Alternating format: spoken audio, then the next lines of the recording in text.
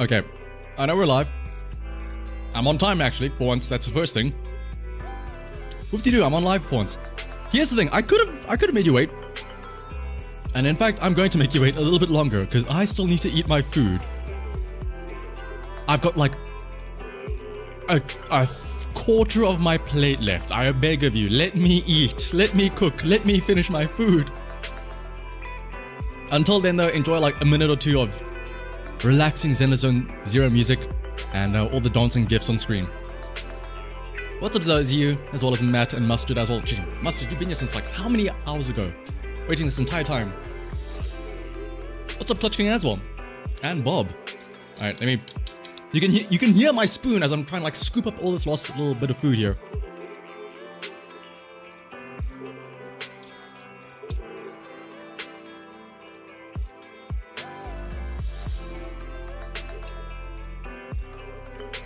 What up, Dexter though as well as V, Potato Master, and Nova. Damn, also been here for 3 hours, my goodness. I feel so bad making you guys wait all this time, only to make you wait longer because I need to finish my food. What's up, Ramo as well? And the food is pretty simple, it's just some bacon and eggs and rice, like egg fried rice with some bacon and some frozen veggies.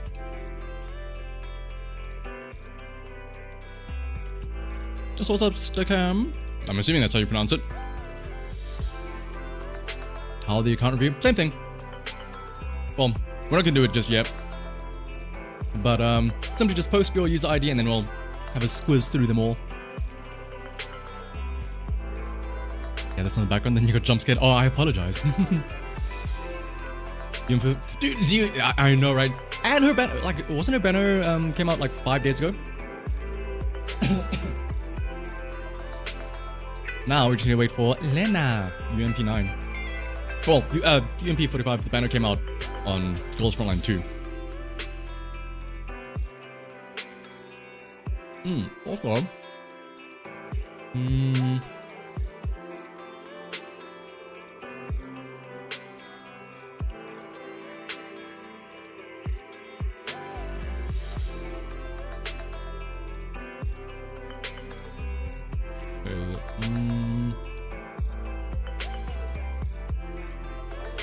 Where is it? I'm trying to find something. Hang on. Not that. Ah, there it is. This is like the... what is it called? The video that has the OST that I'm playing right now. As you can see, this is Belle's room. This is obviously from a while back. But Eos is there. You can see Eos like hanging... well, not hanging, but like... he's waiting to be like initiated or whatever. Now, in-game right now, if you try and find Eos, he's gone. When is the lore speculation stream? Also, Matt, thanks for becoming a member as well again.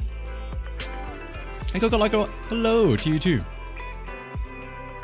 But yeah, I'm so sad. Like, I can't be the only one that's sad that we're not gonna play as Eos. Well, Eos has sort of been like sidelined, right, in the main story. I'm really sad about that.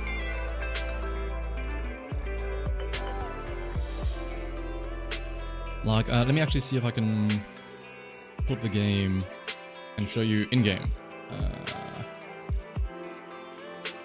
Let me log in really quickly.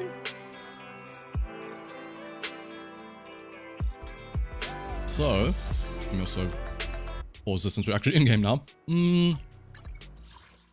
If we head over to the random play, go to our room, you will see a distinct lack of our boy, our young child. The law spec. Oh, by the way, Matt, like, I mean, we already had a video about it. If you play as Weiss, this is where Eos would be. He'd be chilling on this little steppy stool here. Now he's gone. I don't know where.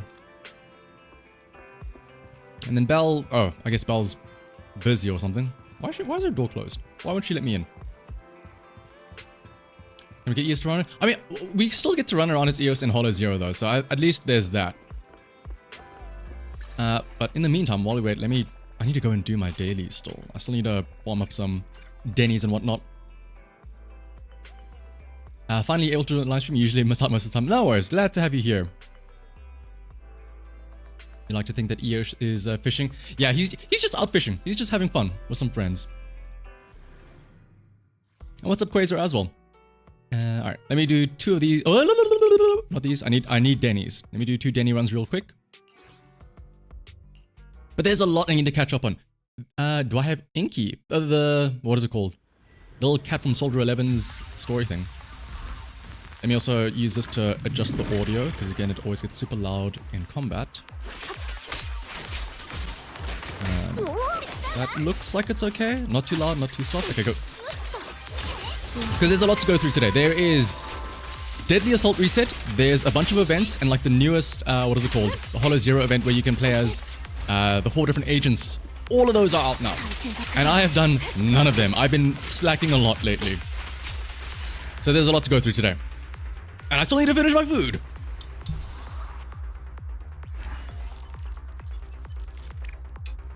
Oh, you know what you know what? I don't have Inky.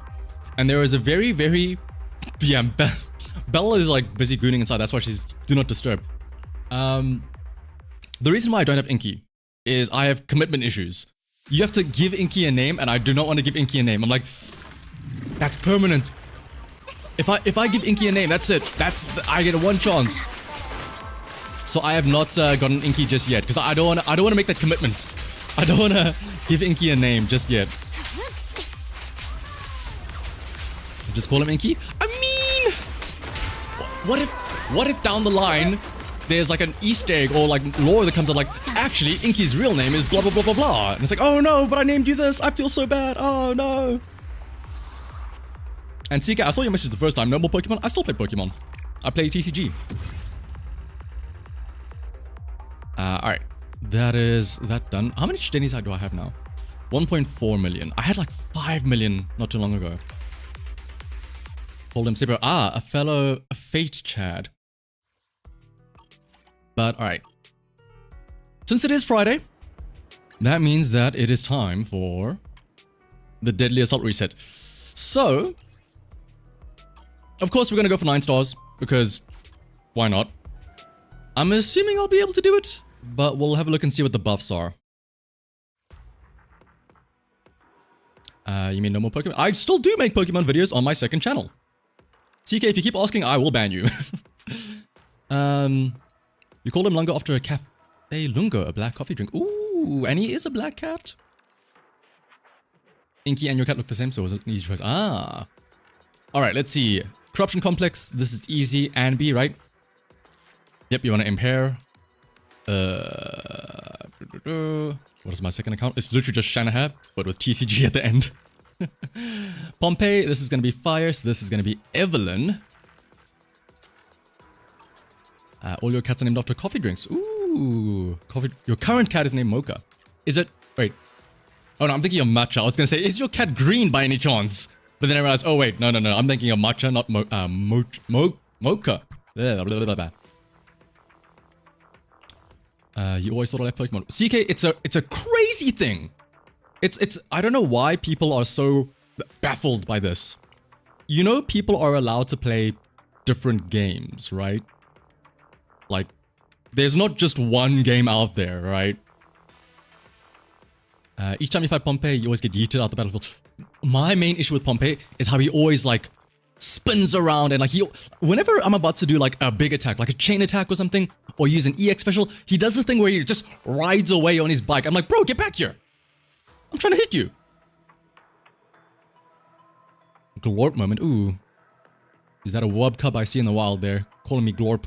The spin at the end. Dude, also, Pompeii is the worst when it comes to going immune at some point. Because, like, yes, Dead and Butcher, he goes immune, but that's during the phase change. Bringer, he goes immune, but that's because he goes and does the arm thing. Motherfucking Pompeii, though, I've got my ultimate ready. I've got my chain attacks ready. My buffs are all up. I'm ready to unleash havoc. Oh, no, I'm going to do my little spin move for, like, the next 10-15 seconds. You can just watch me. And it's like, bruh, come on. Also, what's up, traffic? That's what you get. Yep. That's when I just run to the edge of the map, and I just like, I'll wait. I'll let you do your thing. This one isn't the notorious one. This is just a regular Pompeii, not the all red one. And then this is the parry 3 times. Another electric one. We could do something crazy this week. We could do... Oh, okay, no. I was gonna say, we could do one where we don't use Miyabi at all, but there is... Electric Fire. Evelyn here. Soldier Zero here. And then... Yanagi here? Yeah, I mean, we call it an anti-Miyabi Deadly Assault Ranter. Miyabi still's gonna work here, no matter what, I guarantee you. Will I be pulling trigger? Absolutely, I'll be pulling trigger, Blobber Zero. Also, yeah, Typhon doesn't really need electric. It's just like... what is the thing here? This thing is easy, because it's just parry it 3 times, get it stunned, and then you just dish out a chunk of damage. Assist points are not consumed. Yeah. This is just like, get a beat stick and then just smack it down. You got 3 stars with Miyabi at first boss. Again, Miyabi will do fine for everything. So we'll do Miyabi for the last one just because I'm lazy. We'll go Soldier Zero, Evelyn, Miyabi. Let's start off here. Damage by agent, aftershocks, and chain attacks. Wow, it's almost like they want you to use Soldier Zero or Evelyn. But instead we'll go anomaly build up. 1, 2.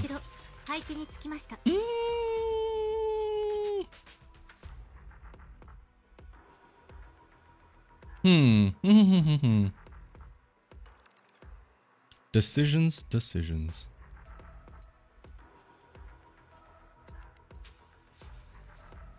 I could just run these 2 by themselves, because I really want to use Evelyn plus maybe Astra and Lucy, and then I'll go... Or... I could just use these 2, Matt. You're absolutely right. I could just be like, fuck it. My third will be Bangbu. Agent Gulliver. There you go. I could have Harumasa here for shits and giggles. I'm gonna... you know what? I'm not gonna use him. Does he even have anything on him? You're fine. We're not gonna use you. We're just here for moral support. Okay, but before we do that, I'm gonna take a few more bites of my food because I still need to finish eating my damn food. You guys are making me talk way too much. Also, what's up? I didn't say hello to as well, but hello Shika as well as Globe Enjoyer.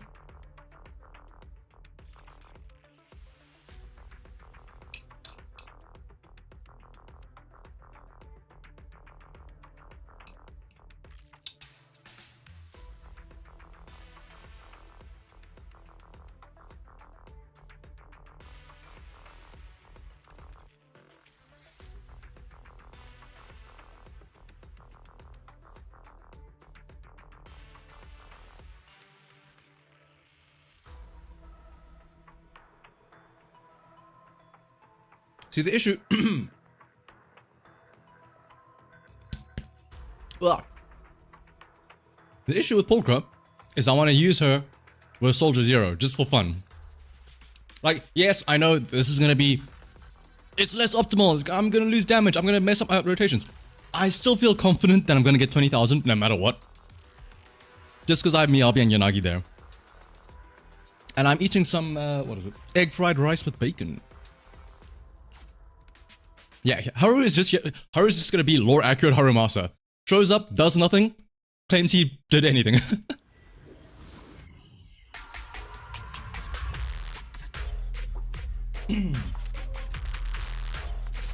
I'll try and get him to do something, I suppose.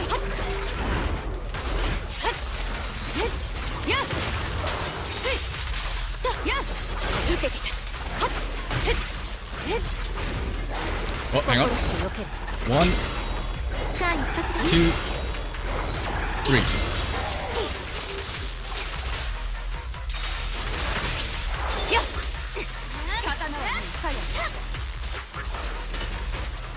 Oh, I can use Harumasa! He has little orbs out. Alright, there we go, that's done. Oh! Not yet, no.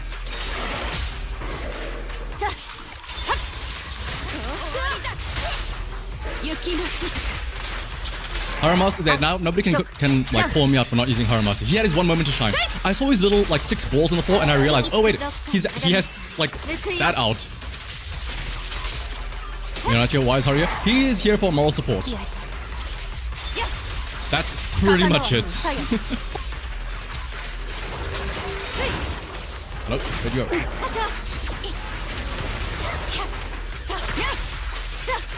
Oh, I did that a little bit too early, I suppose. I didn't get the extra pop off. I'll just throw out one ultimate, just so we can pretend like he did stuff. That did like fuck all damage. Remember, he doesn't even have an engine. He's just here to look pretty, I guess.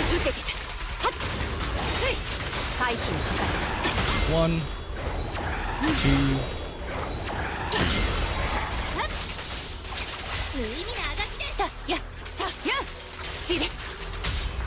Nope.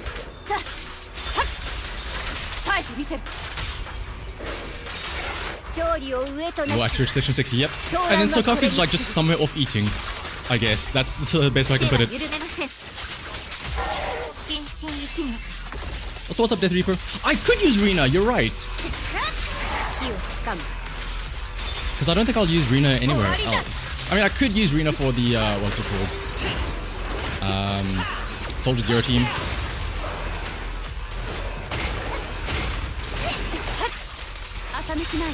That should be fine. Again, I should be fine getting 20,000 points no matter what here. I don't think I'm going to stress too much about min-maxing after that.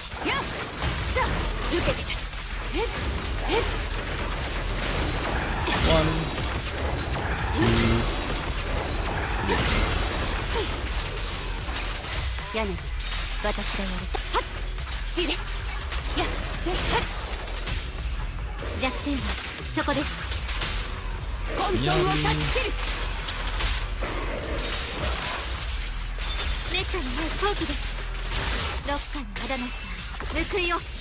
I can't wait to see the what is it called, like the final score after this, where it gives like the rankings for each person and how much they did, and then it's just like Haramasa with a big fat like 0 or something.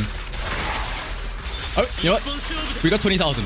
Haramasa, it's your time to shine. We have 25,000. Let's see how much he adds to this. Oh, he missed. He missed his ultimate. Haramasa, you absolute useless piece of shit. Oh my goodness. The enemy dodged the ultimate. Well, he was there. He did his thing at least. He, like, I don't know. 126 points. Good job, Haramasa.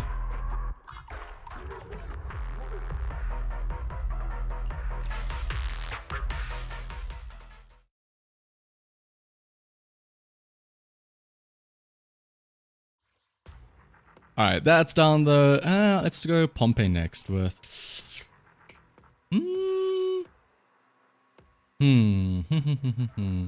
If I use Evelyn here, I could go Evelyn, Caesar, Lucy, just for shits and giggles. What is it? What is the buff here?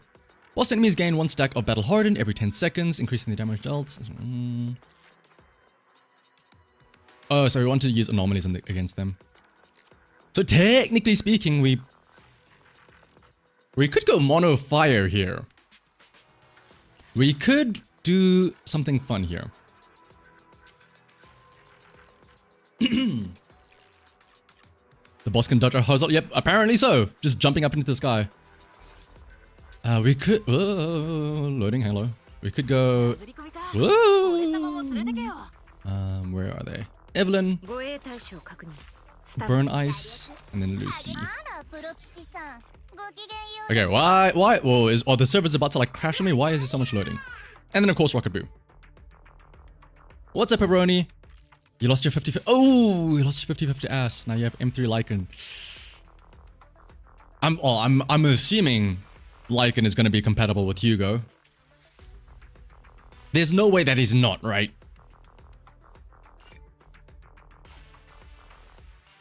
The Pompey's dodge to get 200 points. That's not a lot. I mean, well, I'm assuming if I do the dodge with the Evelyn skill, that also counts, right? So it shouldn't be too bad.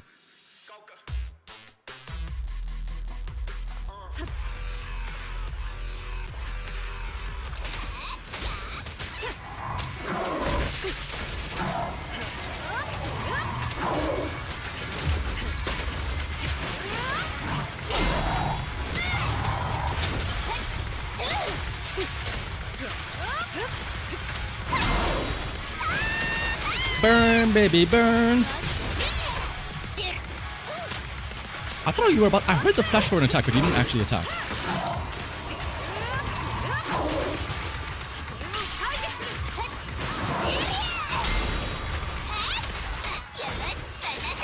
Hugo Lycan Lighter, I feel like is gonna be a team for many reasons. One,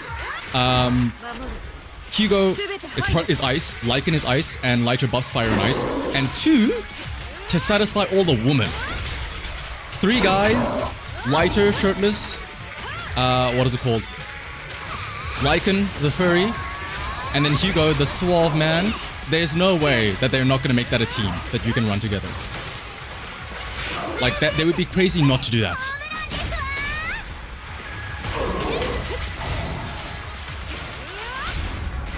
Like that is just begging for women's money. I guess men as well. I don't know if you swing that way. I'm not gonna judge.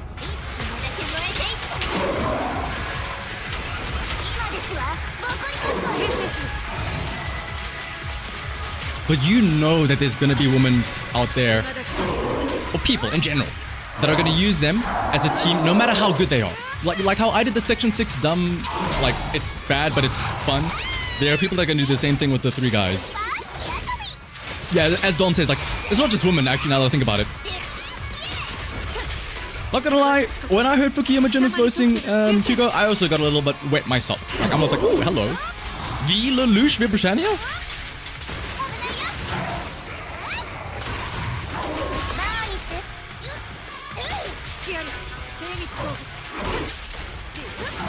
One, two, chain attack. I will say, I've been yapping too much about men. My points are not looking the greatest here. Dude, actually, yes, they're getting the Love and Deep Space money. Or arguably the Tears of Themis money. I still can't believe that is an actual game. Like the other day, I went and I looked at like the banners, I guess, for Tears of Themis, and it's literally like a Love and Deep Space look-alike. Just shirtless men everywhere. Oh, everyone died. Wait, did I? Hang on, let's also do this. I'm gonna change the buff to, what is it called? The Anomaly instead. That's true though, Love and Deep Space does get a period tracker, so it does kind of eke out in that department. You guys are making me distracted by all this talk about men. Should we still go with this? Yeah, dodge counter as well is also working fine. I mean, I could go for the old classic. Actually, yeah, let's do that. This Pompey normally wants the anomalies anyway, so let's just go with the Jane. The old classic. Where is it? 1, 2, 3. Do you still have your discs and stuff, Jane? Okay, you do. Yeah, the closet is a very scary place, Dom.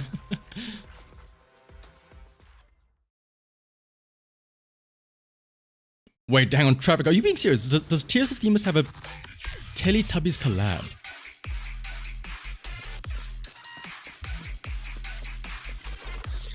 That sounds like it shouldn't be a thing, but honestly, in this day and age, with how like Fortnite and stuff is going on with like their random ass collabs, I would not be surprised. Yeah, I need to remember for a second how to play Jane. I'm so used to playing Evelyn now. I'm trying to dodge everything with the skill.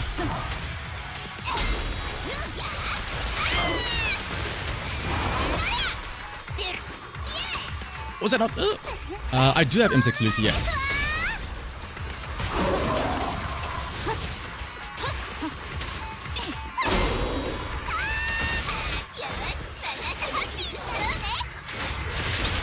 Jane slot 6 was an ether piece? Wait, was it really? How do you know this? How do you know my unit's better than my own units? Actually, that might be true actually, now that I think about it, because I remember I was shifting discs around a lot. Can I check here actually? Detailed stats, Jane. Oh no, physical damage.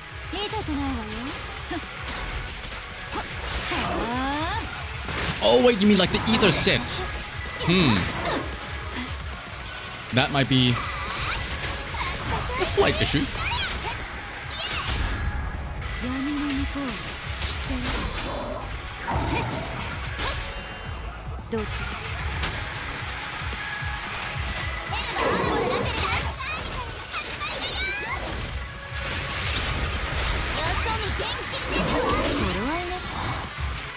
With M6 Lucy, put it before Bernice, not after. 3 M6 triggers.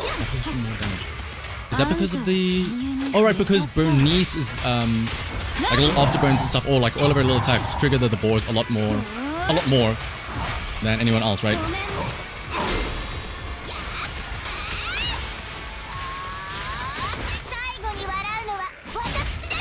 With Nicole? Ah! Oh yeah, probably is swapped with Nicole, yeah.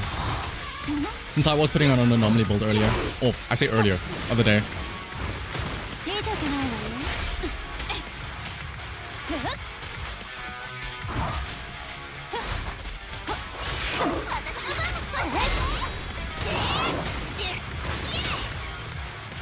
Ooh, well, hang on. We are still... I mean, this is no different from the Evelyn one. We're still at 10,000 at, what is it called? A minute left.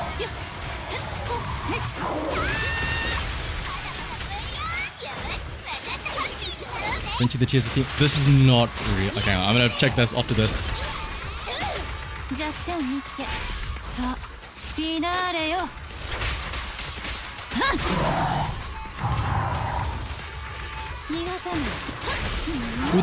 I will say what's up, Hyper? The new boss in Shi Defense. I will say I was very pleased to see a new boss, but yeah, it was very. New boss always it takes a little bit of adjustment to get to. I was like, wait, how do I fight this thing?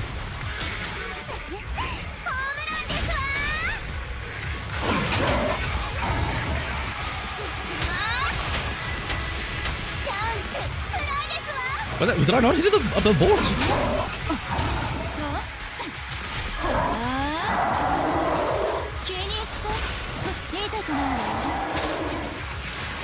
They appear way too soon. Oh, indicator issues.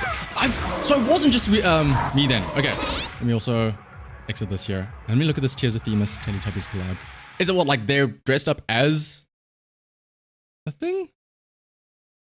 Hang on a second.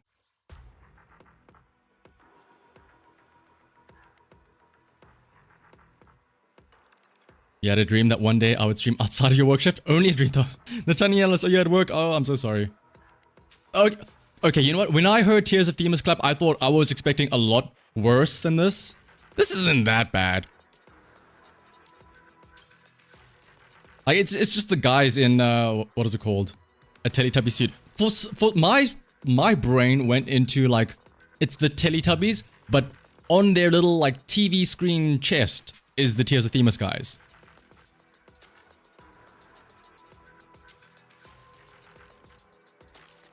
What does the Tears of Themis Reddit look like? Help the color scheme fits. Help the color theme fits. I had a really Teletubby toy in my childhood, and my main guy is Artem. That's so weird.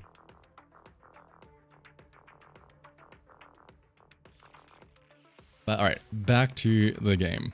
Dude, where's our... Dude, why is Tears of Themis getting that when we have Officer Mew Mew? That is like the perfect Teletubby collab. What? How is that not like... They need to get their priorities right. I mean, we've had... What is it called? Horizon Zero Dawn in Genshin Impact. We've had Teletubbies now with Tears of Themis. Where is our, like... I don't know. What equally weird thing would we have? Oh my goodness, Rancher. Is it weird to admit that I used to watch Teletubbies a lot when I was a kid? Time for Telly Bye Bye. Time for Telly Bye Bye. My favorite was the red one, of course. Duh, because red is the coolest color, always. Street Fighter. Oh, actually, yeah, Street Fighter is a good call out, yeah, for a collab. Don't worry when you're a kid. Yeah, okay, good. So is it still weird if I said that I used to watch Teletubbies like last week or something? That's a joke, by the way. I don't watch Teletubbies anymore. Oh, Fate has Storiel as well. Dude, you're right. Fate has Storiel. Genshin has... I mean, honestly, they won. Especially because it makes sense. They have Ilya and... What is her name? What's a small girl name that has the giant mech? Not Chloe. Oh my goodness, it's been so long. But it has the girl that looks just like Ilya anyway. And it's like, it's a similar thing where it's a small girl with a giant monster that like backs them up, with Hercules or Berserker versus the mech in Star Rail. Ooh, Matt, dude, yeah. We get Street Fighter and then we get Chun-Li and we just get like, the ass game gets the ass character. The male audience does not goon as hard as the female audience. No offense to women. I guess is that true? I feel like we're underestimating women in general. What else do we have? Also, thank you for the follow, Insane Subhuman. And hello, speaker as well. Good to see you again, as usual. Alright, back to the game, though. I could use... I could use Shiza here as well for... Let me double check. Do I actually have great stuff on Jane? I do! Let me replace this, and let me just make sure Nicole doesn't have anything weird on her then. Where are you, Nicole? Do I have a better Freedom Blues, or can I just...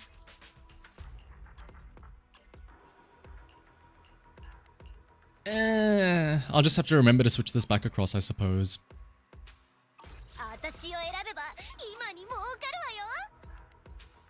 Wait, what am I saving one? Jane.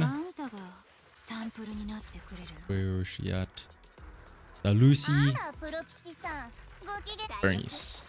But I really want to use... I really want to use Caesar here.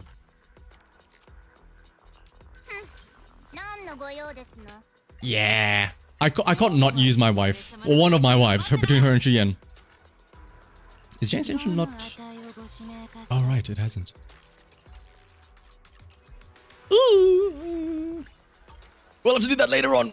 Ignore this, pretend it's at level 60. It's fine. Lucy is better, but I mean, especially because it's... you're right though, it is... I do need to build a fire. And Rockaboo does need a fire one. You're right, Traffic, you're so right. But Caesar though! It's fine.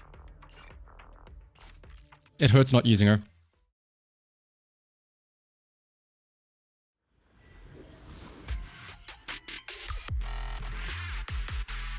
But also, I want to try and use Pulcro for the other boss as well. Just because, again, I feel like I should embrace the Aftershock shenanigans that they want.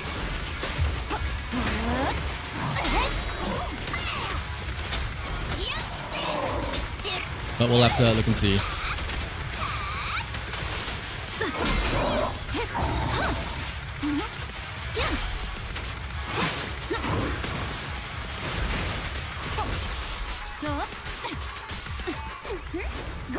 Caesar, Andy, and... Ooh, you're right, actually.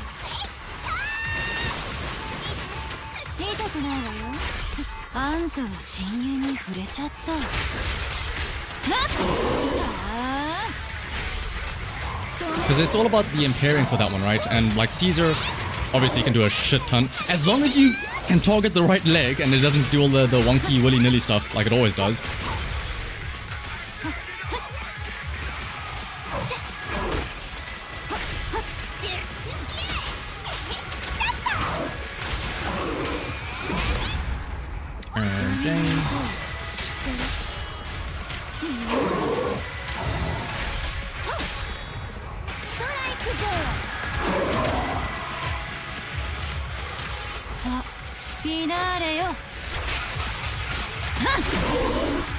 Will very much help with this. Ooh. I mean, it makes sense as well, right? Because the Lucy little boars, like I always do as I say, not as I do.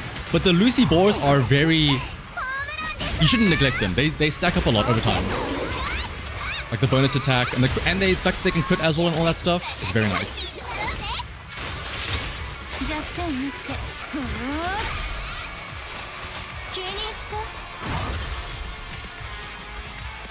Attack me so I can dodge you. I'm waiting for it. Oh, now you attack me.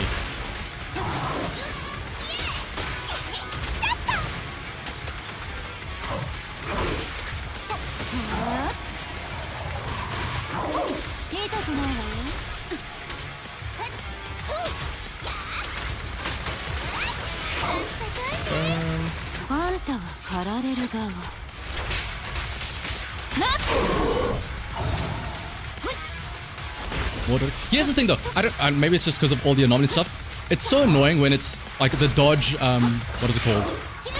Challenge, but then they never actually like attack you to dodge.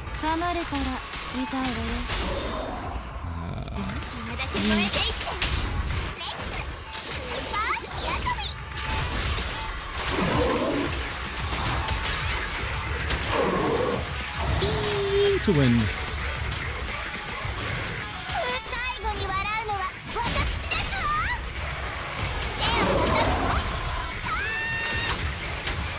Should be fine. No, he's doing the thing I told. Oh, can I dodge? Wait, let me spam dodges on these. He's doing the thing where he's going invulnerable in the last second. Pompey, you piece of shit. We're fine though.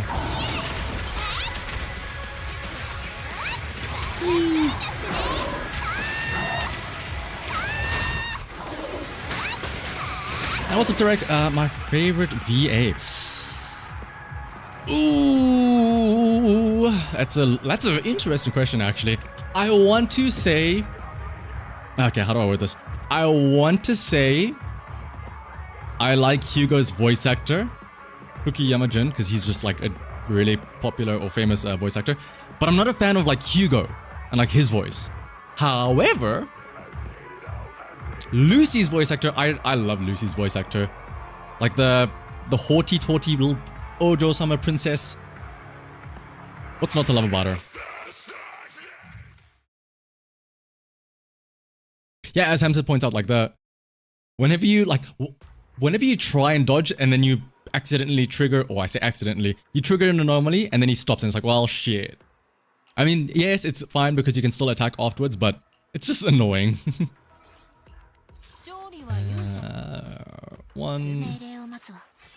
Pulcher goes backwards, so she goes here. And then Caesar.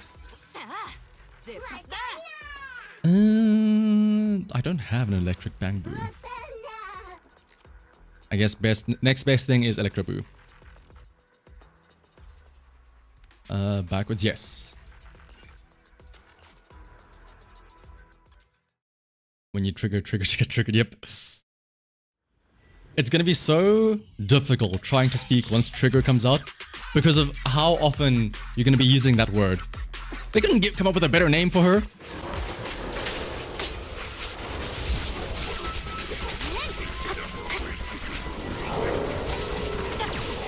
Oh, I thought you were gonna attack me so I can parry, please.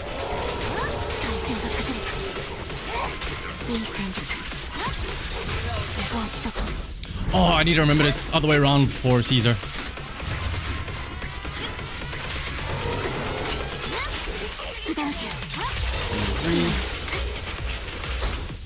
Wait, what? Oh, yeah, that was because it was the... Oh, right. It's the defensive one. Oh my gosh, this is actually hurting my brain so much, having them be in, like, not the wrong order, but the order I'm not used to.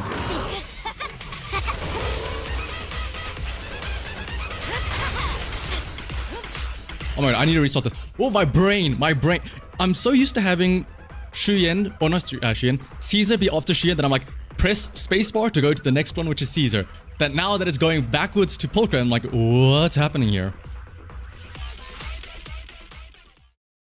And yeah, that's my biggest issue with the... Like, you can lock on, Hamza. You can lock on, but lock on means absolutely nothing in this game.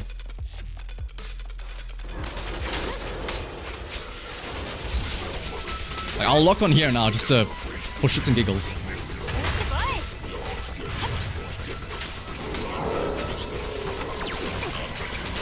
One, two, three. One, two, three. Look at I'm just teleporting all around. Like, I mean, that's mainly just an issue of Andy, but like, can you stay on one leg, please, woman?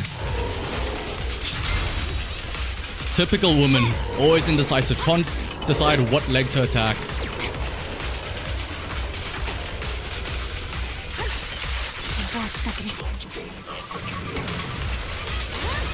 There we go. Ultra. 1, 2, 3. I missed out one extra one. I mean, backward assist, I also kind of hate. I understand the purpose is because then you can have a backward assist and a forward assist, and then you could like, you always have somebody to go into, which is always nice, right?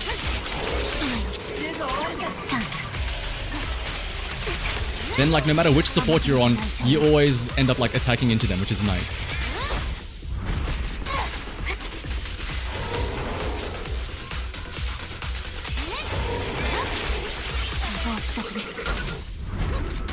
I keep on thinking that I'm going to Caesar. No, I want to get a cool parry off. What's up, Sam?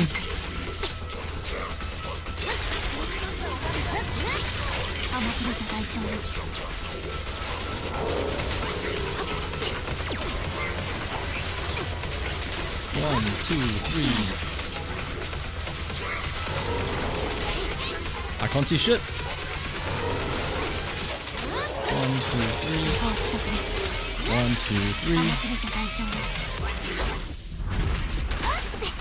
3. Give me something I can parry with Caesar. I'm waiting for the big stun.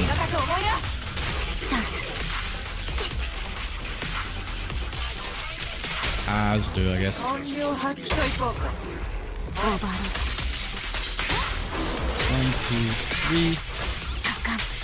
3. Our master works better against the UCC than this. 2, 3. Our master is easier because he doesn't do the whole teleport around bullshit that Ambi is doing here. You can actually focus down on one leg. I don't think I've impaired a single leg yet, actually. Now that I think about it.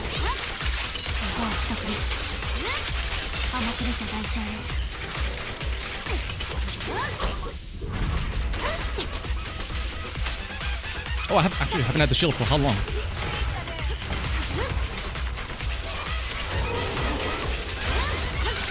Oh, finally we get an impair, actually. 1, 2, 3. A little bit late, but better late than never.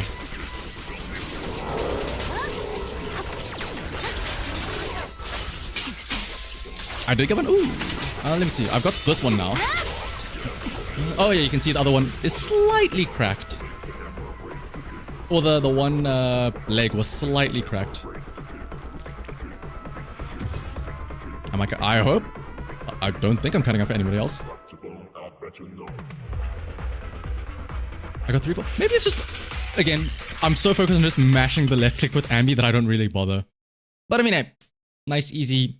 Oh, I say easy. 9 stars as usual. It only took 1, 2, 3, 4. A nice, easy 9 stars. It only took 6 limited S rank characters. I guess 7 because of Haramasa, but I mean, let's be real. Haramasa didn't do shit there.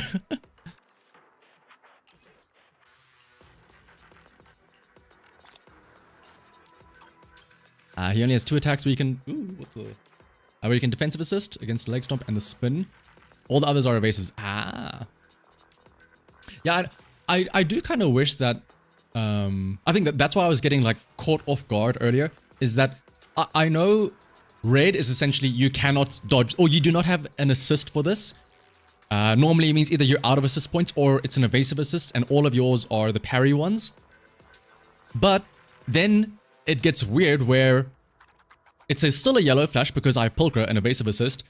But even though I'm pressing spacebar to go to the next agent, it goes backwards and it like messes with my brain so much because it's just something that you don't like expect.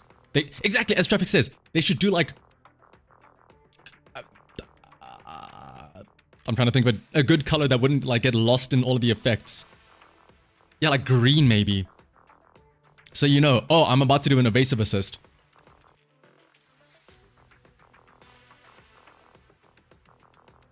Because in my head, I'm expecting to go into Caesar, the next agent. So I'm like, okay, I need to press Control to go back to Anby now. But then, because I went to, wait, oh no, yeah.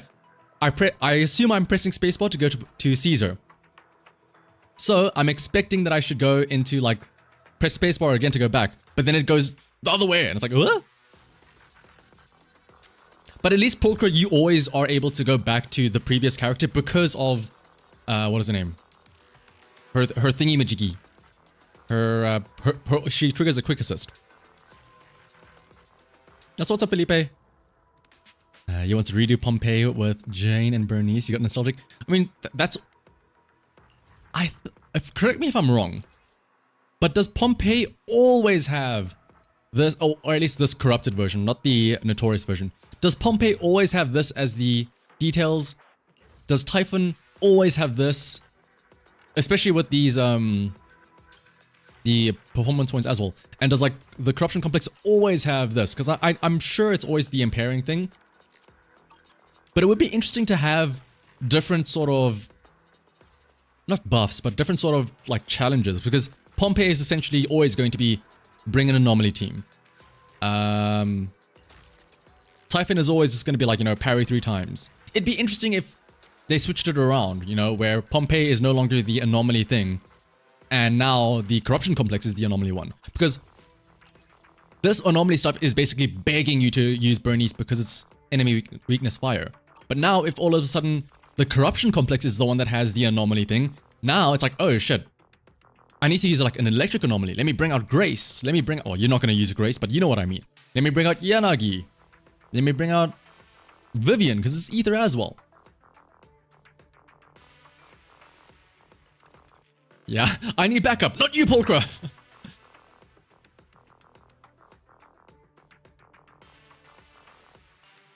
Is it just you, or is this Deadly Assault much easier? Maybe because there's no notorious Pompeii, and I know some people struggle with Bringer, I suppose. But yeah, the Unknown Corruption Complex and the Typhon, the 2 mechs are very easy to deal with because the impairs give so much points.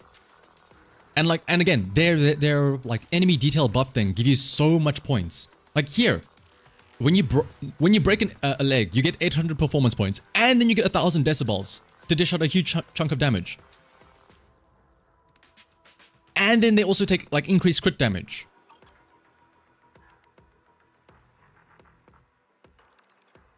You got to deal with all the wacky stuff. Oh, and mobile as well. That's just hard mode.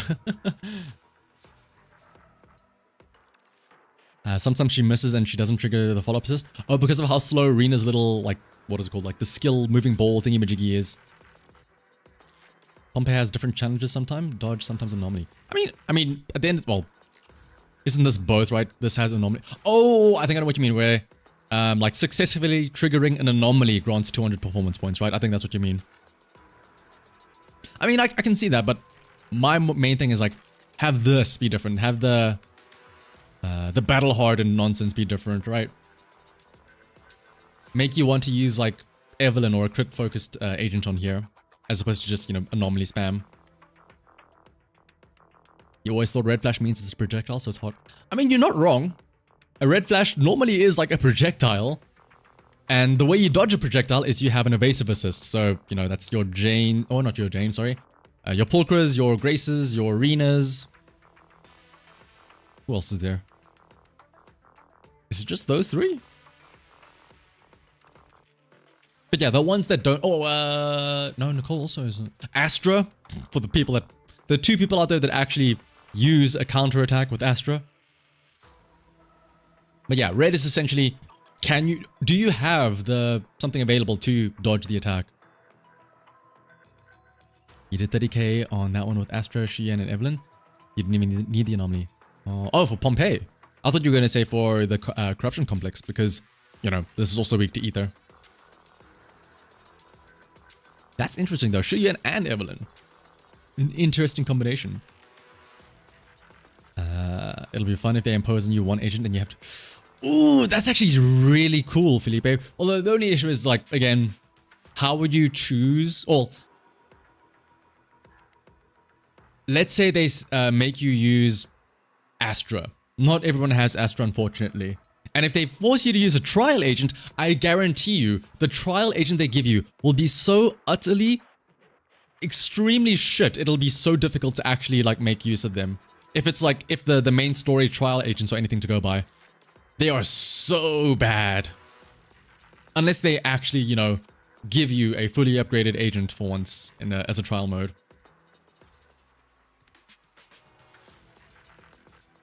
Oh, Billy is also one. Shu Yan's also one.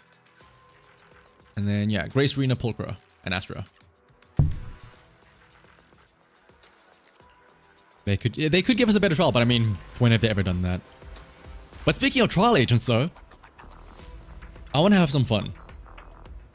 I want to use those new skills. Please meet you, blah, blah, blah, blah. This is the new, like, event, quote-unquote, that happened today now. Oh, wait, is this first the Geppetto's nonsense? Oh, no. Causing increasingly large disruptions. I guess we can go meet Jufufu now, I guess. As person in charge of the defense force. Perpetrator battle. Alright. Isn't the...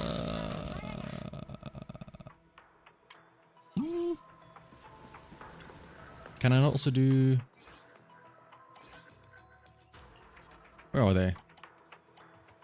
Did I forget my own news? Where wasn't the thing where you could use like Billy? Oh, not Billy. Evelyn, Astra, Corin, and Jane. Their new attacks here as well. Do I think Vivian will power creep Shuya?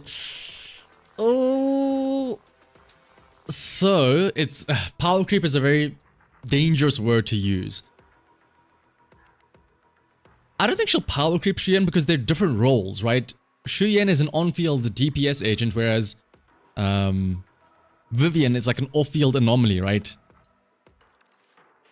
Then she can't really replace Shuyan, but then again, Shuyan also can't replace Vivian. They're two completely different. It's like, even though they're both ether, yes, it's like apples and oranges, really.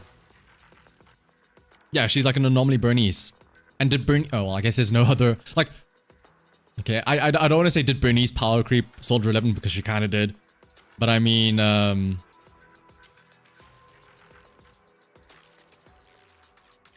it's like comparing Bernice and Evelyn. That's a better way to put it. They're both fire, they both do damage, but they both still have their roles, right? You still can use Evelyn, you still can use Bernice. It's just dependent on what team you want to make around them, right? Vivian is 100% going to be an off-field ether agent, yeah. Oh no, here it is. I'm dumb. Wait. Alright. Let's have some fun with the new Evelyn. Okay, here's my point. Let's see what the trial Evelyn they give us. It's going to be weird if this has better stats than mine. 2828 attack. Okay, yeah, sure. Okay, level 10 skills all around. That's not too bad. Core skill F. Alright. What? The cannon rotor, what is it called? 4-piece, okay, yeah, 4-piece, yeah, that makes sense. But the cannon rotor, 66.6 crit rate, 133.2. Wait a minute. Their Evelyn might actually be better than mine. We have the exact same crit rate. I'm, what, 22 more, or 22% more crit damage, but they have like 200 more attack.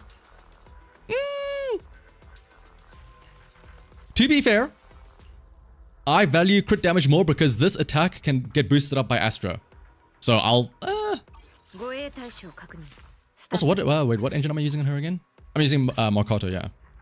So I'm getting more consistent attack.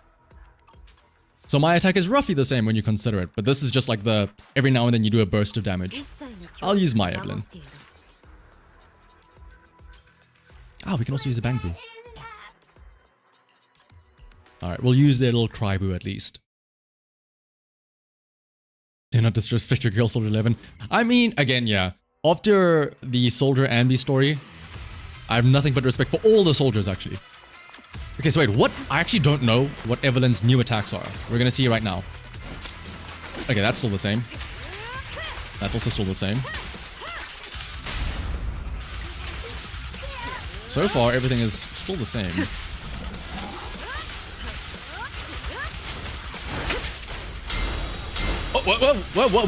Oh, I can do parries by myself? Wait, what? How? How do I do that? Is my chain attack any different? Let's see. Oh, she can run. Dude, that's actually so cool. She can run around then. And she does a parry. So when you do the chain attack, she, Oh! Wait, I think... Hang on. So her chain attack now no longer needs you to, like, stay still and do the snap. She does it automatically. And then... Oh, it's using my assist points. Oh, is that how it happens? Like, I can still run around and... Dude, that's so actually cool. I can run around. Whee! I mean, people were kind of doing that already by cancelling their chain attack into the other agent, but like the fact that you can just go back into constantly attacking again is really cool.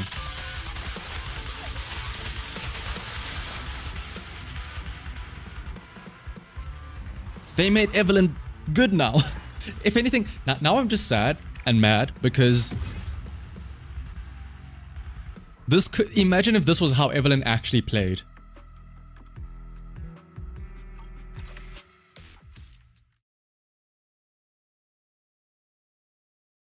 Dude, like, now that I think about it, like, that little thing that they did there, auto defensive assist if you're facing them, that sounds like a feature that a future agent could have. It's a bit risky because, like, you can't really control it, and next thing you know, you have no more assist points. But I guess for Evelyn it makes sense because she can use a chain attack to, get back the points, right? Let's actually read for a second here. All basic attack or special... Oh, no, this is just her regular stuff. Let's read these. Yeah, like, a defender with that would go super hard. And then, like, their parry attack is, like, super busted, where it does a shit ton of, like, impact or days, which I guess Caesar does that already, but yeah. You know what I mean. When Evelyn consumes Burning Tether to activate chain attack, it'll be replaced by a different chain attack, reducing the skill duration, allowing you to do more stuff. Yep. Okay, so that's just nice quality of life, faster chain attacks. When she exits Binding Seal state... Oh, wait a minute, hang on. I've been cancelling this the entire time. So when you exit Binding Seal, she enters Ignite Preparation. The next dash attack, Piercing Ambush, will be replaced with dash attack Ambush Blast. Dash attack Ambush is considered a chain attack. Oh, and then when she uses basic attack Garrote, she'll exit Binding Seal. Oh, okay, so you can automatically do it yourself. When Evelyn is about to be staggered by a frontal attack, she... Okay, this is the auto defensive assist. And then is everything else just, like, damage buffs? Yeah. Increase damage, then it's dealing additional fire damage. Yeah, okay, cool. I want to see what this little dash attack thing is.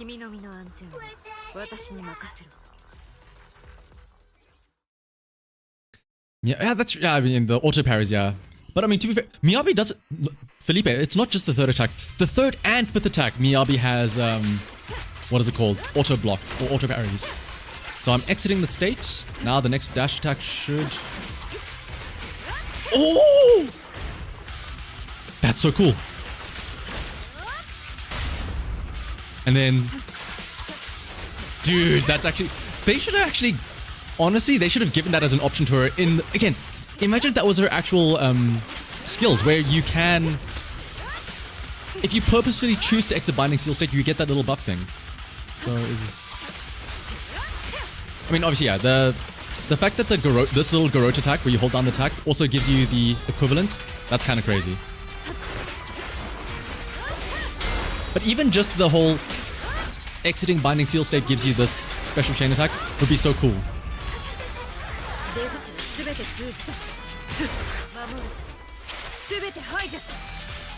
They should rework defensive assist or defensive agents and give them some sort of special solo defensive assist. Yeah, like, again, this is just so fun.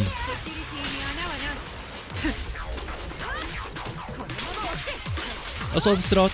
Is this? Oh no, I was hoping this was Rita, so we could hear her theme. Oh, let me attack the other one.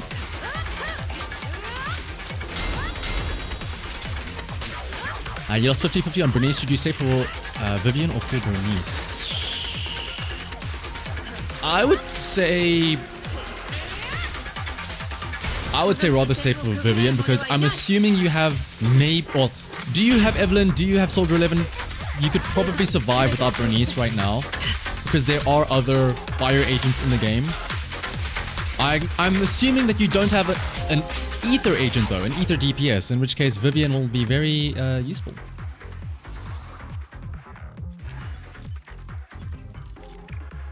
You're gonna save all for Trigger and eventually Caesar. Oh yeah, Felipe. Well, hang on. Do you have Caesar herself? Because yeah, the engine for Caesar is so nice. That's a good. I can get behind that plan. No, we need to wait. Oh, dude, they know what they were doing.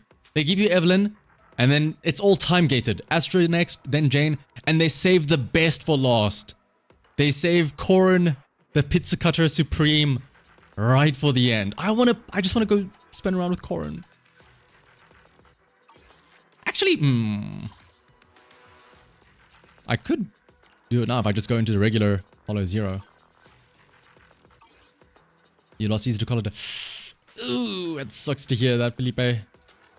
You may be free of the cat curse, but all the agents you wanted you went to Color. Yeah, Soldier, Ambient, Astra. But those are not Ether DPS agents, unfortunately. So in which case, yeah, you'd probably... I mean, again, at the end of the day, pull for who you like better between Bernice and Vivian. Like who you think you'll have more fun with, but in terms of meta at least, Vivian is probably the better bet, because there's always a chance that you get Soldier 11 and there's your fire DPS. Unless you know, and like, yes, I know Astra is an Ether agent, but that's not a DPS. Until you get, well, unless you go for Shuyen now in the rerun, or you get Vivian, who knows when next you're gonna get an Ether agent. How good is Caesar's W engine? It is very good. Let me show you. Firstly, like, there's no other engine that Caesar can really use. Since she is a defender, let me show you all the defender engines. She wants impact. Not a single one of these give impact. Except for like a random, like, where is it? I think it's a blue one, or is it like the battle pass one? None of these give impact, which Caesar wants to have. So that's already a good start. Secondly, the shield is increased by 30%. Okay, cool. Nice little bit of bonus shield. But then, when any squad member triggers a perfect dodge, or like they interrupt the enemy. Perfect dodge, by the way, very easy to do. It just gives you an 18% damage increase and a 12% daze increase for literally just dodging. Once every 20 seconds. It's very good on Caesar. And like, I'm assuming it will be very good on any other future defensive agents as well that we get. Because again, this has nothing to do with Caesar being the one that dodges. It's literally just dodge attack, boom, 18% extra damage.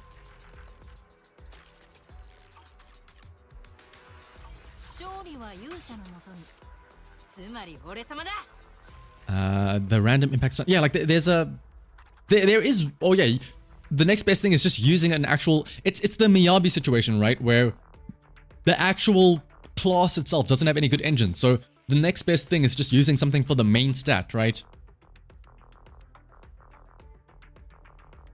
Throw Vivian and Hugo in the trash, go all in on Hugo. That is an option, I suppose. That is an option. Yeah, there's literally no other alternative. Like, if you, like, Felipe, if you use Ben's, like, what does that give you? Defense, wow. Who cares? Reduces damage taken by 7.5%. Who cares? You have a shield. After being attacked, the next attack to hit an enemy will trigger a critical hit. Okay, 600% of what?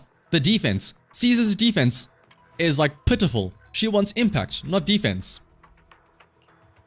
I mean, okay, cool, you have 1,300, but I mean, where's Ben? What does he have? 1,600. Oh, why is he? Oh, okay, so I don't have any good discs on him. Seth at least gives you attack, yeah, but I mean, like, Caesar is not known for her attack. She's not exactly out here pumping out crazy attack.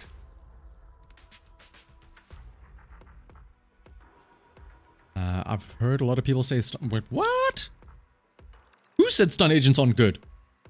Ching Yi, hello? Lighter, hello? We're about to get Trigger, hello? Maybe like our A rank stun agents aren't good, but yeah. But yeah, I mean, like at the end of the day, Caesar is literally just press E or press skill and then you're done.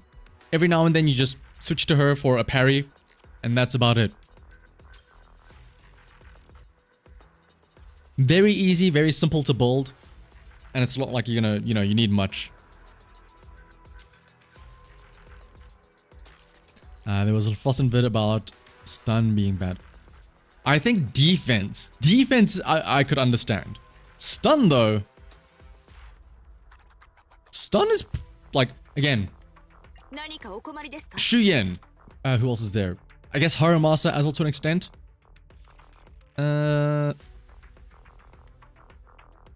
If you don't have a stunner, Shu Yen becomes pointless. If you don't have... Like Haramasa also, I mean, we are getting to a point where anomaly is, again, at the end of the day, the game is very much more anomaly focused. And what is it called? They're coming up with more agents where even though that you are an attacker, you can still do damage without waiting for them to be stunned, right? Like Evelyn, she can just cheat out chain attacks nonstop. But I mean, an extra 250%, what is it called? Damage done. I don't have Lighter, but Lighter as well. Stun them for extra amount of damage, stun them for like an extra 3 seconds as well, and then you dish out a shit ton of damage. You just went straight stun. Like, yeah, like, again, when you say stunners are bad, right? What do you mean? Like, who specifically? Because again, Lighter, yes, he's a stunner, but don't forget what else does he do? He also gives you straight up 15% more damage for ice and fire. He makes you deal what? But when they're stunned, they take an extra 250% damage, and then also that's extended for like 8-9 seconds or whatever. I can understand if you say Anbi and Pulchra are bad stunners because I mean they're A ranks, they don't offer much. All they do is stun, yeah, exactly as Matt says. But when you have Ching Yi, that increases the damage multiplier, Lighter, that extends the timer, and also buffs fire and ice. And then we have Trigger, who's gonna stun for free, basically. And then also, I still can't believe they're doing this. Trigger can just make them take 30% more damage 24/7, no matter what. Like, hello?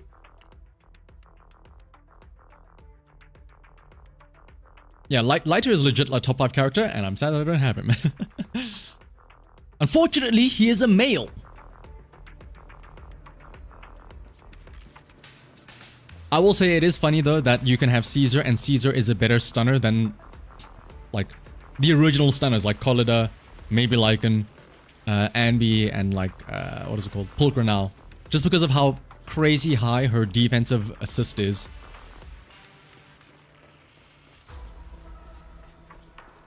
Trigger will be our new stun master. Exactly. Stuns just for existing. I will forever be a defender for stunners because it makes Shuyen like actually usable.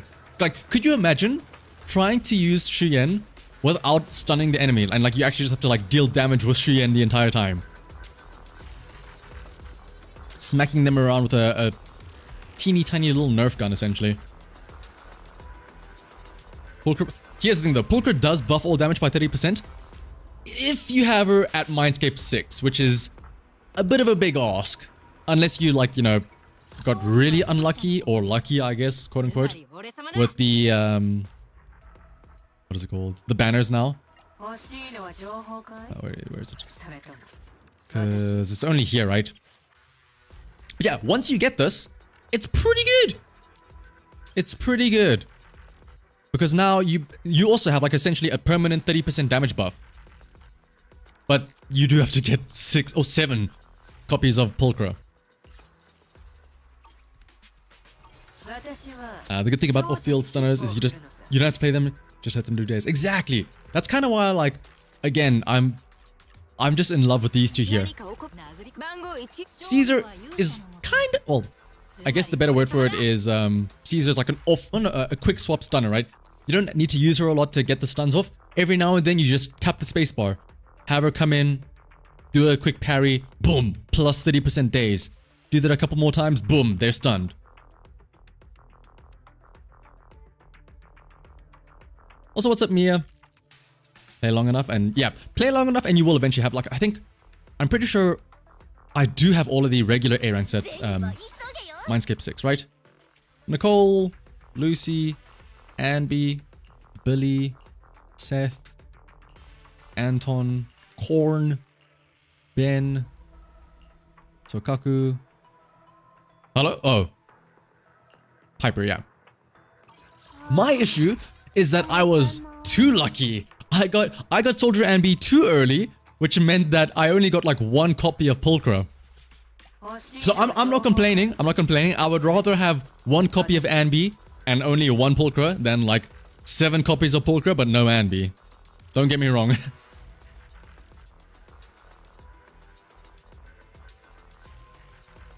Also, stun ninjas can be put onto almost any team, just like exactly, yeah. Like, let me word it like this. I cannot think of a team that would say, no, I don't want to deal like 250% extra damage from a stun window. I mean, yes, maybe there are different options that they would want, but I can't think of one where they would actively dislike or it would actively harm the team to have a stunner. You playing till 1.5, still no Piper. Not even a single Piper, Nova. At that point, just buy one from the store, my goodness. Who is in the store right now? Anby Ben.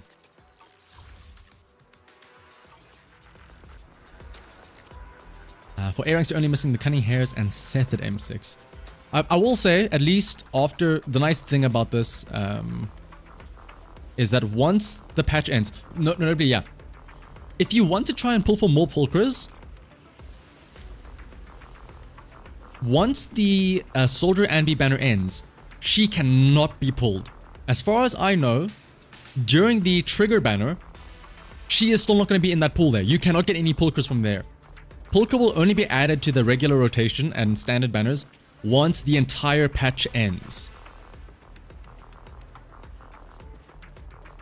You got like 20 Bens and 3 Pulchras. Yep, that's about right. Like I said, there is a guarantee. After 180 pulls, you'll be guaranteed to get the S rank that you want. However, technically speaking, it is 100% possible that you could go a full 180 pulls and not get a single Pulchra. Because like every single time you get an A rank, there's a 50-50. Well, 50-50 that it's a banner, and then 50-50 that it's a Ben or a Pulchra. There is an incredibly real possibility that you could go 180 pulls, and every single time you get an A rank, it is a Ben, or not a Pulchra.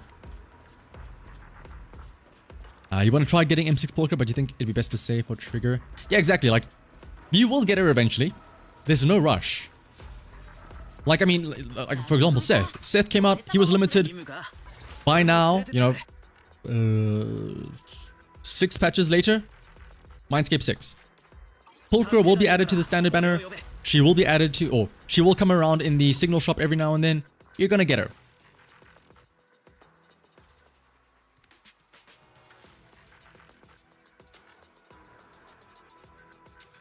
It took 24 pulls just to get 1 copy of the engine. I mean, that's still not too bad.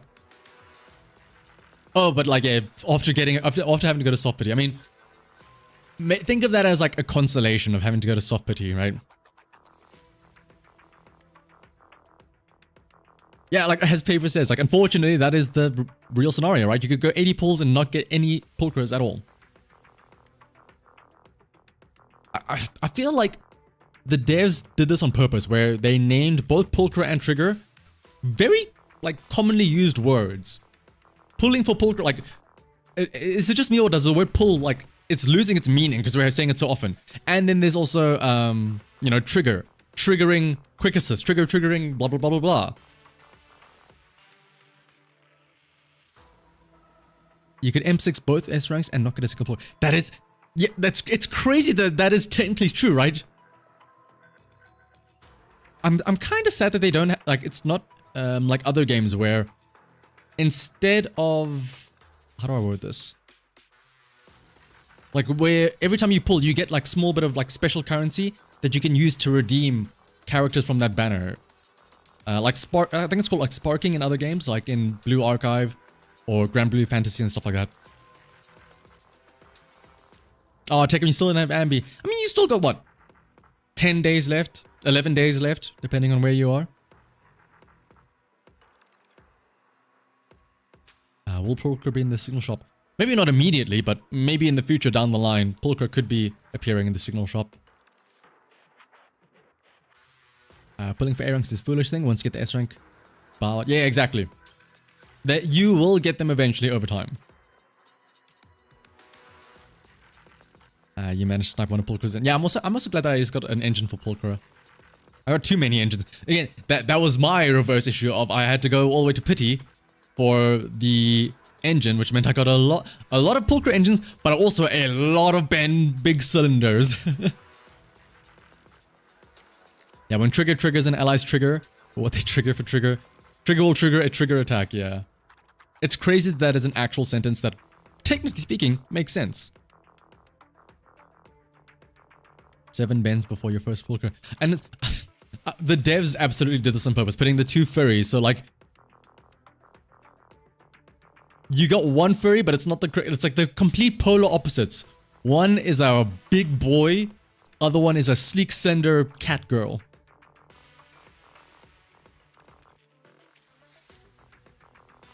The odds are pretty good for A ranks and Zenless and 0. I mean, is it? Like, where's the details here? 50. A ranks base rate of 9.4%. Instead of Genshin, there's only 2. Oh, I guess. Oh, I think I know what you mean. Yeah. Where there's 3 A ranks in the other banners, right? Or in their banners. Your rule is that when you you aim from the S rank. That is the perfect rule to go by, Nova. That's how you should be pulling. These are just nice little treats to have. One is a beautiful beast, the other is Pulcher. Actually, true, yeah.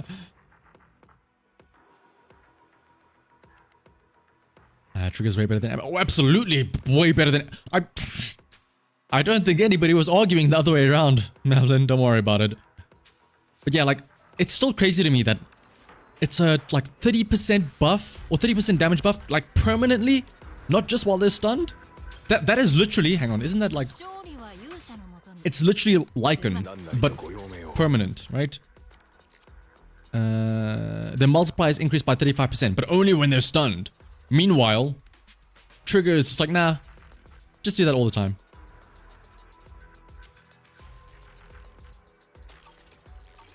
Claire did the assault, decided to go for score. I will say, the interesting thing that I noticed is that it's kind of nice that they've done it, I guess, for people that care, is that once you do clear Deadly Assault, you can actually check on HoYoLab and see where you stack up against people and like see actually, you know, what percentile you're in terms of your score and whatnot.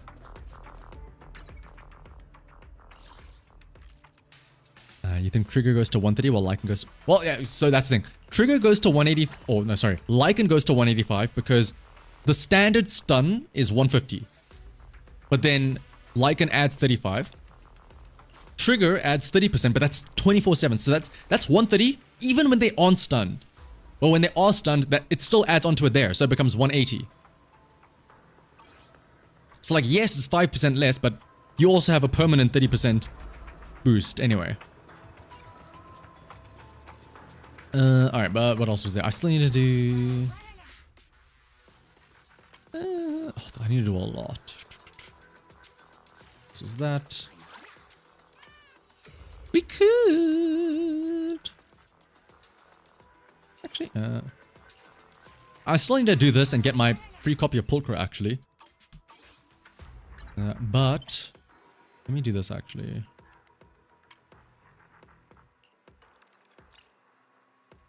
Let's go and meet Jufufu in-game.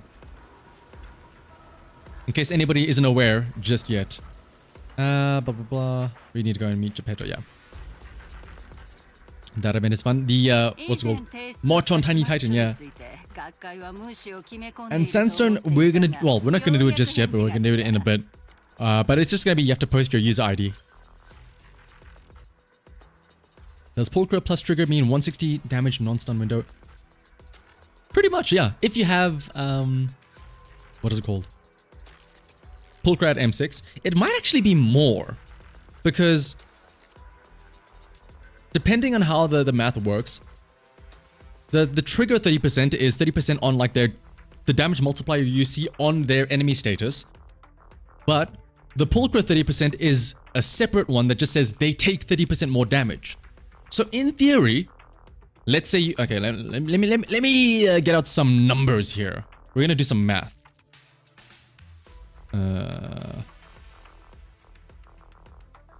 Okay, so let me make this a bit bigger. Let us say that hypothetically speaking, let me also add a border around this so it makes it easier to see. Outline. Hypothetically speaking, okay? Let's say you do 100 damage. If Trigger's thing says that they take 130%, right? Plus, times by 130. So 1.3. This is their stun multiplier. Okay, cool. Here's the thing. If the 1.6 would make sense if Pulchra was also increasing here, right? So 1 plus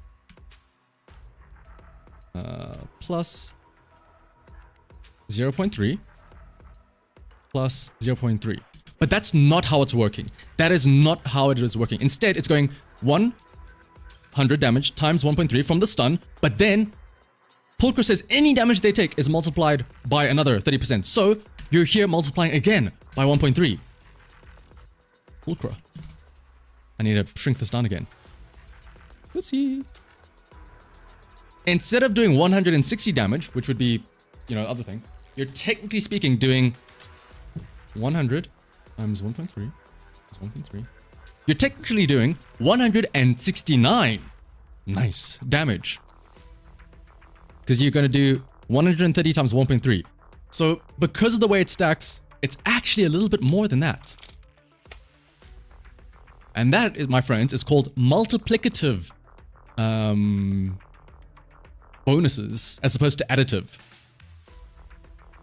They are two separate damage modifiers that get multiplied into each other.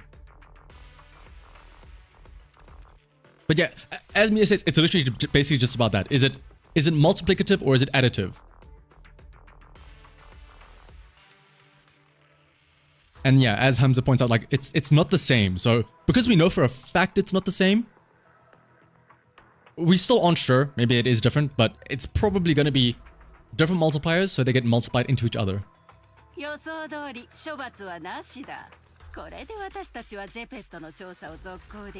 Also, I don't know if it's going to happen. Can I just say I cannot wait for a potential, maybe, possibly, Ray playable agent.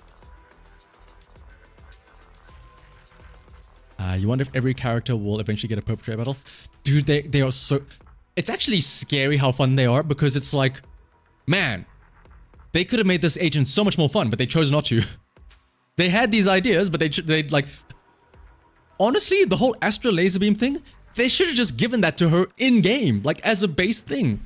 Make you actually want to use her, as opposed to just, using her skill and then fucking off for like the next 20 minutes. They should fix it. What's wrong with her face? She's fine.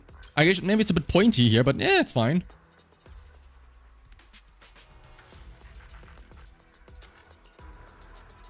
Blah, blah, blah, blah. Thing about stun agents is they buff damage. Exactly, yeah. And, like, again, it's, so, like, it's again, like, it's weird in the calculation, right? Not buffing raw attack, but instead the final damage number. You also need them to fix Sarah's face. Her face is such a downgrade compared to her live city. That is true, yeah. それは違うぞ。前回の始末書は機密データベースのファイアウォールに脆弱性を発見したものの I feel like Ray is like Grace's alter ego. She's an actual like serious Grace. そして軽率に調査を始め自分と熱心な独立調査チームのチーム長を危険にさらしたことに Yeah, we are outcasts. We're gonna go and find Jufufu. 学会の一員として猛省している情報に対するセキュリティ意識やフォロー調査の規範に対するだから今回は別のセキュリティレイさんが言うと信じがたい事実だとしたらとにかく In any case, oh dude, like the little like small little grabby on there is also so cute. I've already compiled everything, blah blah blah.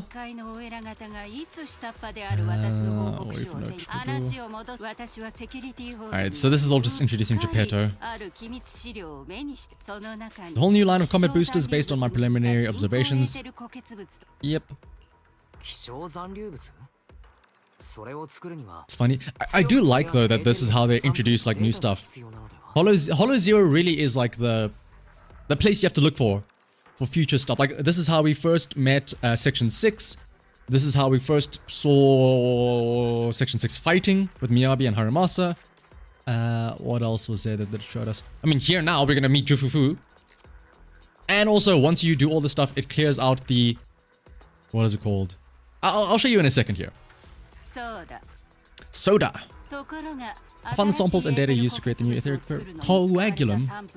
Pero... It's the endgame, but for some reason, I don't think about it too much. I mean, it's just like a nice little tidbit, right? I've been monitoring the Outpost mission logs, but not one mentioned anything about Geppetto. Outpost has plans to demolish the aircraft hangar and logistics station outside the observation deck. Yep, this is what I'm talking about now.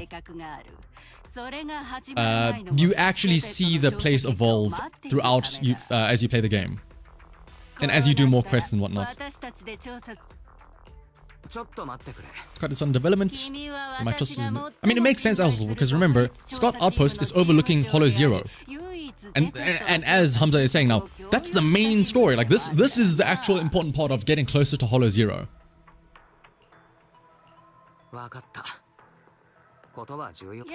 We can start once you complete your preparations. Don't worry, it'll be fieldwork or data analysis. Blah blah blah blah blah. Like. Don't forget, this right here, this Hollow Zero, this is the actual important part of the story. That thing, that little lore trailer with all those Void Hunters, that's this. And then you'll see after here, we're gonna like clear all this out, like she mentioned, clearing out the air hangar. This is gonna open up and you're gonna see a lot of stuff. What do we need to do now? Explore Lost Void. Oh, this is my weekly Lost Void run actually. Yippee! Oh no, it's a story version. Oh. What? Why is this the team that I have to use? Okay. Oh, it's for Evelyn's new skills, I suppose.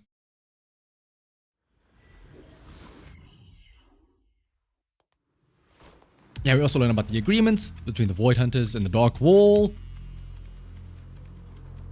Everything else is just Weiss's fanbase. Weiss or Bell, yeah. I feel, oh dude, Eos, my child, he's back. I'm so glad that we didn't get rid of you. We still have you in Lost Void at least.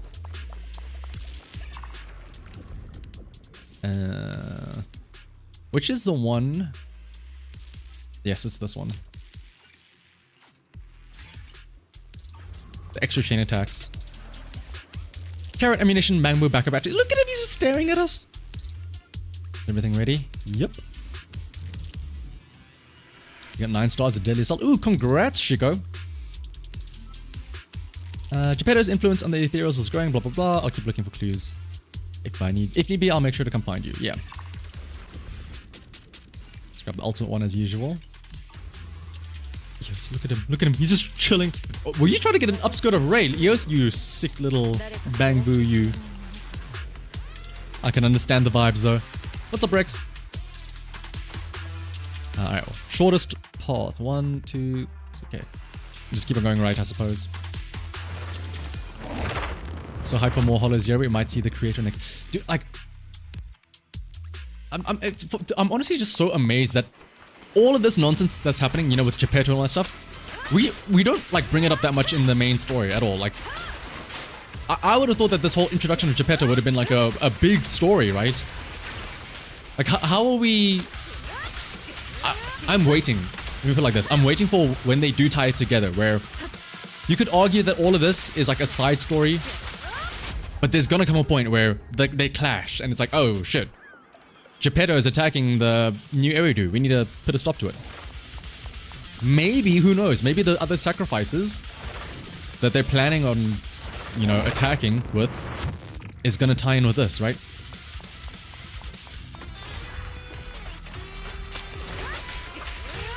I guess, yeah, a faith in story makes sense. Especially because, yeah, they're still, like, Ray and them are still the only people that treat us like an actual proxy, as opposed to just like, oh, it's the video store keeper people that we know of. Oh, we're friends. Let's get them to help us do stuff. They are still the only ones that treat us as, well, I guess they don't know that we're faith in, but like, they treat us as proxies or whatever. Let's go with crit rate. Ooh. Dude, and Eos and the 3 little boars. It's the squad.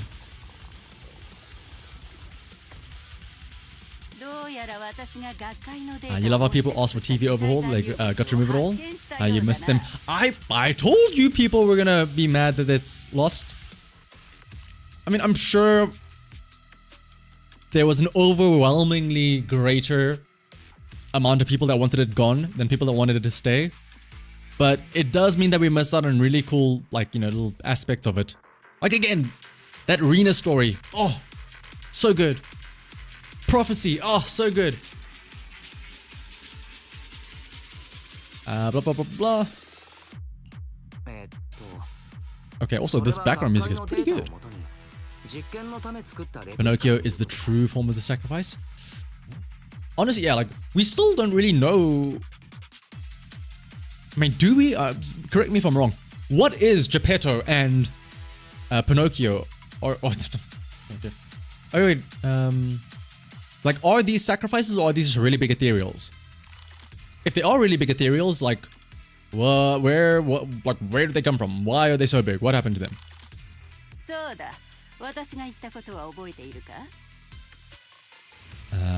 Plus the siblings are in Scott Outpost to investigate Eridu. Yeah, exactly. Like, that is our story of we're still trying to, you know, find the answer about Carol Arner. Which, again, that's why I think maybe now with this latest story, it's them trying to slowly tie it in because of the whole mayor knowing about our parents and then giving us this ether aptitude, or upgrading the HDD for our eye implants and all that stuff.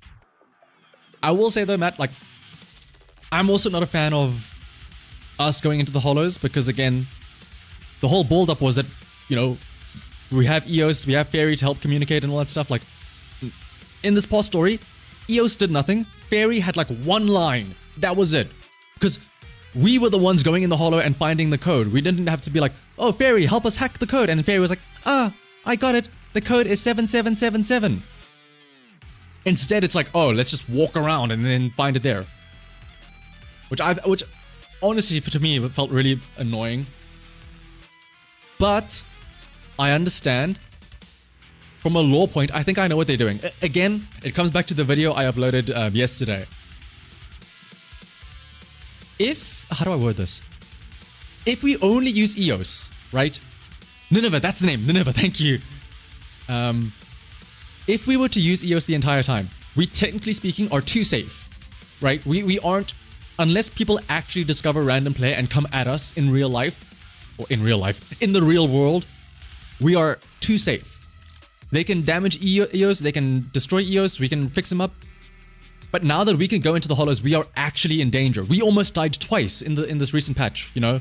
Once when we forget that we're not Eos and almost get our head sliced off, and then twice because Hugo can now actually pick us up and threaten us, right? Who's to say that, you know, in the next story now or whatever, we're gonna go into the hollow with who knows what and stuff like that, and then the ethereals are gonna like be able to actually attack us. It's the only way they can introduce any form of threat or danger to us. Because otherwise then it's just like we're too safe.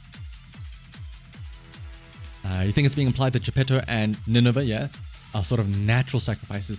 Oh, like without needing the core or whatever.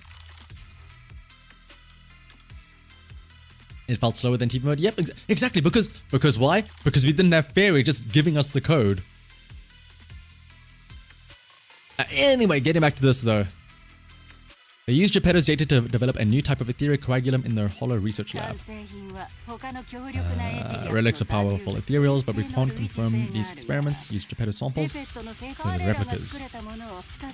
Aside from the ones I left in the hollow, other similar relics you might encounter during your exploration actually come from the Institute's hollow research lab. I'm certain they function just like my replicas. Can I just say, Ray's voice is so good.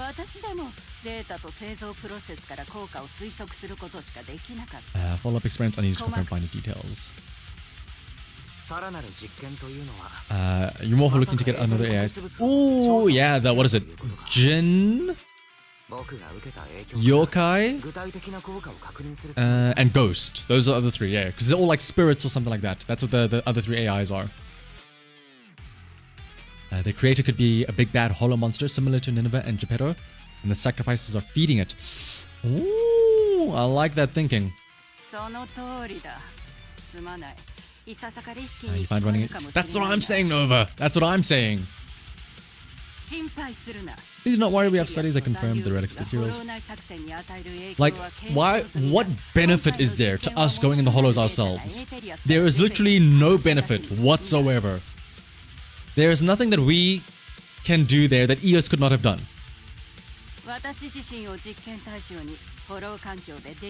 Shouldn't we be questioning what type of ethereal Belobog had to deal with? The one that would like... somebody pointed out earlier, but I think that ethereal is slightly different from the sacrifices because that was corrupting a mech, right? Corrupting technology as opposed to corrupting like a person, like how Bringer turned into the sacrifice, right? That was a physical human person that was corrupted as opposed to a machine.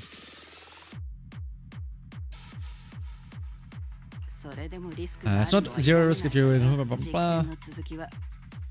already decided to do it. If you know...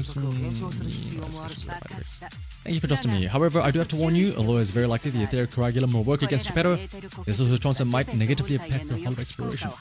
See, like right here, Ray is talking about these relics impacting our hollow exploration.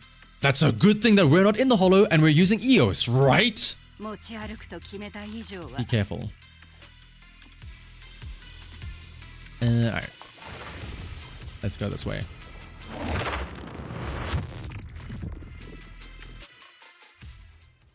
It's really dumb and silly. You're betting that it's something like we're getting high on our new font. Mia, again, the video I put out yesterday about Greek mythology, that is literally it. We are granted this new power, like how Phaethon in Greek mythology was granted access to his father's chariot, and we think we can handle it. We think it's all good to go. We get overzealous with it. What happens? We end up crashing. We get struck by Zeus because of how disastrous it is.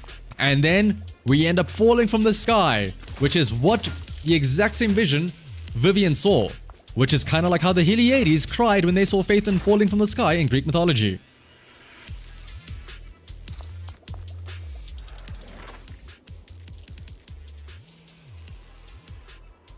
The reason you say that is because Geppetto, as far as you know, is sentient. Oh, Nineveh was more mysterious. It's noted that she's specifically not that aggressive compared to other ethereals. And Luma, you're excited to see Weiss with wings. So here's also my thing. I don't know if that whole vision that Vivian saw, is that like literal?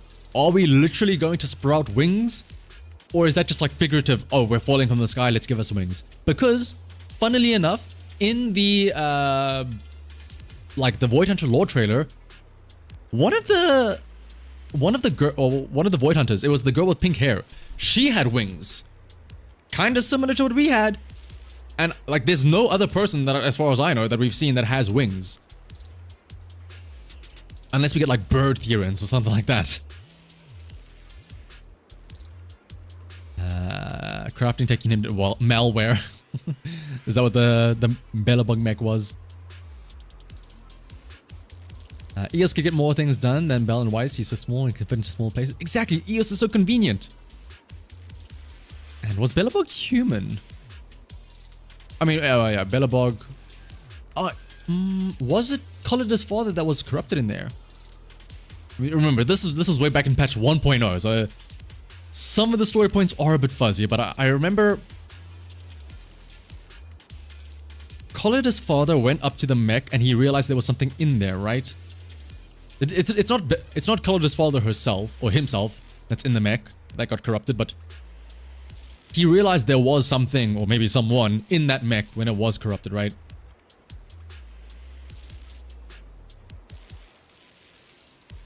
You think the sacrifices are just ethereals with intelligent intact because they chose to be ethereal? I mean, it makes sense, Shiko, because that's what Bringer did, right? Bringer willingly chose to become, or to embrace the creator or whatever, right? Time travel. Dude, I'm assuming we're gonna get time travel. Time travel would be really cool. Oh, actually, no. Time travel would be cool, but I know, just from, like, experience, whenever time travel gets added into a game or any story, that's when things go off the rails. Like, that's when it just becomes like, okay, well, how do we... Oh, there she is! Woo! Hello, Jufufu! And then also the little birdie here. Oh, I can't pull up my camera. How do I want to get a closer look at this bird. So, this little bird with an eye on it and like a feather or a leaf? The golden thing there on the back. Yeah, time travel is like a cheap Deus Ex Machina to me. Where it's like, oh, we forgot a plot point. Time travel, fix it. Also, look at that thigh high, that little band thing on Jufufu's leg. That is some... That is like blood circulation being cut off there. Course just ran into the sacrifice. Yeah. Because like... That was the whole plot point, right? Where he knew there was a threat to it. That's why he did whatever it was. Like he sold the thing or whatever. He did something, right? Once he realized that the mech was compromised and put it like that.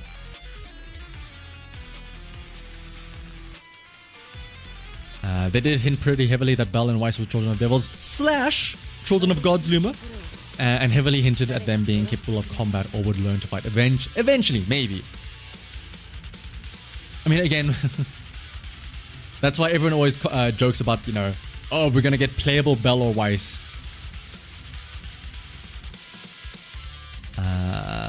Collider's dad was shot in the neck. Oh, and then maybe he was, like, his body was left to be corrupted. I guess so, yeah.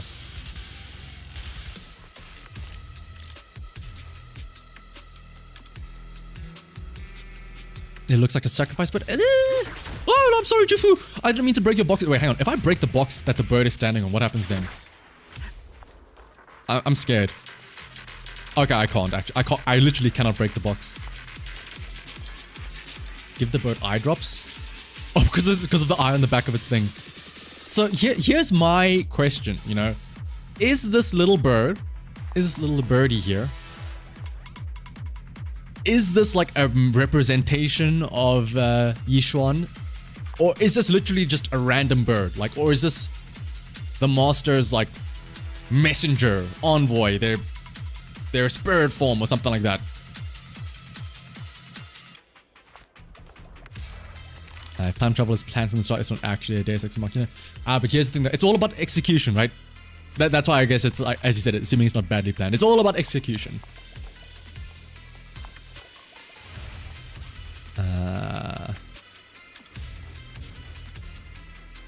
Thigh straps are Hoyo classic. Yep, pretty much. All right, but let's go and have a little hello to Jufufu. Chip, chip, chip, chip. I can't understand what you're saying. Just quickly point out to me where she went. Chirp, chirp. Someone's here. I want to argue with you, little bird, making myself look like a fool. I am Jufufu, a disciple of Yunkui's summit. Also, shout out to Eos, just like chilling and trying to sniff her feet there. Occasionally a hollow investigator. Hello. Are you worried about the ethereals, the ones who set ambushes and attack? Don't worry, it's just a few little pests. They look cunning. They're actually dim-witted and disordered. Shifu will definitely take care of them without a second thought when she passes by. Don't even mention them. Even that big pompous giant behind them is no match for my Shifu. Master Shifu. Wait. Hang on.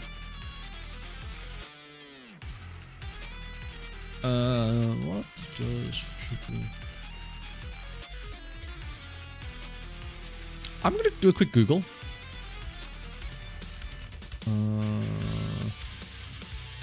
Oh my goodness. Okay, I'll just make sure.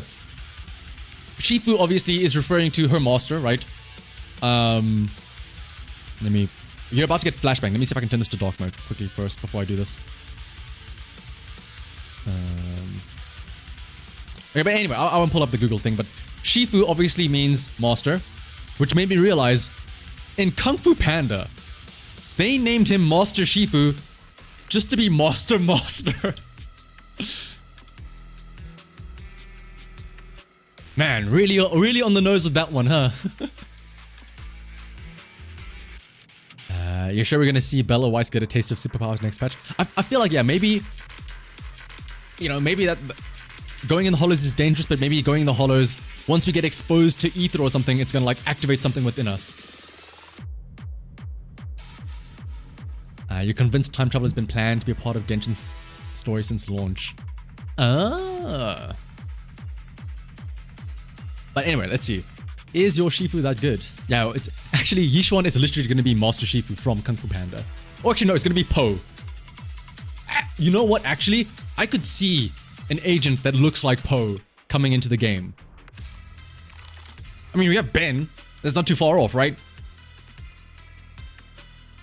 Oh, dude, now I just want a faction of... Actually, you know what? Jufufu kind of could resemble Tiger, right? From Kung Fu Panda. So what? We need the praying mantis, the monkey, and the snake. That's all we need left then, right? Little bird, I'm talking about some serious matters here, so stop chirping. Chirp, chirp. I got something to discuss with this little one. Since my Shifu's been here, the area is definitely safe. You may go ahead and pass it without worry. If you happen to meet a lady wearing a bright yellow coat and white long hair, yep. That'll be my Shifu, Yishuan. Make sure to tell her next time she sneaks into the Hollow Zero without a word, I'll never buy her bird treats again. Chirp? Okay, so the bird had a reaction. Oh, Tigress. My bad. I didn't mean to misgender Tigress. Very obviously she is a woman. I do feel like...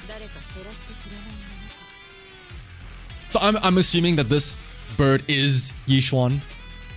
Like, that's why Jufufu has to buy bird treats for her. And also why the bird had that reaction to Jufufu saying, no more bird treats. It's like, what? But, alright. Next up.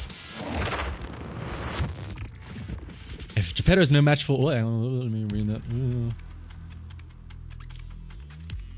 If Geppetto is no match for her Shifu, would that mean that she's the Void Hunter level?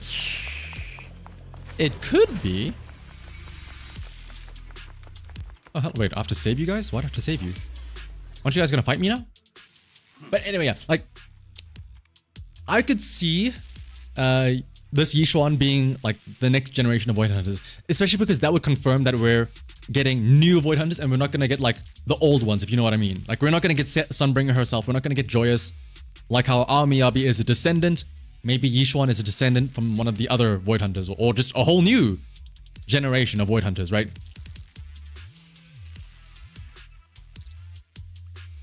Are we gonna get theorems of Snake, Tiger, Monkey, Crane, and Mantis? It would be cool. It would be cool. If we're talking about theories, does anyone else think that we will eventually end up on the moon? Oh, absolutely. A lot of people are thinking that, Luma, because of the fact that there's hollows on the moon already, right? And like maybe, yeah, exactly. Like maybe we fall into one hollow and it's like a wormhole. We X out another hollow and then we end up on the moon or something like that, right? Please have them all be Kung Fu Panda references. That would be pretty funny, yeah. What are you doing? This is the Lost Void. What are you all doing here? Since you did help open the bunker, we won't question your motives for entering Hollow Zero. Hollow Raider. Either way, you'd better mind your own... Are we gonna fight these guys after we just help them be saved? How did you guys even get locked up in the first place? If you can't take a hint and insist on poking your nose where it doesn't belong, Military will come after you. You have no proof of identity. You're threatening me, a law-abiding independent. I'm sure Captain Roland would like to have a word with you. That thing lurking around here is only one of our targets. Please kindly butt out and get lost. You may end up tangled in the strings of the puppeteer, Geppetto.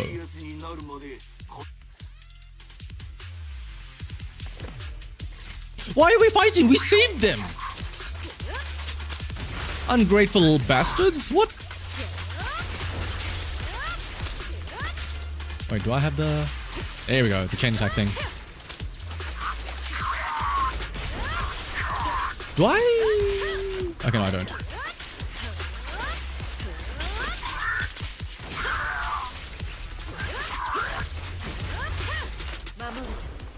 If you think about it, hollows look like living black holes next to the coast. That is true. That is very true.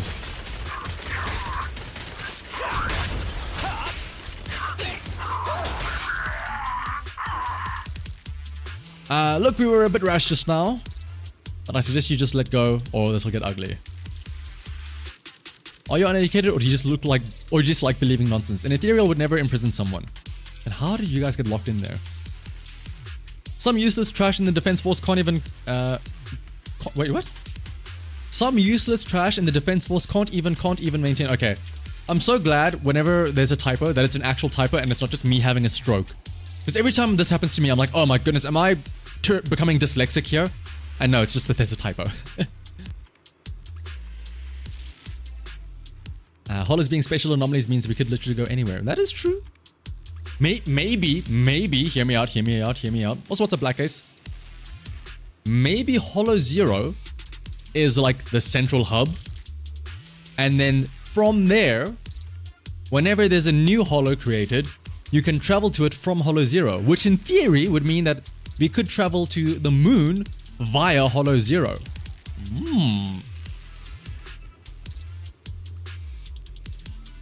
I just wait until I get out of here, I'll make them pay. And then yeah, we walk out of the Hollow, we realize we're on the moon, and we're like, oh shit, I can't breathe. Just wait until I get out of here, I'll make them pay. Knowing too much isn't in your best interest. That Geppetto, it's nothing to us. If it weren't for that ether wave going haywire, we would have finished the mission ages ago. The bet is a bet, this is yours now. In any case, if you still want to leave here, I suggest you steer clear of Geppetto and the ether extraction tower and get out of here soon. Okay.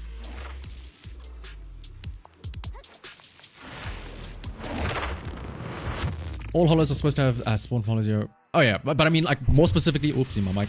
More specifically the ability to travel via Hollow Zero, like literally a central hub. Like Hollow Zero is the, what is it called? What is the station called? Like Grand King Station? The big train station in Europe or in England or whatever. Queen's Cross. Or King's Cross Station. I don't know. Less moon travel, more Jane Goon. Ah, you got it. You find the ether extraction, now should we shut it down? Repair the tower and stop ether currently? Yes. The environment here is complex. It's better to shut down the extraction tower and leave as soon as possible. Yep. Oh, we don't have Jen, but we do have Evelyn. Oh, her jacket stays off even between Hollow Zero zones.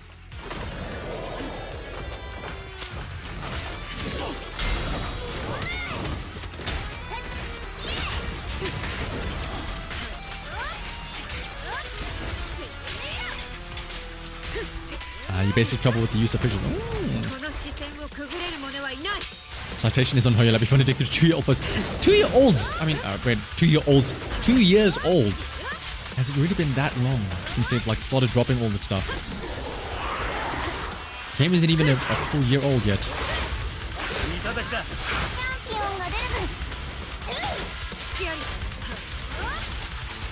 Stay close so I can hit you both with this.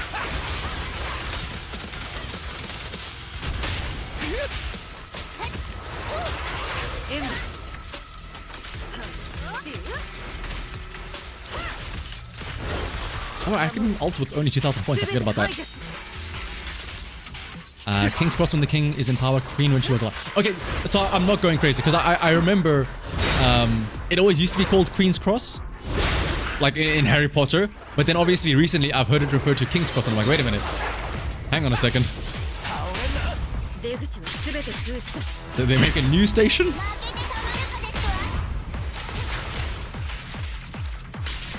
But I suppose that makes sense. Just have it be whoever is the current ruling power.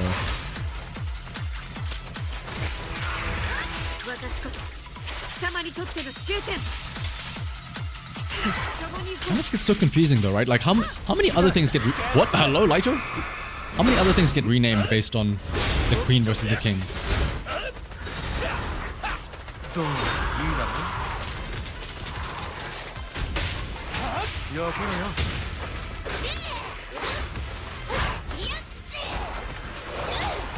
Oh, why'd you mess with thing? You'd be surprised, really?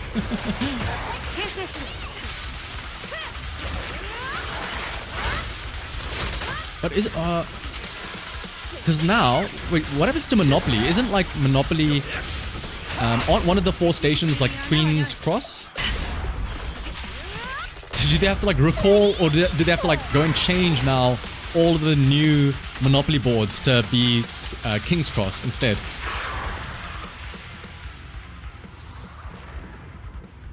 Speaking of kings, what are the odds that the original ethereal king is at the center of Hollow Zero? Maybe. Or maybe this king, quote unquote, it could also be like linked to the creator that they're trying to summon. Right? Or the Exaltus are trying to summon.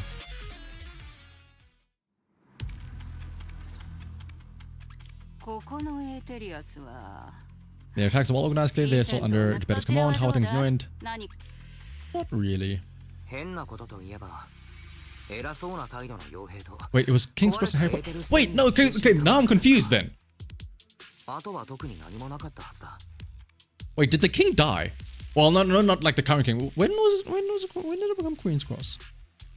Was it ever Queen's Cross?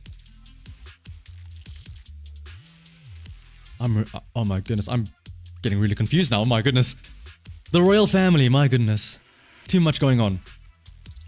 Mercenaries and an extraction tower. That's right. I was forced into combat and had to fix a broken extraction tower. After going through the... Oh, dude, Ray's voice is so good. I suspect that they've known about Geppetto all along and collected loads of data from it. Neither the Institute nor the military has tried to take down Geppetto. On the contrary, they're letting the ethereals roam the Lost Void under its control. They must think Geppetto is well supervised and don't see a reason for drastic measures. Ah, I see. This is the talk about Geppetto being like sentient, quote unquote.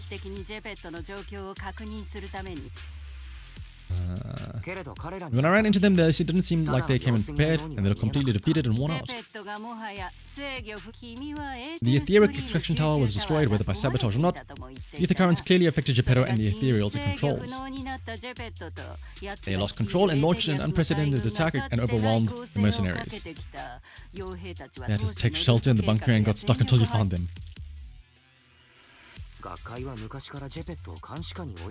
So Geppetto has always been under the Institute's watch, which means the replica relics should work against it, right? I guess that's good news for us. But now, the Dark Wall is on the back burner. Our top priority is Geppetto. It was already strong, let alone a Geppetto that's gone berserk. One thing is for sure, you can count on the etheric coagulum, whether it came from me or leaked from the Institute's lab. After collecting enough replica relics, I can already predict Geppetto's movements through the changes in ether activity. Keep tracking it, but do be careful. Blah blah blah blah. Lake Hater card. Yep. Ghost Marlene. Go say hello. Oh, yes, my child. My lovely little child. A playable ethereal would be pretty cool. I mean, arguably Harumasa, right? But yeah. The only issue with Hollow Zero being the world's first Hollow is that it gets grouped with the other great Hollows and isn't seen as special other than being the one that exploded. I guess, yeah. Ray told me that you collected some new map data. Would you mind sharing it with me? But this data can also find blah, blah, blah, blah. Oh, this is how you can like re-roll stuff, right? Yeah. That's fine. Wait, do I need to? Maybe does it like give me a straight path or something? Okay, yeah, it does. It does indeed.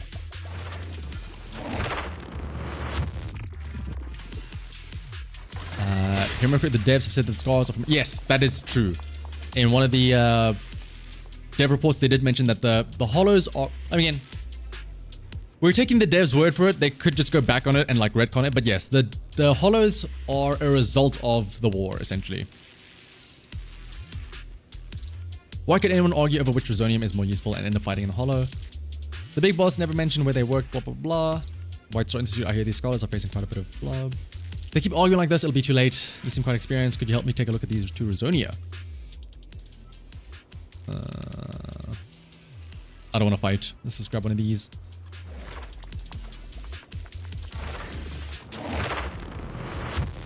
Jufufu? Oh. Why are these... Oh. The poor little bamboo, no! Help them, they've fallen and they can't get up.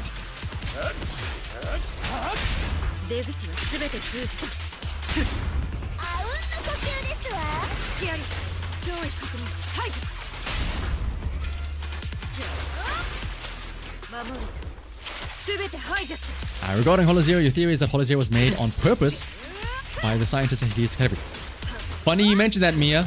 That is exactly what Carol Arner is being accused of.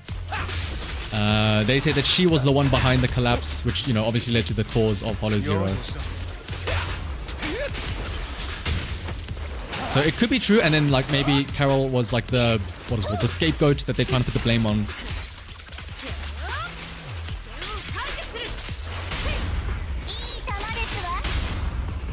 Oh, not lied to her. Actually, no, I can't go into evidence still.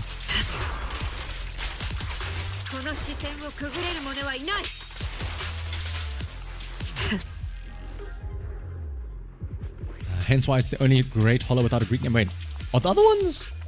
Is Melano... hang on. Are all the other hollows named after Greek stuff? I mean, the only one we know of so far has been Melanoe, right? But Melanoe... Oh, Melanoe is also Greek. Oh, it's also the main character from Hades too.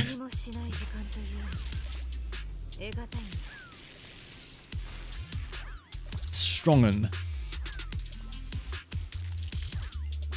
I'm starting to bring in more gear coins. Still have something useful here. I'll never do barbaric prisoners again. I'll send them back. Okay. Let's just grab this.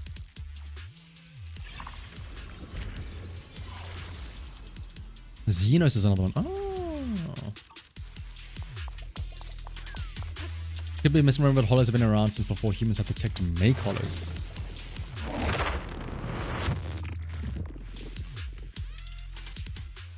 Harvest challenge. Defeat as many enemies as possible within the fixed time to earn greater rewards. And they're all free. Or did I mean, are you really going to complain that I chose the wrong one, Ramo? I'm pretty sure no matter what I chose, it wouldn't have mattered. This is like the story version of the Hollow Zero. I don't think it's like I'm hurting to get the most bang for my buck here.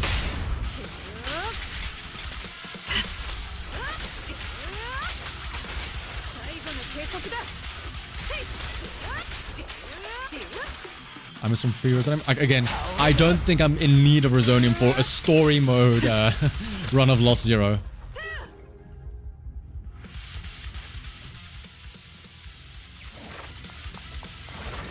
Friendly talk. Is this gonna be the one with Jufufu? No, not yet.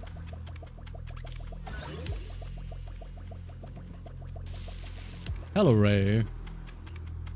What up? I searched through some conventional files to get more information about Geppetto, but do you know about the Helios Academy? Ooh, everyone pay attention. Might be a lore drop here. Or do you call something from space? I mean, to be fair, Nova, if somebody came from space, I would call them a tourist. They are not from here, I suppose. I've heard... Wait, about that Void Hunter? What do you mean about that Void Hunter? I'm really losing my head. How could you know about something that happened so long ago? Some of the files I found don't quite seem like the Academy's work, but they closely resemble the research scope and methodology of the legendary Helios Academy. Didn't they already... Forget it. Just pretend I'm talking nonsense. Ah, the tease! We need to pull ourselves together. I have a feeling the final showdown is just around the corner.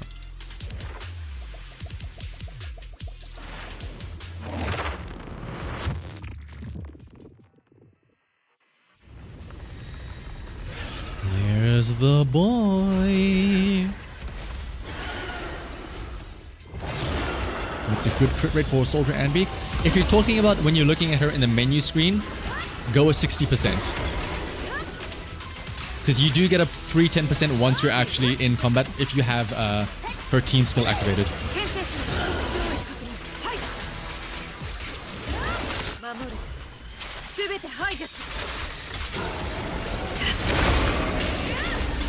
You wonder if the fact that you can become hilariously OP in the Hollow Zero will have significance. I mean, when you say it's us becoming OP, it's more of the...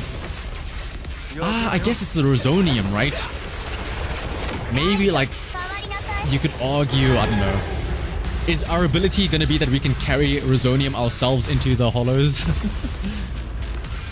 Can I dodge through the wall? Right, can I? Oh no, the wall just does damage to you, right?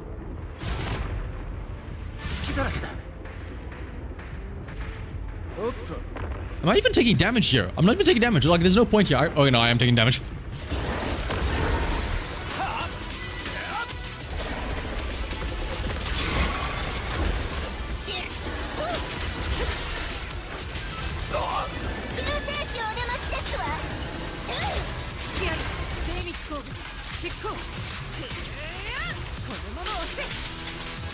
If the hollows are black holes, then wouldn't the moon be a white hole?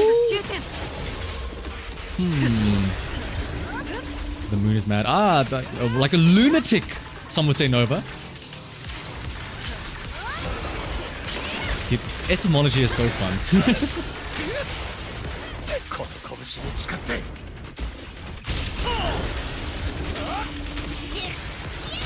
Oh, don't run away from me. How old are the siblings? I don't think... Do we have a definite answer for how old the siblings are, Rex? I don't think we do.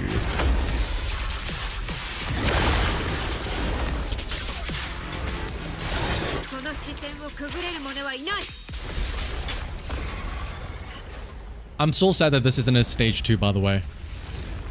But who knows? Maybe this means that we're gonna fight him later on, like a powered up Geppetto or something. Because where is he going? Where's he getting sucked into there? Imagine it wasn't the moon, but Mars? Woo! Actually, yeah. I'm afraid I'll have to ask you to stay here. What happens next is none of your concern.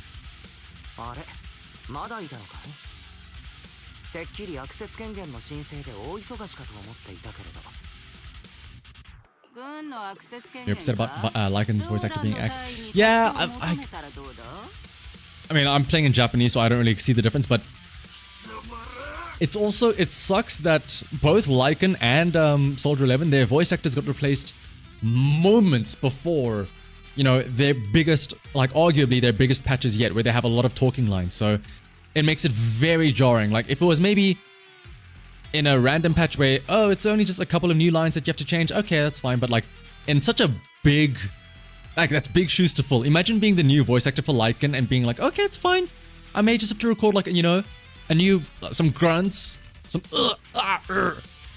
like, you know, some one-off lines here and there. And then they're like, no, here's a script. You are, like, a main protagonist in the next chapter. And we need you to step up for this. Like, bruh.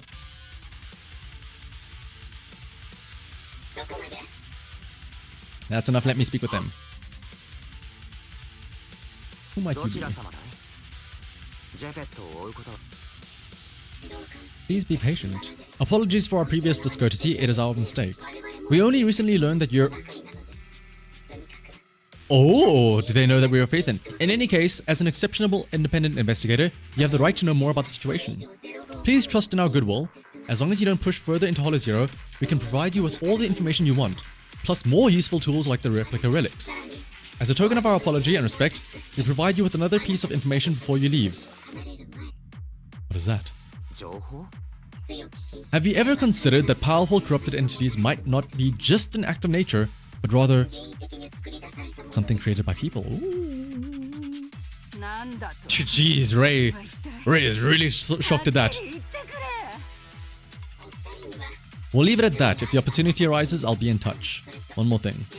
I received your weekly report, Miss Ray. A poor quality assurance engineer has been distressed about your hypervigilance on the Institute's data security.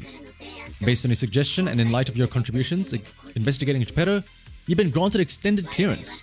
You don't need to trouble your bamboo to write reports anymore. They know what we're doing. They know. We've been caught. So what's up, Cornet? You love the newish characters? Miyabi, Evelyn, and Sambi. Dude, like, compared to like, the original, like, 1.0 characters, like, Ellen, and as much as I love her, even Shu Yan, the new characters, like, they are significantly more fun to play. And again, like, I don't want to come back to the whole stunner thing, or the stun agent thing, but I think they realized that it's better to have characters that you can actually play as and use, as opposed to, say, Shu Yan, where 90% of the time you're using a stunner instead, and then you only bring out Shu Yan when they're stunned. Whereas here, Anbi is just like, alright, all gas, no brakes. Miyabi, all gas, no brakes. Evelyn as well. Non-stop attacking. Except for Astra.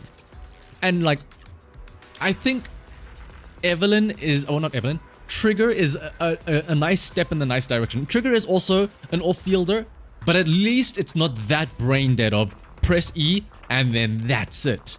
You still have to, like, you still press E every now and then, but you also switch into her to use her little like hold down sniper shot thing to trigger, get it, a quick assist and whatnot. And then I'm hoping it's the same with Vivian, where it's kind of like Bernice, where you do have to like manage a gauge or something and you need to switch her in and out to get the most of her, right? You fight with Astra. DPS Astra goes hard, Rex. Also, what's up, Arachnodork? Exactly, making stunner and buffers be off-field. Yeah, exactly. Like, it just gives you more time to have fun with your actual agents.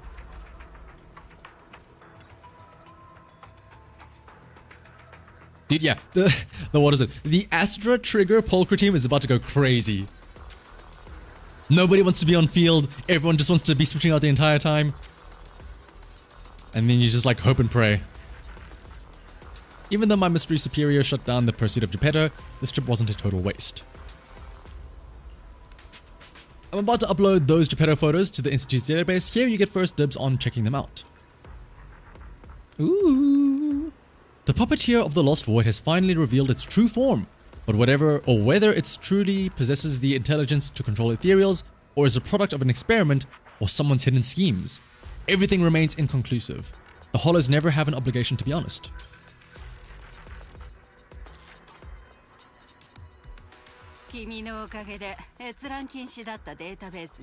Other supports are way more interactive, even if just barely. Yeah, true, absolutely.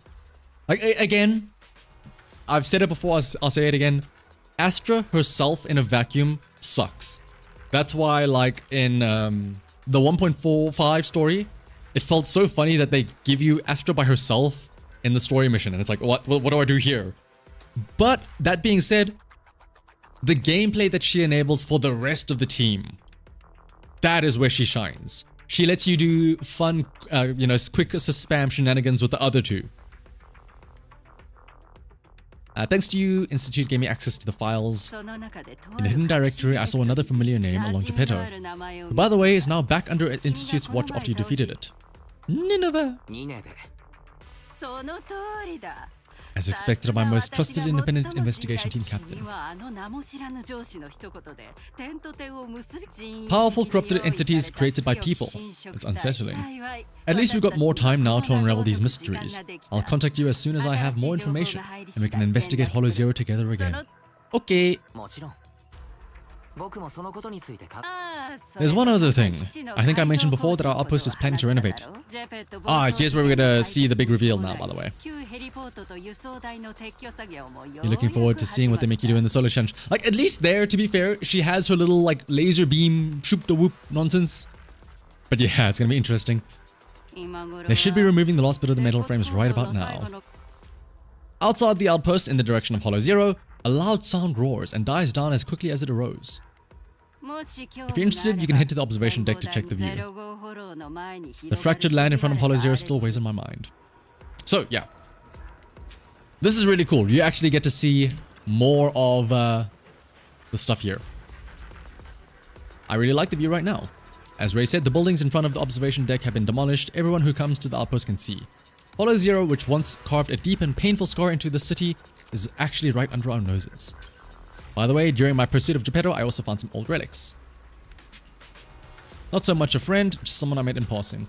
I just wonder, taking her records out of the Hollow and returning to the outside world, would that bring her some sort of solace? Ray still had matters to attend to at the outpost, so she left soon after. Before you knew it, a somewhat familiar figure appeared by your side. Jufufu! She's so cute! I'll just wait right here. If Shifu comes out of Hollow Zero, I'll notice immediately. Oh, I was complaining too loudly? Sorry, us Tiger Therians, well, we're not exactly great at keeping our voices down. It's okay. You see, some mentors are always around their disciples, guiding them every step of the way, and then there are the quiet, lone wolf types that are really hard to figure out. I happen to get one of those. Yeah, they do just go like, highlight, backspace. Honestly, aside from always being impossible to find, Shifu's always been really nice and always looking out for us. Tiger Therians can indeed be a bit loud sometimes. Sorry, just thinking about where she might have gone got me a little worked up. You're a Hollow Zero investigator, right? If you happen to run into someone with white hair, never mind. I couldn't find Master myself, so no point in troubling you. You sure are very passionate listening to all my rambling. And for some reason, you kind of remind me of this little bamboo I just met. She knows Eos. That's enough for me. I'll be back looking for her. I hope your investigation goes well. Jufufu bids farewell with a cheerful smile, then walks away with a swish of her fluffy tail. Somehow, you feel like you'll meet again.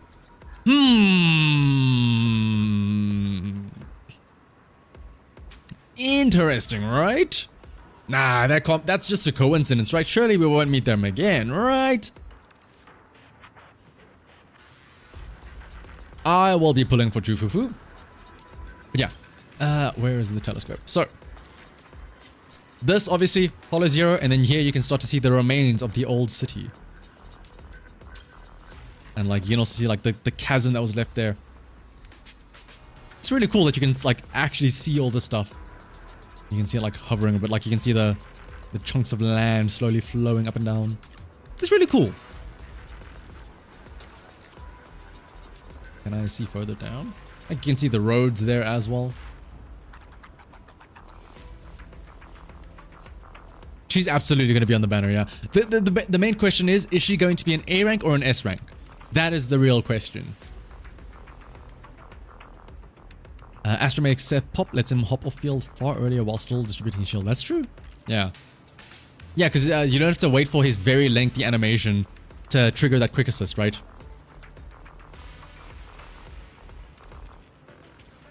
Would Weiss and Bell's caretaker be Apollo? Carol Arna. Well, yeah. The teacher slash mother figure, right? I just wish that like she was around still so that I could take a picture of her. You only get to experience her in that little mission and now. And you can't pull out the camera, which I'm very sad about. Actually, I now that you point that out, Luma, I do wonder. Are these like power plants with like the reservoirs that have the steam coming out of them? What are these little pillars here? There's another one over there as well. And there.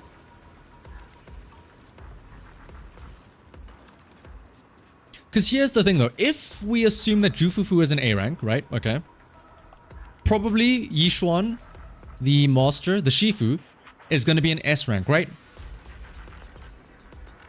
If we assume that 1.7 is Hugo and Vivian, and then 1.8, or 2.0 even, 2.0 is Yishuan, S rank, Jufufu, A rank, who is the other S rank going to be then?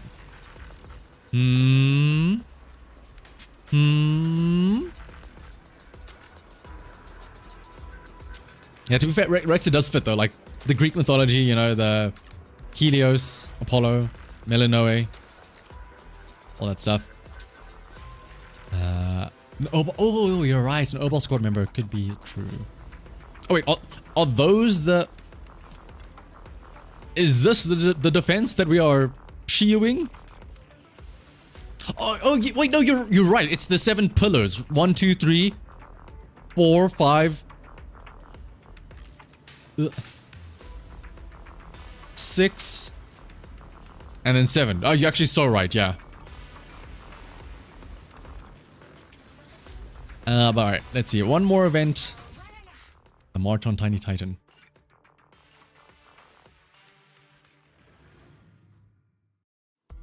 Or a new squad. Who would a new squad even be at this point? I mean, okay, well, I say who would a new squad even be? We literally just had a new squad introduced with Yunkui Summit, right?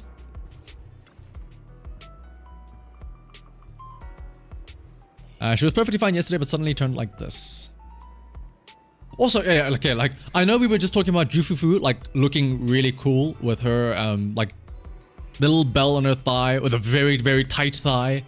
The cute little tail, the nice little ears and whatnot. Can I just say, even the NPCs in general look really good. Like, even this Kylie in her Hollow Investigator outfit looks really cool.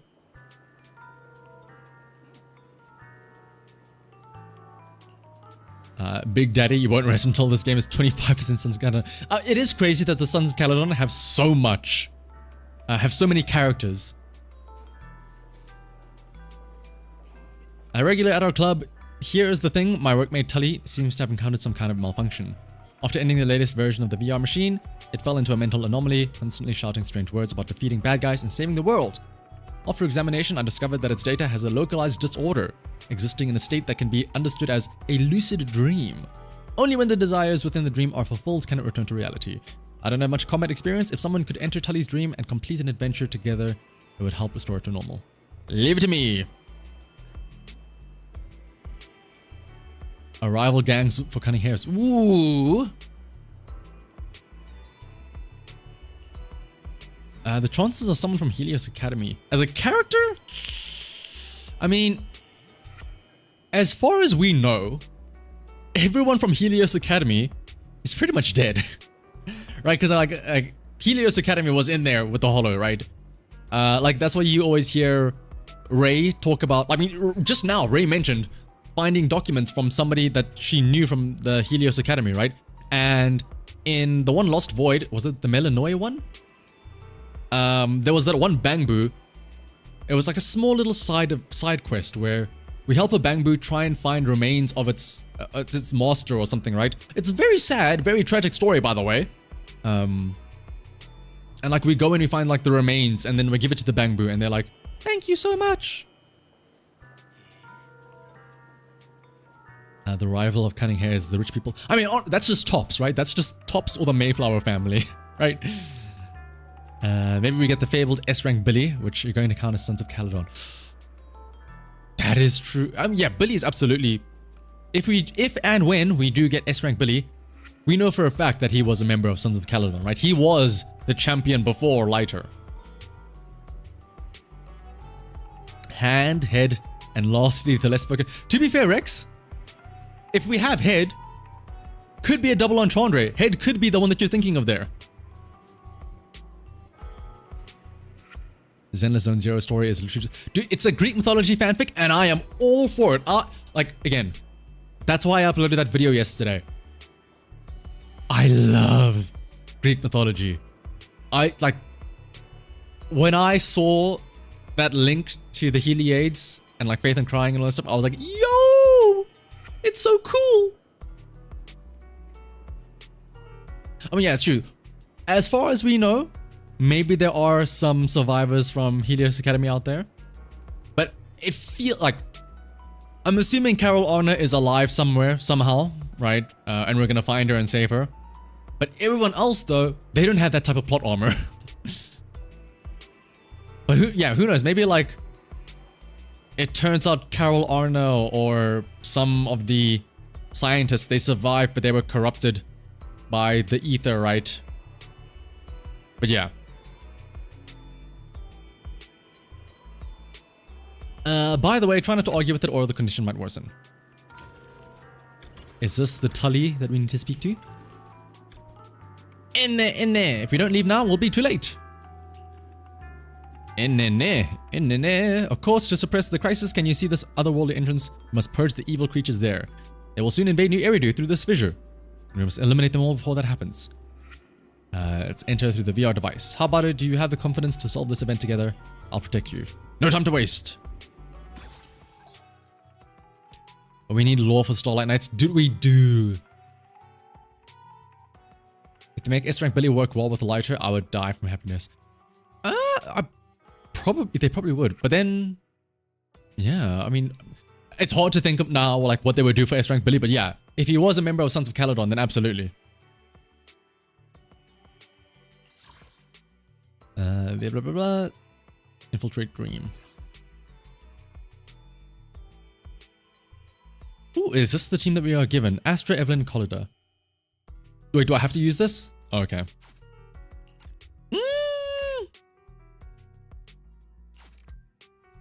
Do I want to be cheesy and just be like, I don't feel like playing the game, I just want to use Miyabi? Nah, let's use Ambi. That's the new hotness, I suppose.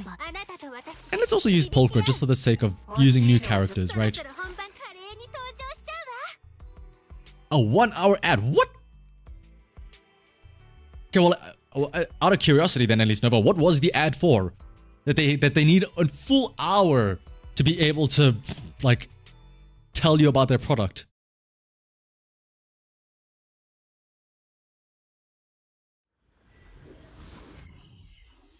You refresh once you saw the number, but fair enough.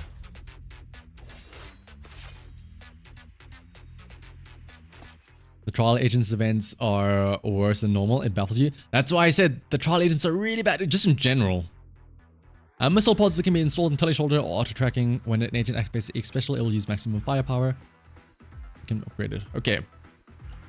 In Tully's fantasy space, enemies have high resistance to damage dealt by agents, causing the damage numbers to remain great. Oh! So most of the damage has to be from Tully. Oh, that's cool. Dude, that's so cool. Okay, so this brings me back now to a fantasy, a dream that I have. A hopeful dream that I have. This concept of our agents are doing very little damage and we have to rely on the Bangbu. If we ever get like a Sunbringer character, a Sunbringer agent, who, remember, Sunbringer's whole lore is that she founded the Marcel group which created Bangbus. Like, can this be how Sunbringer plays? You just run around by herself, but she has like 3 Bangbus and it's like this essentially. You have like really strong Bangbus and they have their different attacks and whatnot. No worries, Shika. Thanks for stopping by. Different times. Okay. All purchases will compute your total spending amount. Okay. What are we gonna buy? Okay, let's just buy the most expensive one. 26 more damage to stunned enemies.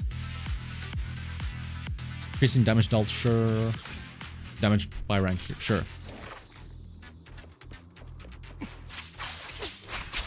At least this, oh, whoopsie. But at least this event is not about agents, it's about since. That's true, yeah, like, I don't think it matters that they're weak since, again, like, they're doing great damage anyway. It's all about the, it's all about Tully. He is the star of the show here. But I will say, yeah, seeing this view here of getting to see, like, the top-down view of the skills is actually really cool. I wish I could get... Oh, look at it, just seeing Ambi zigzag around like this. I wish that Trigger was available for this, because I know from the trial attacks or the trial little modes where you have Trigger, the team where you have Trigger, Ambi, and Pulchra, and you have all 3 of them dashing around doing their aftershocks. It is so, like, there's so much shit on screen. I want to see that from above. Sure, I'll just take whatever. I'm not gonna think. I don't think I need to think for this. I'll just play with whatever. I'm sure it'll all work, no matter what.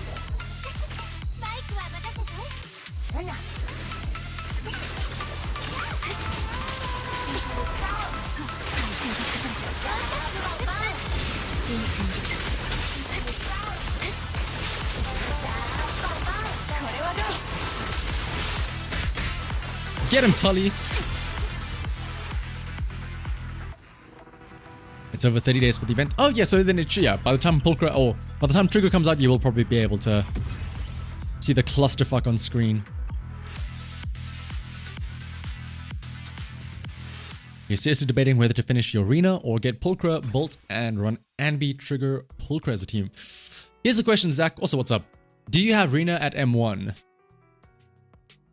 Because if you don't, then there's no point really in focusing on Rena. She only really becomes usable at Mindscape 1 because of how short her buff is at base level. Who else do we want to see with their fancy skills? Evelyn's big bind attack could be cool. I want to see Yanagi slam down from above. And I just want to see the Miyabi judgment cut as well.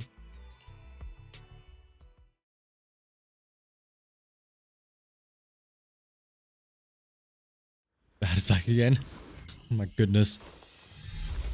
Is it the same 1 hour ad, Nova? Blah, blah, blah, cool, whatever.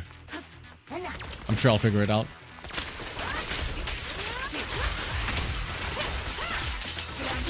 Oh, dude, this is so... This is like the same thing when we had the lighter 2D fighter mode. It's just cool that they're experimenting and trying out new stuff. It's such a small... It's a very simple thing as well. Oh! It's so funny seeing like Yanagi do her like walk away and like fixing her glasses but not being at the camera.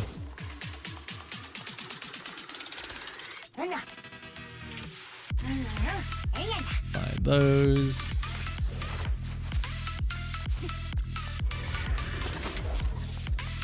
Yes and no, it's a 1 hour 2 minute one. It sounds like those the what is it called? Oh, the Miyabi slash. Okay, we gotta see the big ultimate attack. My god, that look! It's crazy how big the range is when you see it like that from above. That's just so broken. Like look at how wide those slashes are.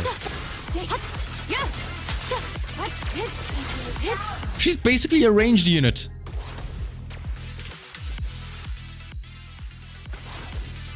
Yeah, Nova, the way you describe it sounds like the what is it called? The spoofing Brit where he's running those experiments where he has like, well, actually, I uploaded a full. Or like I paid for an entire stream to be an advertisement or something like that.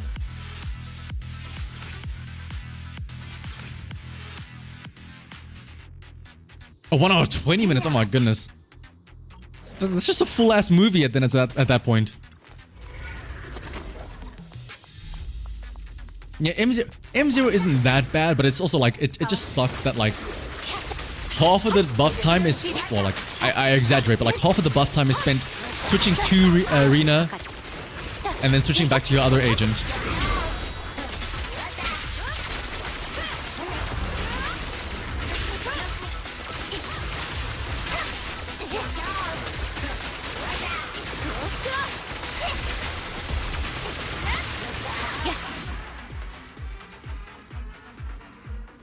It's the Lego movie all over again.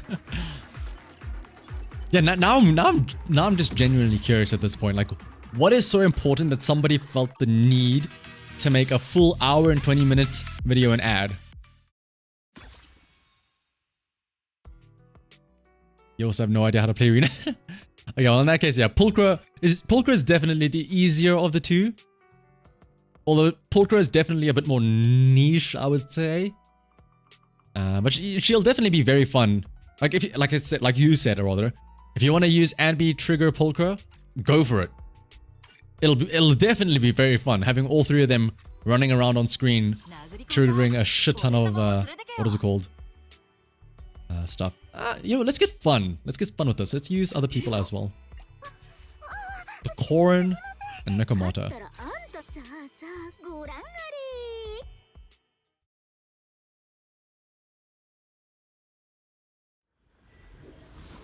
If it drops again, you're still a bit longer, but you're here to watch the stream.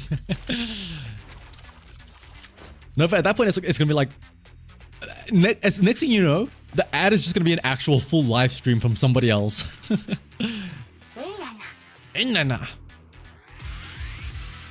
Sure, let's grab that. Oh.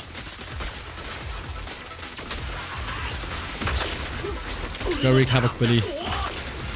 spin to win.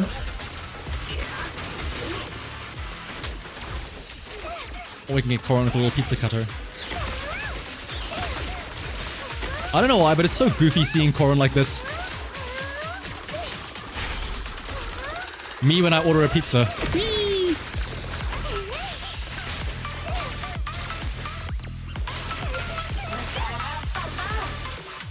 Oh wait, wait. Koron has like 10 controls. I'm trying to. No, Koron, turn around. Koron, please. Okay.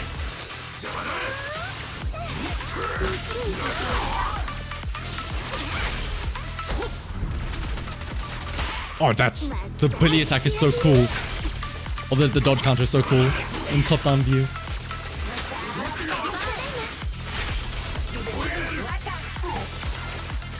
The Koron is slow. Oh my. Okay, no. The way you control Koron to turn her around, there's something wrong with it in the top-down view. It just feels so. It's like tank controls. I'm holding up to make her go up, but it's like relative to her, I think, or something like that.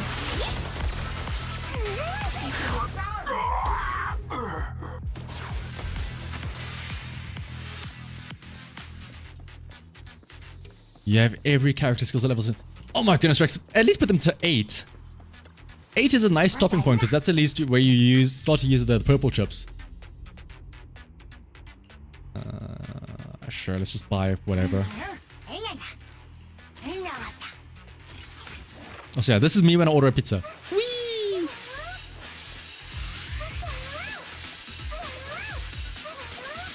You think Koron just does this for fun when she's by herself? This is where I wish I had the one Hollow Zero thing where she just rides it around and you can just spin around like this.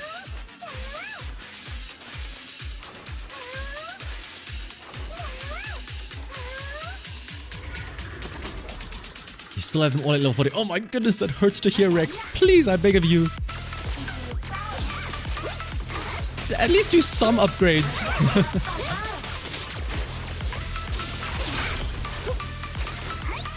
For the good of the people and your account, I beg of you.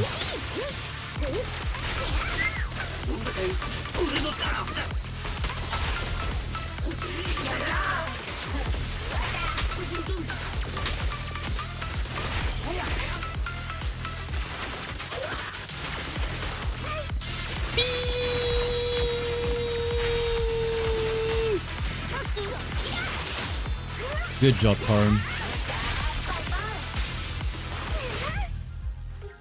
Just cutting the grass. Yeah, that's a good way to put it, Carly Todos. Also, what's up? And yeah, the music is so good as well. Oh my goodness. I think I was hearing this music as well in the little story thing with Ray. I don't know if it's the exact same song, but it goes hard. Ooh, wait, we have a choice. Wait, this is like Hollow Zero. We have a choice here.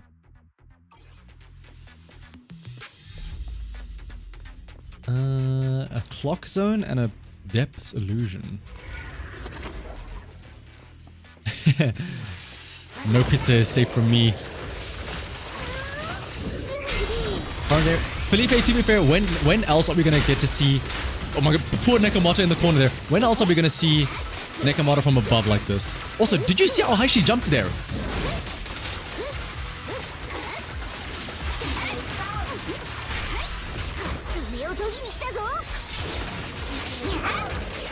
I'm essentially going to try and use as many different agents as I can for this, just to see how they all look from above.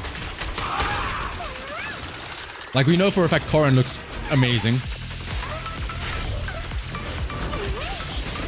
Going on a little adventure, chopping up the entire place. Get back here! Get back here! Let Koron pizza cutter you.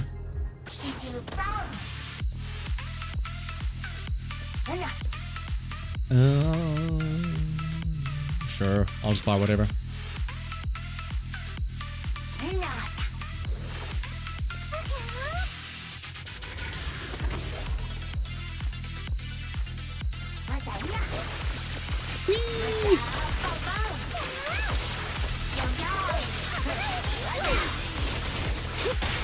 Dude, her what is it called? The parry, I guess, when she jumps up into the sky. It's so big. I guess it's on point for a cat to be able to jump super high, to be fair. So I shouldn't be that surprised.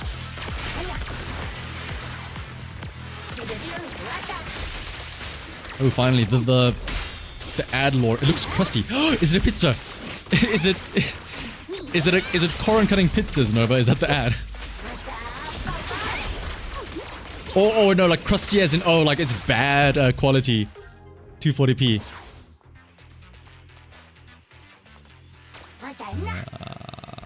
Increase what? Allied bullet, sure. I need more bullets. I need more bullets.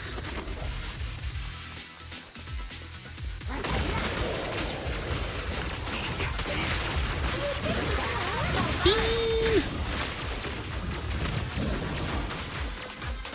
Get him, Corin. The Care Bears.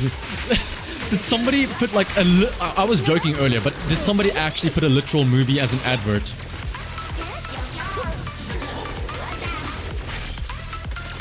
That is honestly kind of hilarious.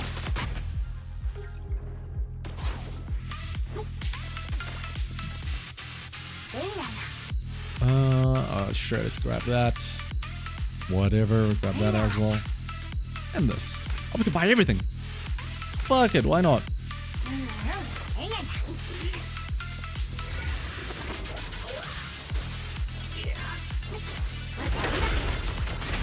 Oh, hello.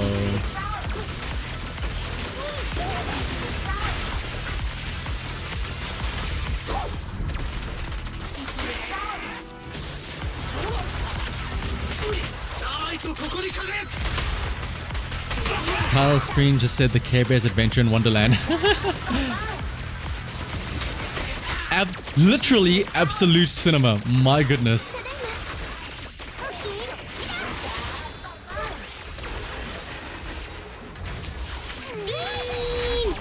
Oh, hello.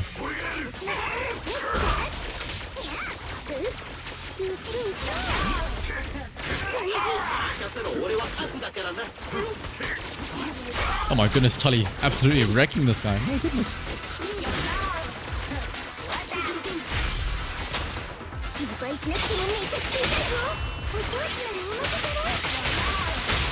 Dude, can we get Tully as like an actual, what is it called, Bangbu to players? Or to use in our team?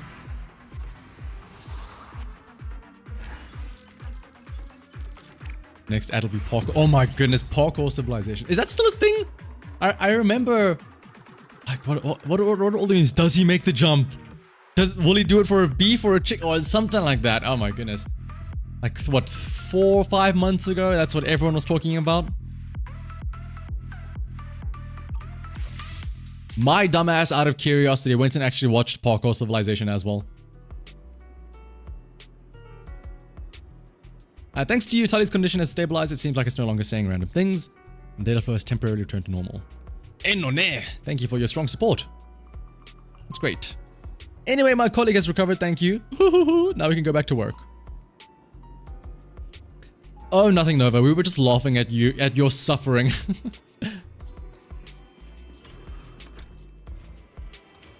Miyabi, why are you here? Start now. Shall we go to Tully's place now? How's it going? Is it just my imagination? I can't help but feel that from the moment I met Miss Miyabi on the streets to when she agreed to help, there was a constant sense of detachment, almost like interacting with an AI. Oh, Miyabi's doing that thing again where she's only repeating the final words. It's the regular customer from last time. Tully looks much better now. I think it's just one step away from full recovery. I ran into Miss Miyabi on the street and mustered up the courage to ask her to help Tully. Although Miss Miyabi agreed ever since a moment ago, she seems to have been repeating the end of my last sentence. Yep. I mean, Weiss, how did I end up here? The training was just too intense. Coming back to my senses, I feel everything around is just so unfamiliar. Why are you all staring at me? Did you all find out I ate an extra melon bread this morning? You explain the current situation to Miyabi, and the fox-eared girl, now back to her senses, cheerfully agrees to help. Together you arrive at the VR machine. No. Are you here to help me contain the hollow disaster? Yes, boss. Next will be the Shrek. Yeah, be it like, what is it?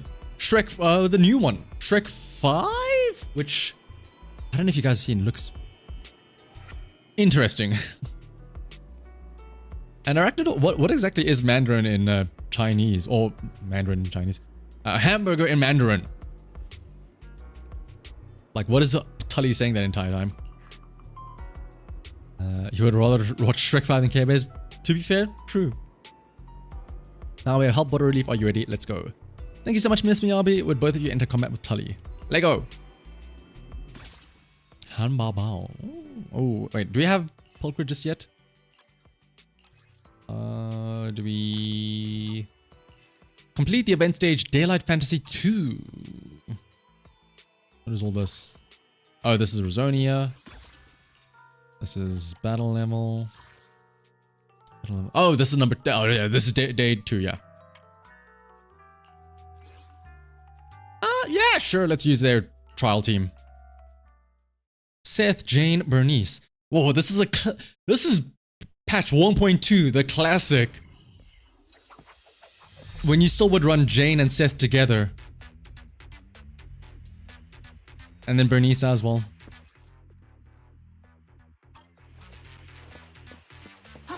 The OG. My goodness.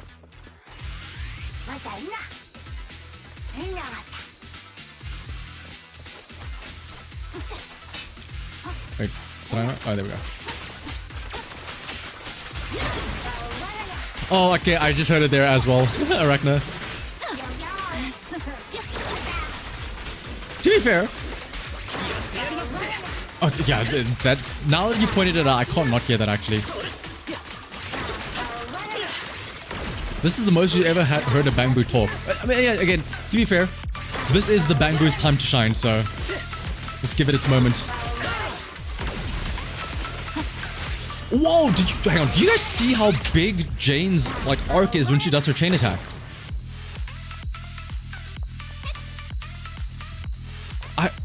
The perspective really puts it into perspective how like big some of these attacks or how wide they are.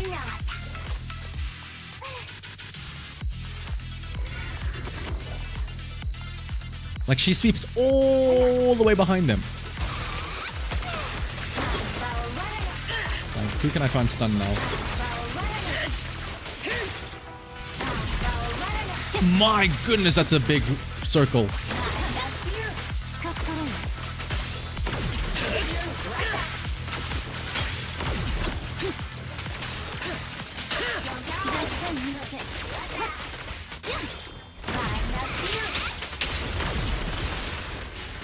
And like, the flame from Bernice as well. Look at how far that reaches. My goodness.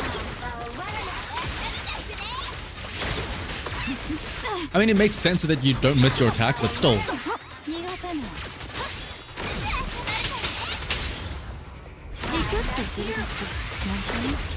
Like, that's Pompeii level size. I'm stuck. That's Pompeii level size of a circle.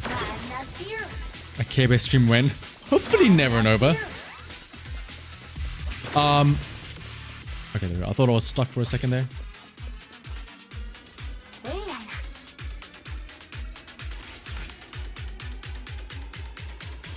Yeah, we should. What if I just out of nowhere announce like a Care Bear watch along, like a Care Bear watch along day in the Discord server, and it's just like, hey guys, no explanation, nothing. We just start watching Care Bears for no reason whatsoever.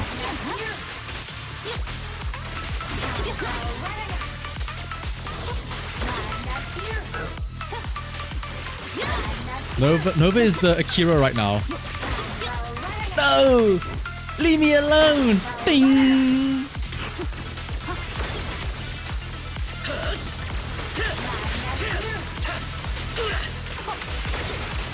You don't need to be attacked by Care Bears, you're already getting attacked by Candice in a while.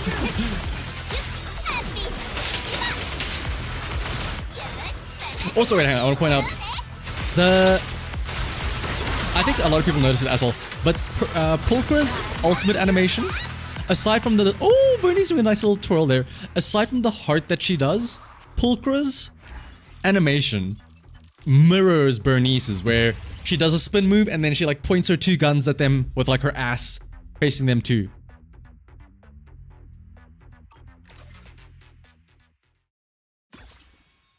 You might as well have us in the VCO Discord as well. Oh, that would be the plan, yeah, for a watch along. And then if anybody else joins, we just be like, no, this is the plan. Dreamland equipment, blah blah blah.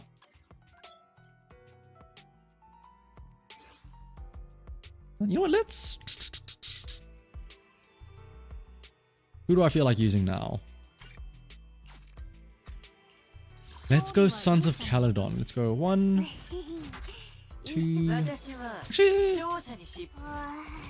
with these 3. Geta! Bernice is so fun. You'd get it with any other movie, but why Care Bears? What? Yeah, Care Bears is such a specific choice. Also, what? Did Lucy? Was that always Lucy's entrance with the little boar on the floor? That's actually really cute.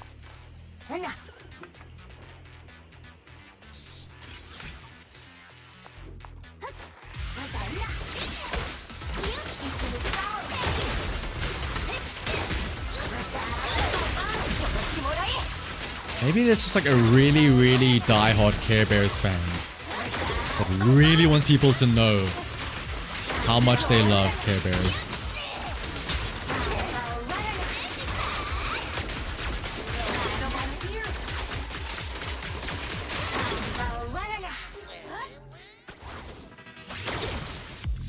You're gonna get PTSD from the Demon Bears.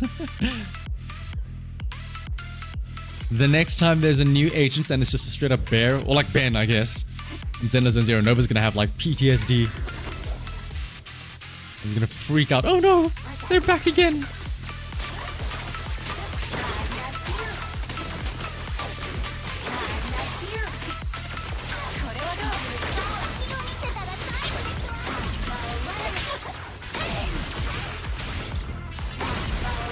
Go, little boars.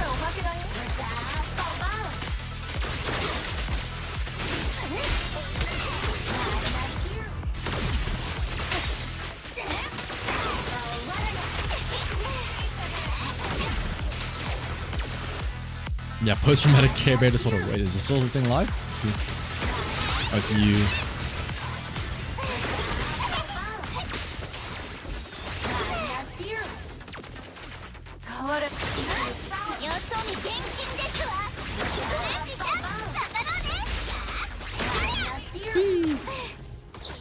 Right. Let's grab all of this. Okay, yeah, now I can't not hear the Tully going hum bum wanana every single time. Final zone.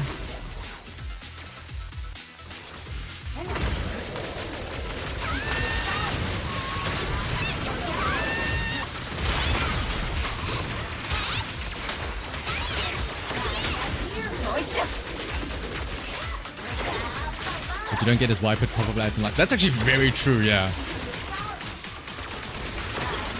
And I guess that's an even truer response, Rex. YouTube, that's why. Money, greed, capitalism, all very valid, very real responses.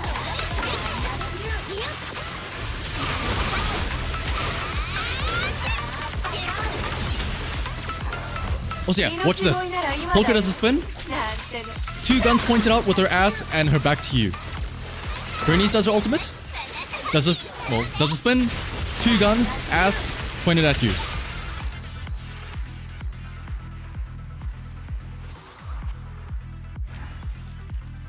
What do Care Bears do for capitalism? Watch the movie and find out, Nova. That's the answer.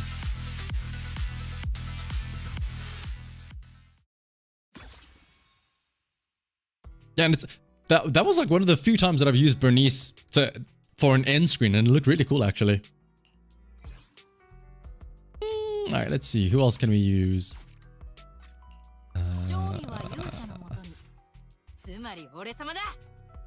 Who else would look pretty cool? No, Cole, I guess? Suck them all together?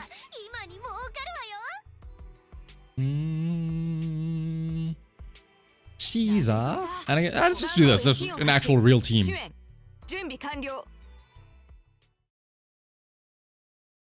There's a button. Yes, there is a button to disable trial mode, just. It's very useful because more often than not, at least in like story mode and stuff like that, the trial agents are pretty bad. But I feel like it makes sense. They probably do it on purpose. They make the trial agents bad and worse so that you spend more time playing as them. So that it's like, we will make them play longer and enjoy the game more. We don't want them to end too quickly. At least that's my headcanon. Oh, the little shockwave when Caesar parries is so funky. Shout out to Caesar just teleporting across the field. Oh, and her Beyblade is so cool as well. Why is Caesar so perfect?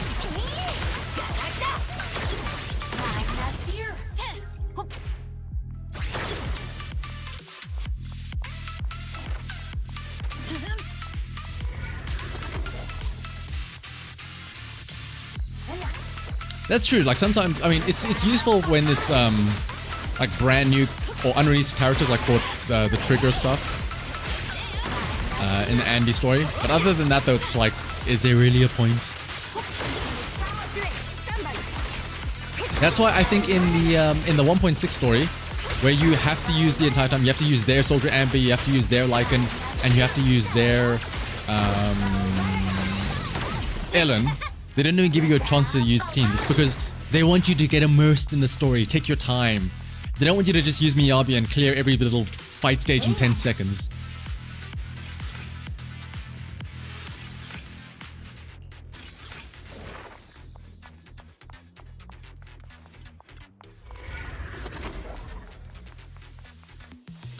It feels like a trial run. It makes it feel like Jane has to... Oh, absolutely, yeah. I mean, it makes sense as well, just when you consider other stuff around as well, right? Like, Vivian is a... what is it called?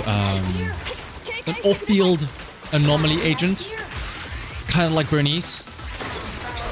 What would work well with that? An on-field anomaly agent that can make use of disorders. The only real, like, one that we have for that is Jane. Yes, Yanagi as well, but Yanagi's more of like... not as much of a, like, an on-field applier, right? Yanagi's also sort of become like the switch-in for Miyabi at least.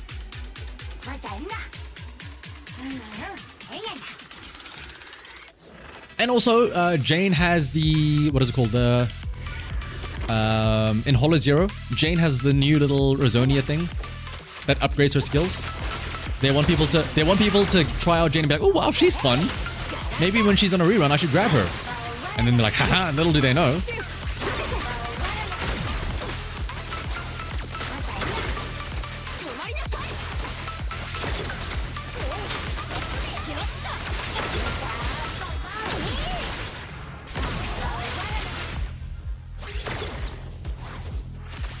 Trial run to buy our waifus, yeah. Or wives. Wives slash waifus. That's the real term.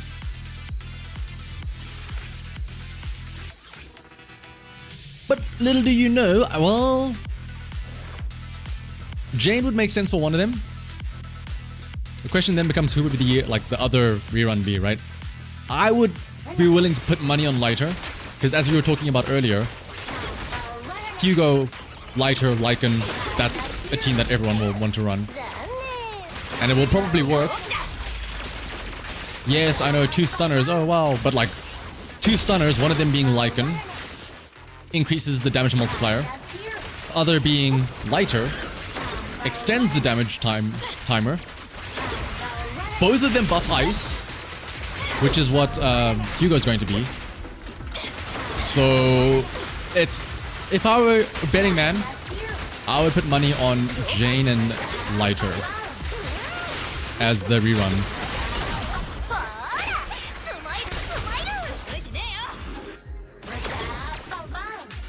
The stream froze for a second and you're scared you're gonna get... I could do something absolutely devious, Nova. I could just pull up the Care Bear stream or like a Care Bear video and just play it on the actual stream itself no matter what. You cannot escape. Either watch it as an ad or watch it on the stream. Something will survive. Yes.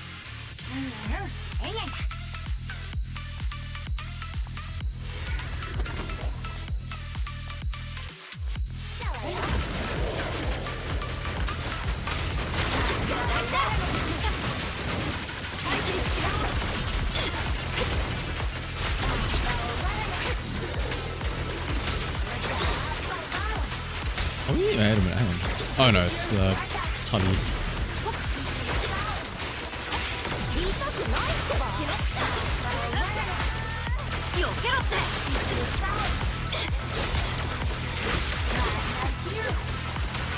You'd watch it.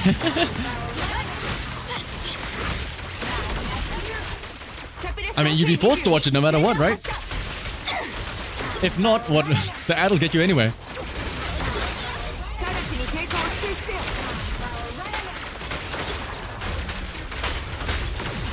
Dude, Shien looks so cool dashing around like this. Oh, and then the ash shot at the end. What a perfect shot to end on.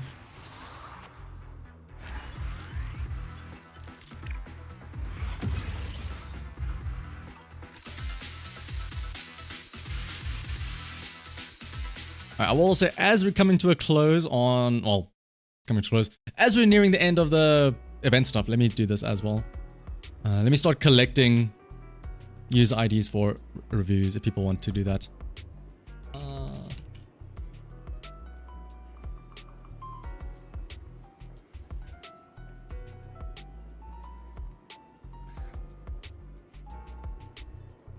And let me pin this as well. We won't do it just yet. I still need to do like 1 or 2 more stages. Oh, I think this is the last stage I had to do, right? And then I'll just have a notepad open to grab the user IDs as they come in.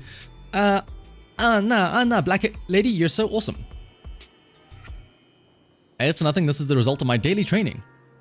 Training? What kind of training is that? It bears some similarity to your dream. As long as you have the intention of training, everything can be a method of training. Miss Miyabi seems to be discussing some rather puzzling topics with Tully. I checked Tully's data and all the problematic areas have already been automatically repaired. So everything's fine. If it weren't for you two, I wouldn't know what to do. Tully, stop clinging to Miss Miyabi. Let me give you a comprehensive checkup. Oh, what a screen to appear on. Let's see, was that not number 2? Day 2? Oh, do I need to speak to Kylie to finish this up?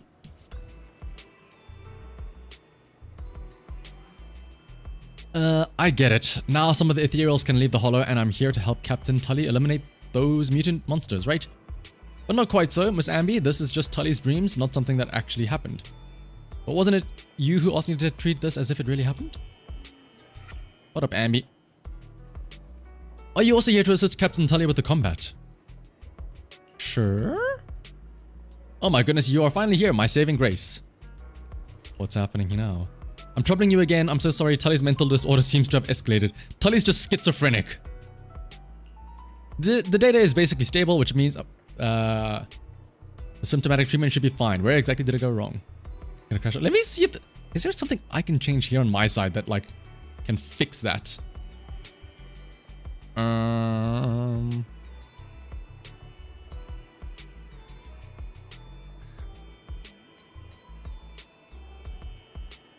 I've done something, I think. I don't know if that changes it.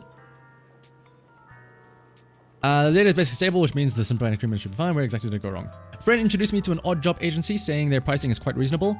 But after chatting with this lady, I can't help feeling something isn't quite right. Like she might have the same conditions with Tully. Yes, Rex, you can just drop it in the chat, yeah. Are you a whispering manager? Absolutely not. Since you know this lady, I assume working together would be convenient. Please help me once more and complete Tully's wish together. I'll prepare the reward. Please? Captain, I'm very sorry that we've kept you waiting. Nah. No worries, we still have time. Oh, you're here too. So great to have you, but you two must be careful. Anything happens, just get behind me. One refresh there. I think I may have changed something in the stream settings that should stop ads. Nova, I don't know. Because, I mean, those are technically mid-roll ads, I guess, right? So I don't know if this will fix it, but we'll see. Everyone's here, let's head out. Lego.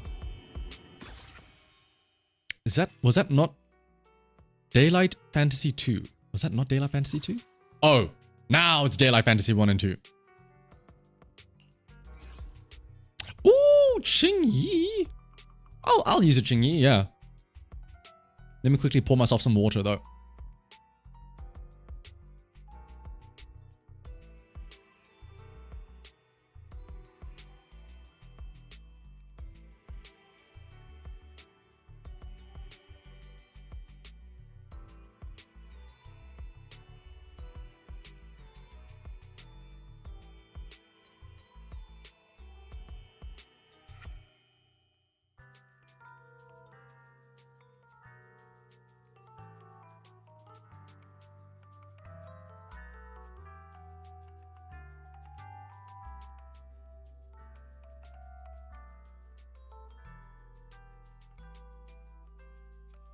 Ah. Yeah, sorry. No worries, Nova. If anything, we all enjoyed laughing at you. Laughing at your misfortune.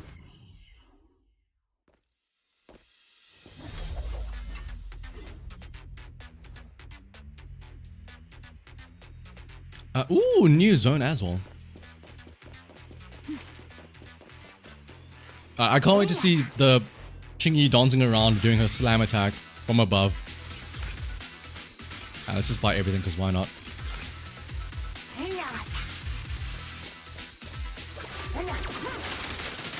It looks so dumb from above. Oh my goodness. Wait, is that an enemy laser or is that my laser? Oh yeah, that is an enemy laser. Okay, good to know.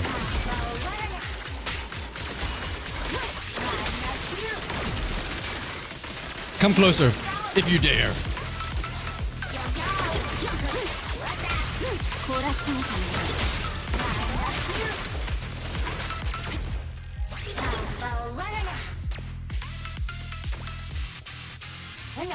Dude, Tully just looks so cool. I want Tully as a an actual playable Bangbu rather, in later patches. He looks so badass.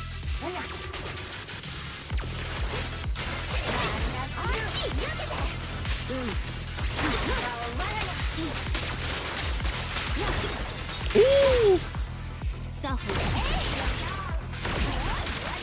I will say, the one downside of the top-down view is you don't get to see the cheeky little ass shots and stuff like that.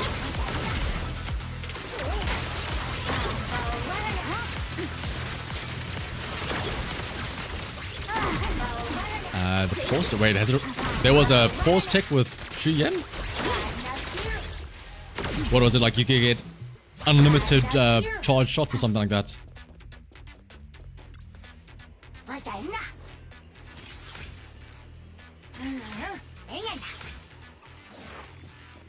I feel like they could, as dumb as it sounds, they could make like a Zenless and Zero MOBA, honestly speaking. Everyone has a basic attack, a skill.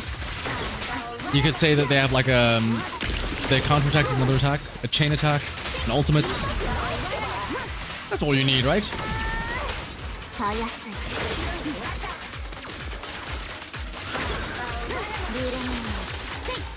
And this, I'm having fun with this. Like again, it's refreshing. At the end of the day, it's still, you know, just mashing combat, you know, killing stuff. But it's nice that it's a change of pace with the top-down view at least. It's something different, you know? I mean, it's refreshing.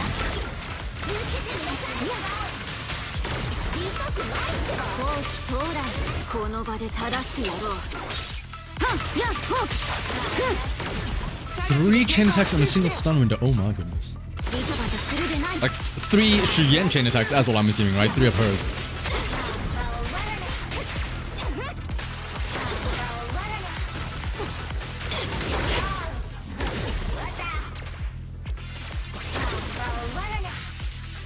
Alright, let's buy some more stuff.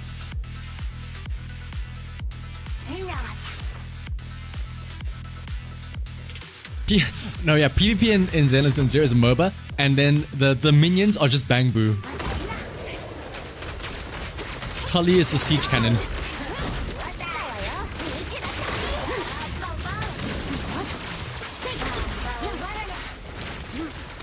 And then what is it? Bagbu is the melee minions. What would the ranged minions be? Oh no, Rocket Boo could be the siege cannon.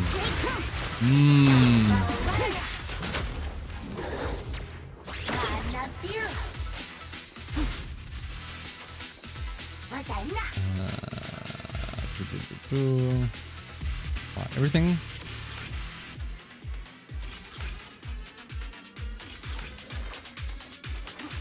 Qingyi's anime Robocop. Qingyi is definitely something. I feel like there already is an anime Robocop. I just can't put a name on it. I want to say Battle, what is it? Alita Battle Angel, but it's not.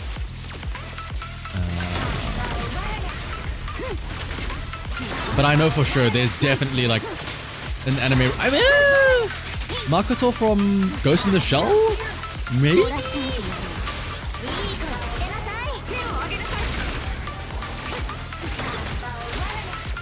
But they don't really have the same vibes.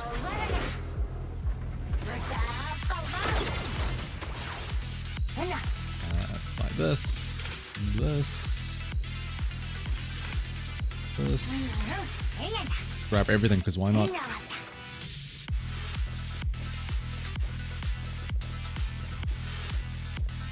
Yes, Ghost in the Shell. Wait, what did I say? Did I not say Ghost in the Shell?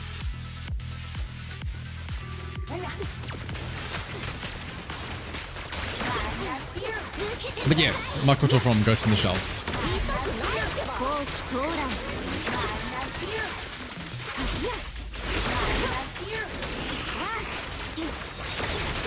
Not to be confused with Jennifer Lawrence, who also played her in the live-action version of Ghost in the Shell.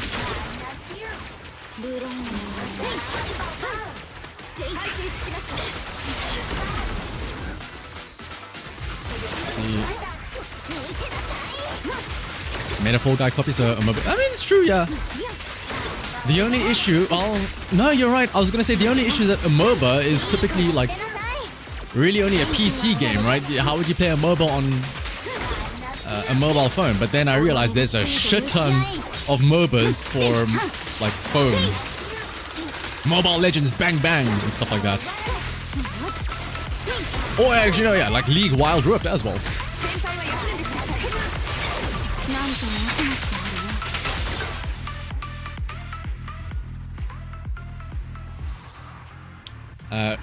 Firstly, Tarek, shanahavt, either way, banana, either way you can pronounce it, it's fine. And where does it come from? So, this is gonna sound very embarrassing. My name, oh goodness, do I even want to say this?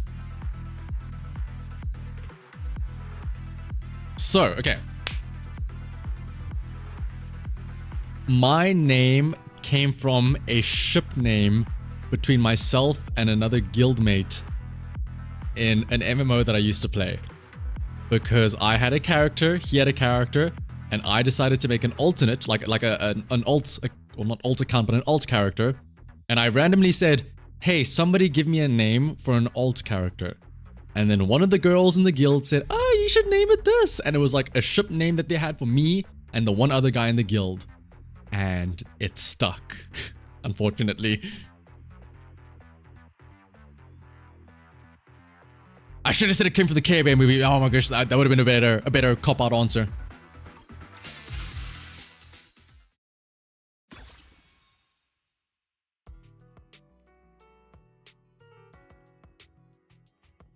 Battle level 8. Alright, one more and then we get, what is it called? A free pulcra. And, okay, let's change it up again. We've seen Ching-Yi do her little spin attacks.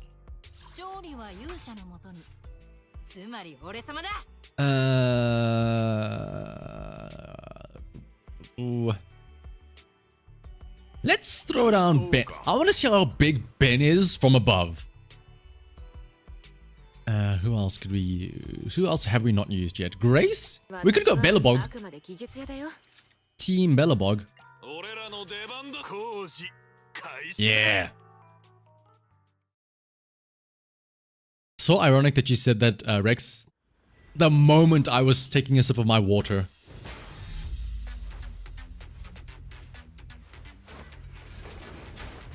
That's a yaoi name. I don't want to put it like that, but like, technically speaking, the origin of the name is that, but yeah, I should have just kept quiet. I should have said nothing.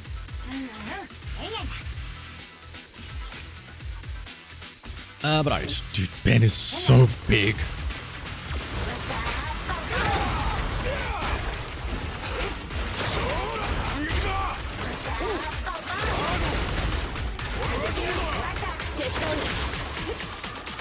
Get him, Billy Bog.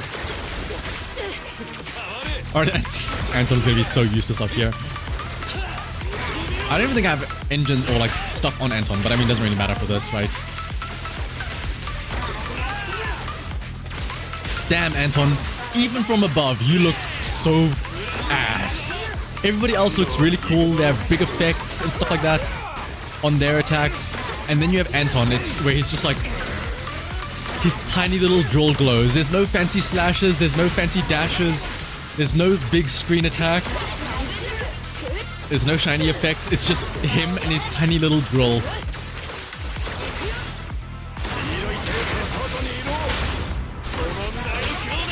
Like, his slam down attack is so tiny. Anton, come on, dude.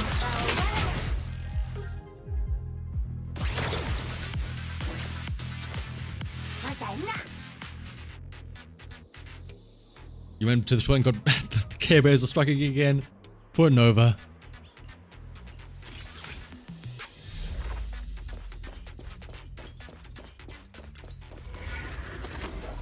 Oh, it's true. It's because of the... It's the Care Bear is on screen right now. On stream with Ben. Financial Care Bear.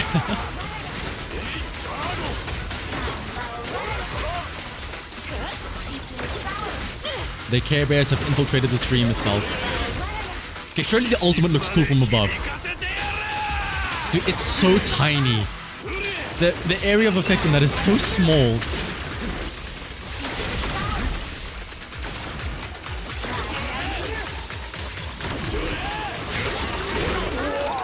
Like, meanwhile, you have Ben here. I'm sure this is going to be way cooler. Look, that explosion is bigger than Anton's.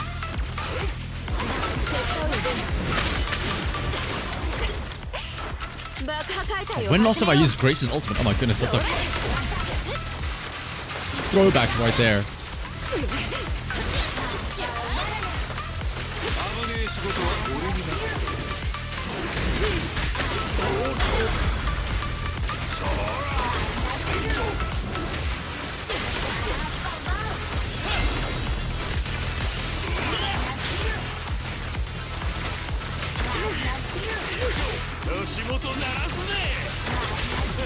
Grace.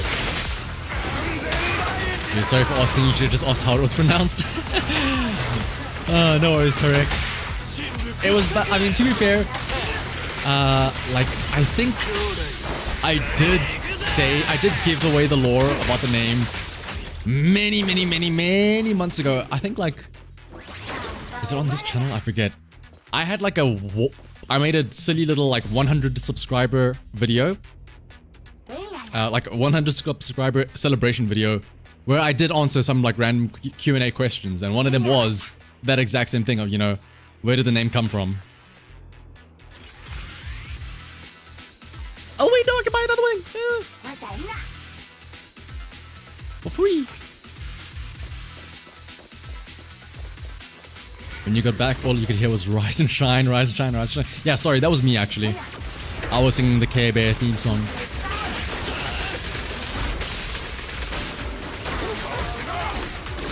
Because I also care, just like the Care Bears.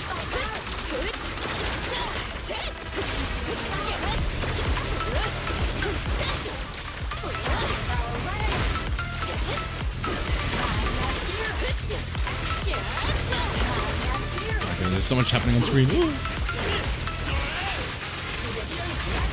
Hit me! Hit me so I can activate my banner counter. There we go.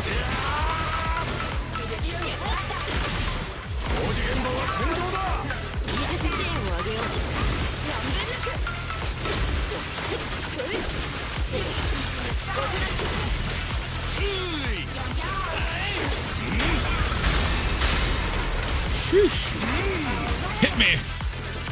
There we go. Thank you.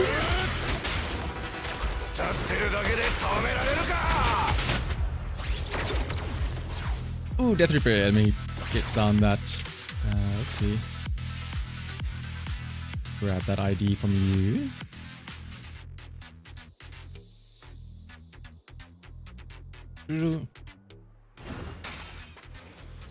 When is the Care Bear karaoke stream? Hopefully never. Hopefully, ideally, I never have to do that.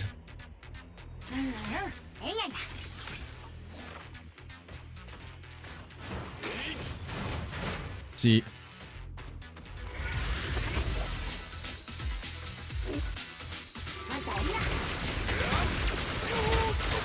This should be the final one, and then we can get the free polka. Hit me! I think I know, I'm sure there are better Ben players out there, but for me, as much as I love Ben's big counter, my biggest issue with it is that, how do I word this? Since you have to use it as a skill, you can't use it like Caesar where she just comes in off of a defensive parry. You have to already be on Ben when they're doing the attack to use his skill as a counter. So you kind of have to waste, like find a time to switch to him. And then also, the other thing is that sometimes you're like, you do this? And you're just waiting for them to attack you. And like, that kind of sucks. I'm sure, obviously, again, a better Ben player can just know the timings and know when they can and cannot get ready for a counter. But for me, that's my main deal breaker with him.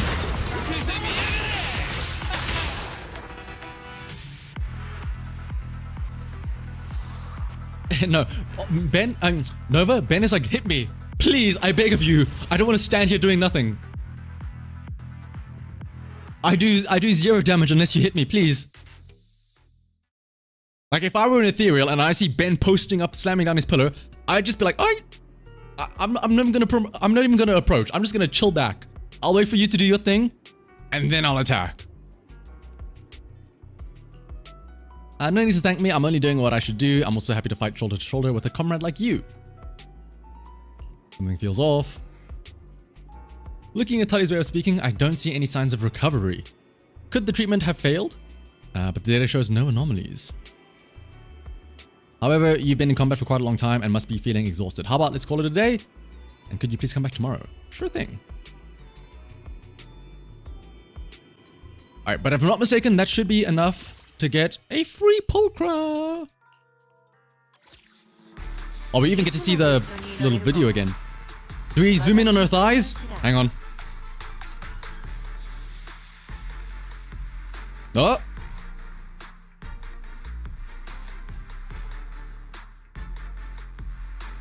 What other zoom-ins do we get? Hang on. Oh, okay, that's it. I just remember when you get like Soldier Anby, it very purposefully cuts to like a very specific shot of like her thighs. And yes, I have done I actually did that at the start of the stream, just the Deadly Assault reset.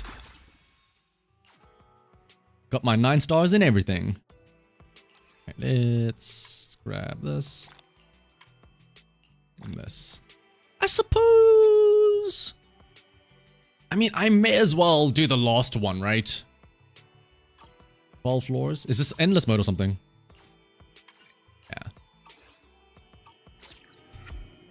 You did it this morning when you should have been working. Based. That sounds like a true gamer. Oh, speaking of Polka, hello. Also, can I just say I love this idle animation of her petting her tail. This is her, like, petting it after it got burned by Bernice.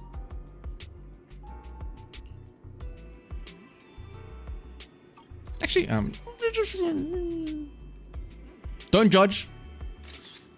Don't judge. I'm just...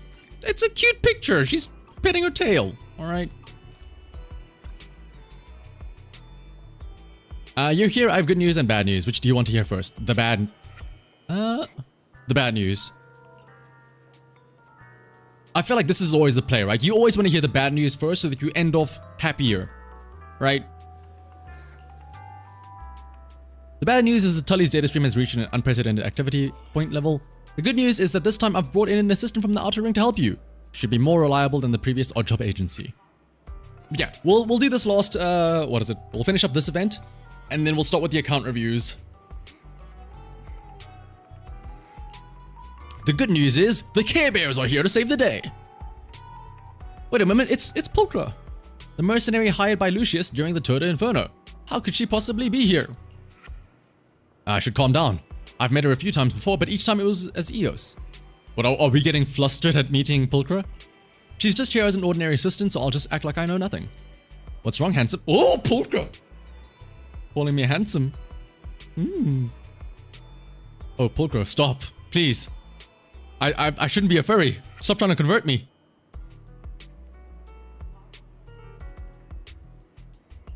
Shh, don't speak yet. Let me guess. Are you thinking about whether you should pretend nothing happened in front of me? Oh? Oh? Okay. She knows. Very well, just stay silent like this. After all, if someone found out the secret here, it wouldn't do any of us any good. Don't be nervous. I'm a mercenary who means no harm. I've actually already joined the Sons of... Oh, is this how we find out about how she joined, I guess? Alright, cut it out. I'll explain it to you. After the Tour de Inferno, my employment relationship with Lucius naturally came to an end. Later, the Vanquishers asked me to help with some tasks, but they didn't have much good business either. After thinking it over, I found there wasn't much else to do in the Outer Ring lately, and the Sons of Caledon needed someone skilled in gathering intelligence, so I agreed to join them. That sounds about right. I don't think a single member of the Sons of Caledon would be good at gathering intelligence. They're all dumb as bricks. And then there's Lucy, I guess, as well, but she's arrogant. I'm just a mercenary, after all. Being picky won't earn me any money. Alright, look, here's their contact information. Now you'll believe me, right? Anyway, I was originally going to visit your shop with them in a few days, but since we run into each other here, it might be more convenient to clear things up directly. After all, we're going to collaborate this time. And no worries, just see you in a bit maybe. Hope we have a great collaboration. If you have any commissions in the future, feel free to reach out. I've joined the Sons of Caledon, I'll still take on some side jobs, and today's business is no exception. They're all my private clients, and you'll find out in the future. Alright, enough small talk, let's get down to business now. My employer is waiting. Sorry for keeping you waiting, I just discovered that this other helper and I already knew each other before. Wait, what? Oh, yeah, us two. Sorry for keeping everyone waiting, it's you again. We've already collaborated 3 times and it seems we've developed quite the rapport. Let me join in today's combat as well, this young, warrior. Newbie, you look quite capable. Alright, join us then. Unexpectedly, there will still be some stragglers from the previous combat. And yeah, Stakam, next patch. So, don't, make sure you understand this. Next patch. So not once Anby's banner ends. Once Soldier Anby's banner ends, she will not be in the banner for Trigger. So you can't get like randomly more pulchers during Trigger's banner. Only once 1.7 rolls around, then will there be random pulchers in the banners. If you get pulcher before doing this event, she actually visits your shop for the first time. Oh. Yeah, once Vivian or... Oh yeah, it will be Vivian first. Yeah, once Vivian drops. Let's go, let's go!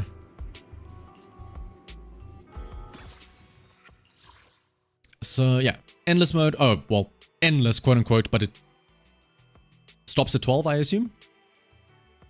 Either way, we'll make sure to stop on 12 because that's what we need for the thing.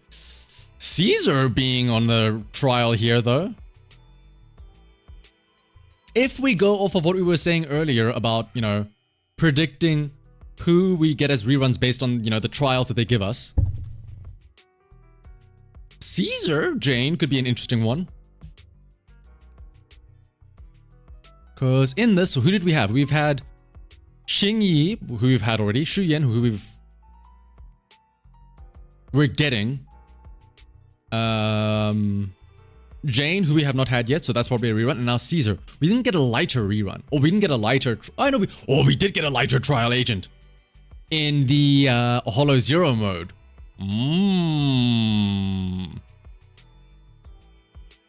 So what's up, Abyss? My Friday is about to end in 30 minutes, but it's been good. Also, what up, Marco? How's, what is it called? 33 Immortals been treating you, Marco?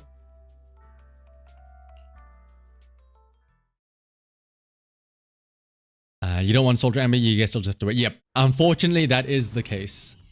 I mean, you can get 1 free copy of Poker, like, by doing this event right here. But yeah, in terms of trying to get more copies of Pulcra, don't don't try and pull on the Ambi banner in hopes of getting pulchras, because you're just gonna get sad. You're gonna get mad because you're gonna get a bunch of bends, and then the worst case scenario is accidentally getting an Ambi anyway if you don't want her.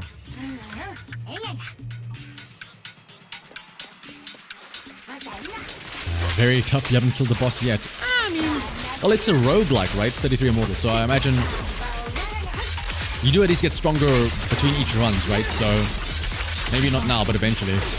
Also, let me lower the audio again. This is getting kind of loud.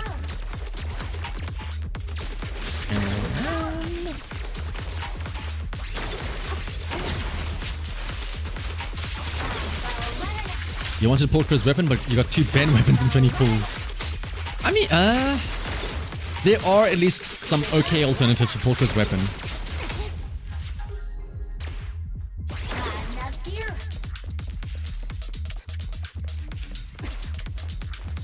Let's fly out that. You haven't failed. Ooh, Rex. Though that's some fighting words right there. You know what you've just done, Rex. You have just cursed yourself to fail the next 50-50 by saying that. You don't brag about stuff like that. Karma will find a way to get you.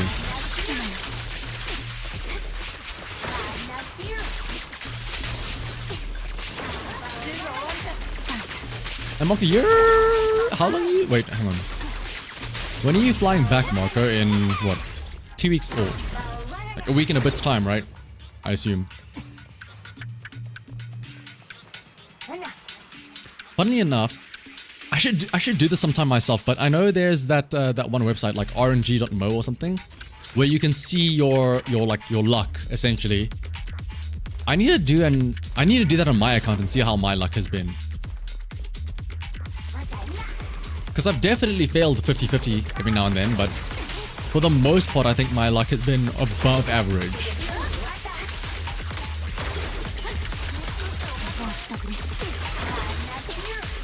What's about it? Wait, you want to be cursed? What are you? Do you want a Necromata, Rex, or something? A week and a couple of days, yes. Ah, I see. And then is the plan still the same, Marco? To come back for realsies in October or something like that?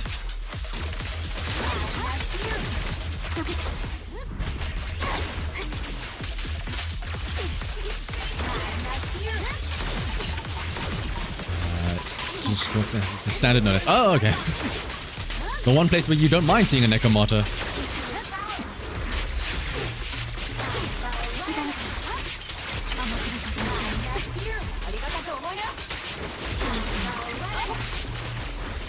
Yes, now and all is... Ah. You lost each 50-50 but one. Speaking of all of this 50-50 stuff, I have a friend, I don't want to say in real life, but like I have an online friend that he started playing Zenless Zone Zero when Evelyn was released, because he saw the trailer for Evelyn and he's like, let me actually see if I can find the exact wording that he gave me.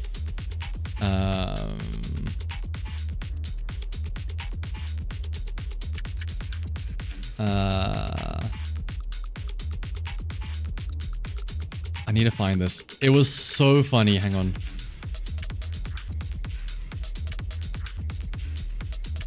Oh my goodness, where is it? Oh yeah, so like, out of nowhere, he just sends me a picture of him pulling Evelyn and he's like, his reasoning for starting to play Zenless Zone Zero is, had to start playing. This bitch is so damn fine. This is obviously in response to Evelyn. And then the other day, he messages me again saying, dude, my luck on Zenless has been so shit. He has 3 5-stars. He has an Evelyn, a Qingyi, and he has 3 Necromatas. He has lost every single 50-50 since he started playing. And I was just like, oof. I don't know what to tell you, bro. Unlucky, I guess. Oh yeah, the goon ads are 100% working.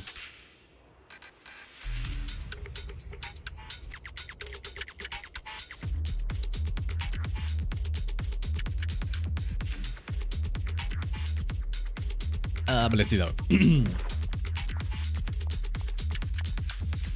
Oh yeah, Lycan as your first standard S rank is also like that was one of the best. I mean, that probably was the best at the time. S rank to go for out of the standard units. You relate fully. You never won a single 50-50 yet. Yet that is the operative word, Tarek. Maybe not now, but what is it called? That's not like a gambler's fallacy or whatever, but like confirmation bias. It's something where sampling size is too low. If you've only done like 6 50-50s and you lost, well, I say 6, 3 50-50s I guess, and you lost all 3, there's gonna come a time where you win 3 more 50-50s in a row.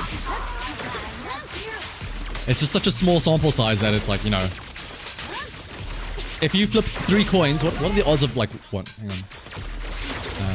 What are the odds? 0.5 times 0.5 times 0.5. There is still a very real possibility of you flipping tails 3 times in a row if you only flip 3 coins. But if you flip 100 coins, then it starts to even out. But only after you flip a bunch of coins.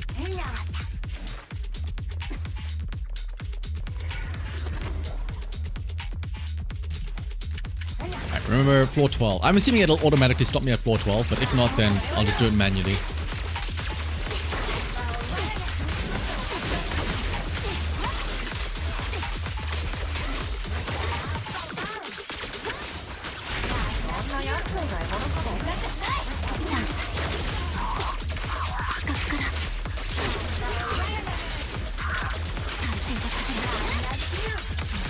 I can't wait to do this with Trigger and have like all 3 of them dashing around, causing a bunch of shit on the screen to appear.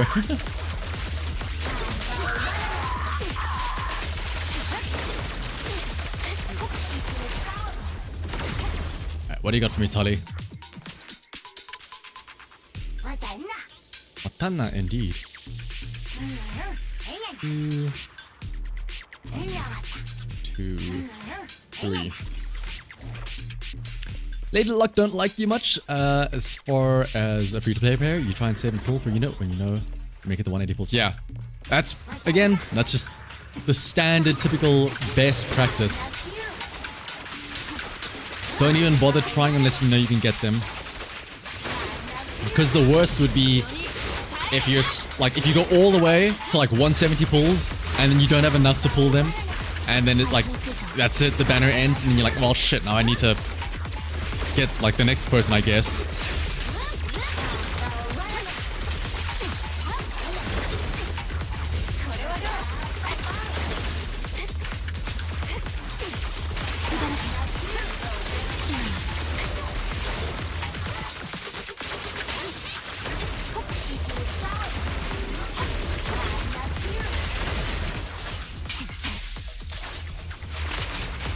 On a positive note though, all the lost 50-50s turned into be a good one. Oh, Tarek, again, you're jinxing yourself. Don't say that. Now it's guaranteed that it's going to be Nekomata next. Don't tempt fate like that.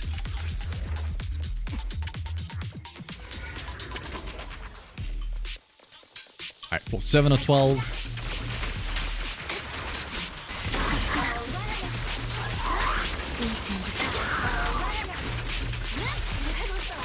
Nekomata's ears just perked up at seeing you say that. You're like, ooh, I found my next target.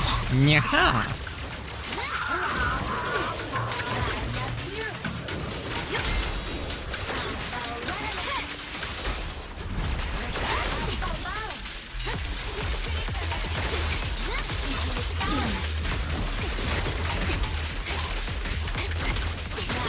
I will say one thing I wish Anby could do is if you have multiple targets that all have 3 stacks of the silver mark on, I wish that it didn't consume all of them as you dash through them. I wish you could set up like 3 stacks on 3 different enemies, and then you could like dash 9 times in a row.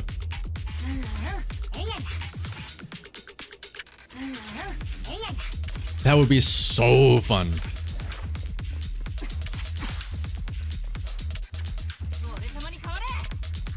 not start the thing? And this is number 8, right? Current dream floor number 8, yes.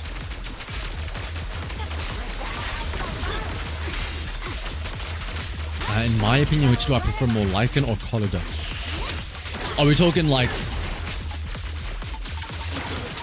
gameplay and visual, or are we talking like actual meta? Because if we're talking meta of like actual usefulness, Lycan. But in terms of like a character, how they are, how they play, and how fun they are, Collider.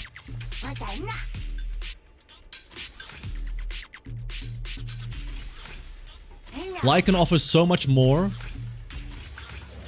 He increases the stun multiplier by 35%. He increases ice damage done as well. Collider, all she really does is that I guess she can kind of stun faster.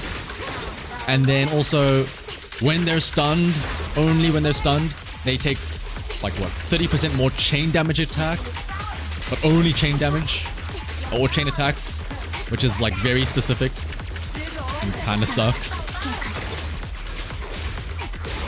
But Collider to me is just a lot more fun. Because she's like the dodge tank and stuff like that. Yeah, Lycan is a very good boy. It's a great way to put it.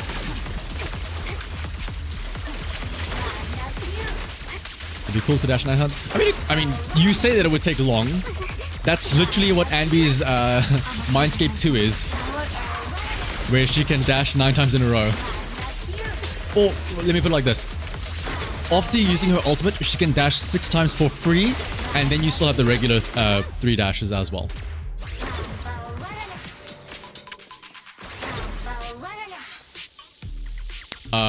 Tully? Are you okay there? What are those lasers coming out of your ears?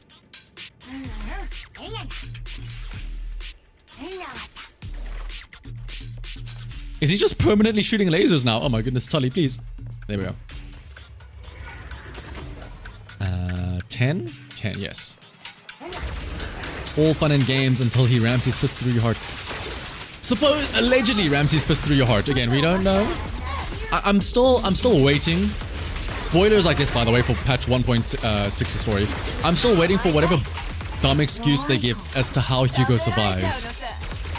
Like Hugo, Lycan's gonna be like, actually I lied. My hand didn't go through his heart. It went ever so slightly to the right of it because I'm just that good with my technique. Or it's like, I never had heart in the first place, you see?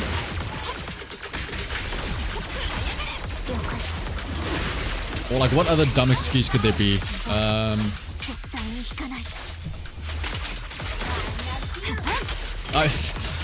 My really dumb excuse would be he uses a heart transplant from the organ farm that Twiggy had that was being set up from Soldier Anby's story. That'd be really funny.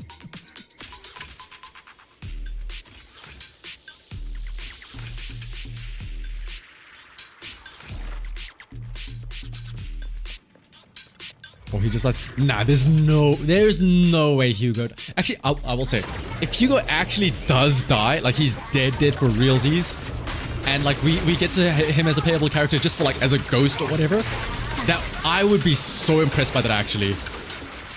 Like the double cross. Because everyone is expecting him to be alive. Like, that's why I'm so sad that they did do the drip marketing, because you would think that it confirms that he's alive no matter what, right? Because like, oh well, how else are we gonna play him, right? But what if they're like, nah, you just get his ghost or whatever.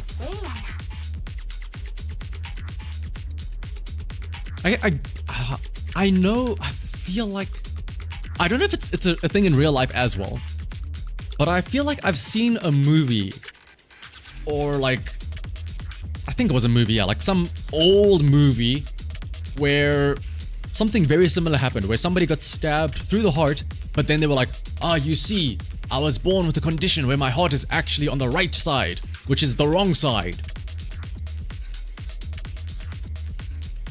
Or something like that, right?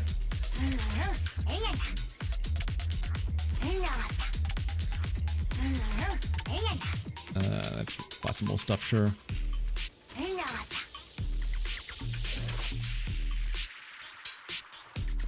Ninja slash... I think so. It was definitely some sort of like Asian-inspired like samurai slash ninja type of movie.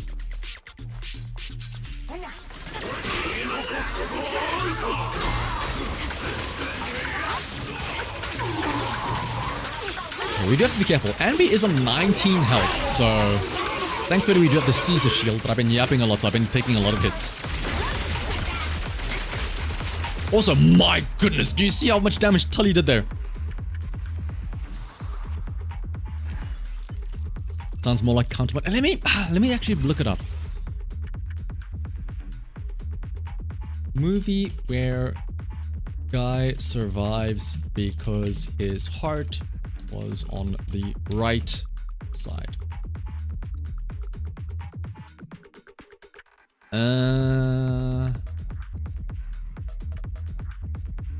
There's a lot. Okay, there's a lot. Okay, this is an actual real condition apparently. On Wikipedia, situs inversus, also called blah blah blah, in which the major visceral organs are reversed or mirrored from their normal positions. Several fictional characters have reversed organs. Okay, wait, hang on. I don't think this is a real... Is this a real thing? Okay, this apparently is a real condition. But, list of fictional characters. Dr. No. Lord Peter Whimsy. Image in the mirror. Doppelganger. Hitman. Vanguard.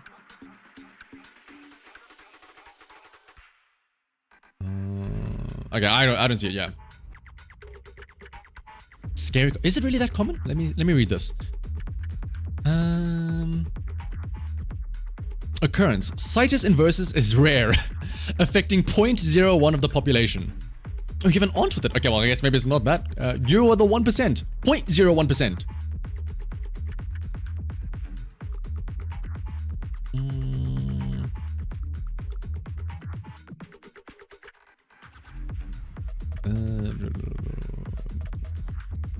Interesting though. I mean, yeah, when you think about it, 0.001 of what, 8 billion? That's still a lot.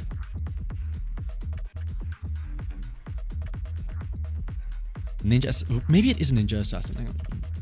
Ninja. I feel like I remember they also had a tattoo on their back. Oh, I think this actually is it. 2009 fits the bill.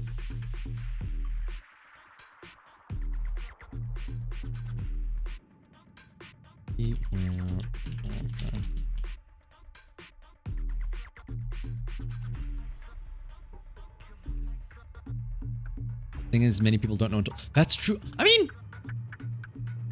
yeah, I guess until you get x-rayed for confirmation, but I feel like you might also realize when you do the whole, like, your heart is on the left side. Everyone put your hand on your heart and you can feel the heartbeat and then you... I mean, oh, hang on. Oh, yeah, I guess if... Yeah, even if your heart is on the wrong side, the heartbeat is probably strong enough that you can still feel it even if you put your hand on the left side, right? Because I'm putting my hand on the right side and I can still feel my heartbeat, right? It's maybe not as strong, but maybe you just think, oh, I have a weak heart or something.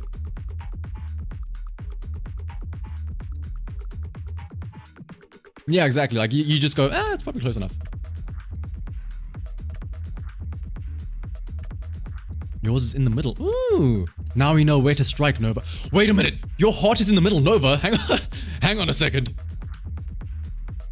Are you saying that your heart is in the center of your chest, much like how the Care Bears have their hearts in the center of their stomach? Do they? Hey, hang on. I mean, it's kind of similar. Yeah, no, the Care Bears have their hearts on in the middle of their stomach. They're trying to communicate with their fellow Care Bear, Nova. That's what's happening.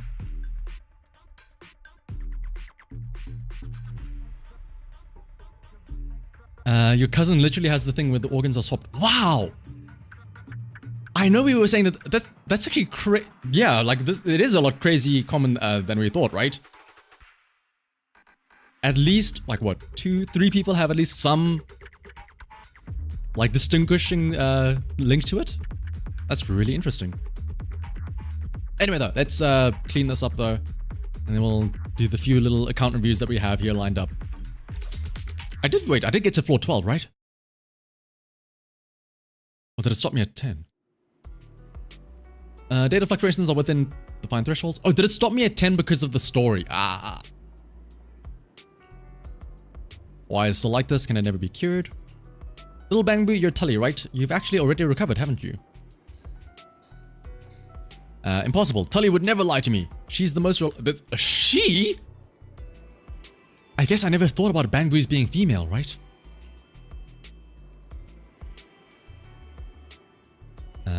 Here goes no worries, Rex. Well, we will. I mean, we are gonna judge, but we're also gonna provide constructive criticism. That's all. This lady next to you cares about you so much. Don't take her trust for granted anymore. But yeah, you will have to post your user ID in the chat though if you do want your account reviewed. Tully, is she telling the truth? I'm sorry, Tully deceived Kylie. Actually, my disorder had already been resolved. But in the dreams, Tully was the great hero who saved New Eridu with powerful weapons, able to protect everyone, so no one would have to suffer. In those dreams, everything was there, so Tully couldn't wake up. Even when awake, Tully wants to return to the dream. Dude, same. Here you are but a little Bangbu, a powerless, weak... Oh, Pulchra! Don't be so mean! Yeah, Pulchra, what if...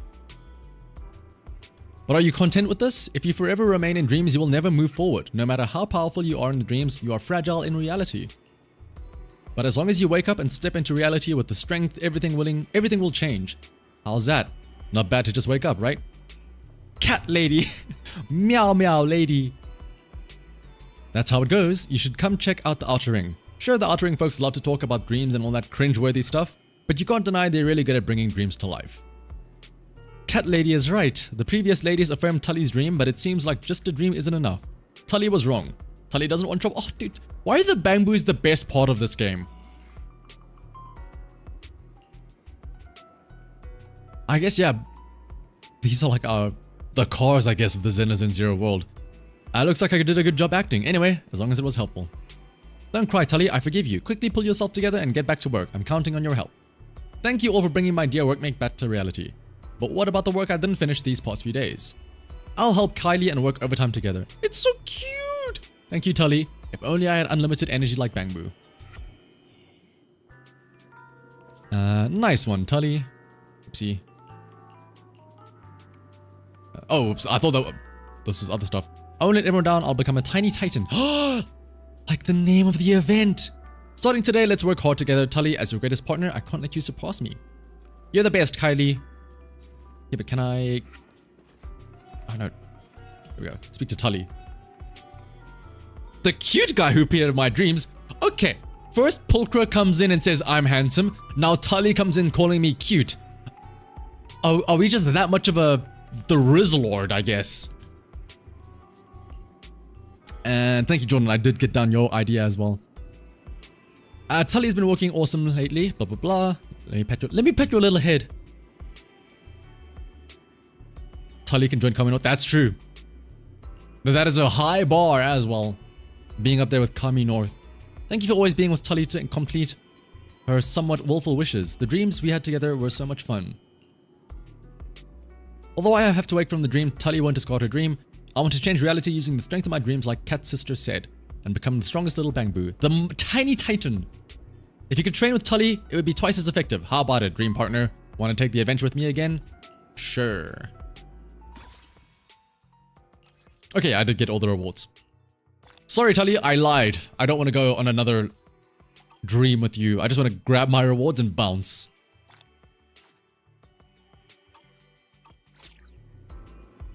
You should have some other instant triggers. Oh yeah, absolutely, Matt. Wait, do I? Oh, let me first upgrade my... Pulchra. Self-interest. When dealing damage, increases crit rate. I mean, that's whatever. It's one step closer to Mindscape 6, though, I will say. Poor Tully, yeah. After all the sweet talk as well. Alright, but... we got everyone's user ID. Move here. 90 pulls and you didn't pick up a single Pulchra Mindscape. Pepperoni, I'm right there with you. And I'm sad and mad because I really want M6 Pulchra because I really want to use her just for fun. I just really like the Aftershock concept. But I'm too scared to try and pull more on the banner because I don't want to accidentally get another Anby when that could have been a trigger or something like that, you know? Don't lie to Tully. Listen, Tully can just stay in our dreams, I suppose. Yeah, exactly. It's not worth the risk, right? Because if I get another... unless, like, I happen to get it very early, like, in the first 10 pull, then it's like, nah, that could have been a trigger if you think of it like that. Tully is a big girl. She can take it. Yeah. Guys, can we stop trying to comfort Tully? Pulchra's there. Pulchra can speak her out of it. And yes, Pretty, I did do Deadly Assault. I did it at the start of the stream. Did they remove They did remove Shuyen's handles! Pepperoni, firstly, you're outing yourself as a major gooner for realizing that, and secondly, you're right. Wait, did she have them in... Did she always have them in the overworld, though?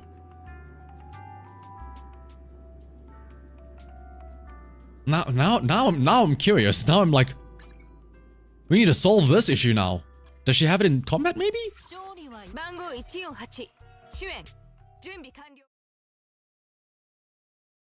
Or was that like only in the story and the... I mean, I'm sure we all know of the scene where she bends over and like you... There it is! Hang on, so is this just because it's her holster with her guns and she doesn't need that when she's not in combat? Hang on. This is very important, okay? Okay, it's because she's out of combat. No. Okay, this is important then. So, hang on. So if they're allowed to take away Shuyen's handlebars because she's not in combat, allowing you a better view of her ass, then how come when you play as Evelyn, how come you're not allowed to take her jacket off? Why can we not take her jacket off in the overworld? Where is the equality? They're allowed to make Shuyen's model different from in combat versus out of combat. Why can't they do the same here?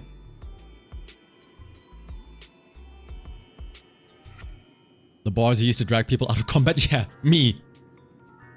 Just gotta use ultimate in the overall. Yeah, let me just... Oh, I pressed the ultimate button just out of curiosity. Let me just, like, destroy the entire HIA here. I mean, you can still kind of see it. But yes, Shuyen, absolutely, Hamza. Shuyen is wife. That's why I will always use her in the overworld. But alright. On that note, though, let's head over to the account reviews.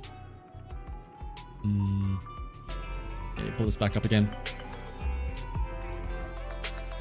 Alright. Whoopsie.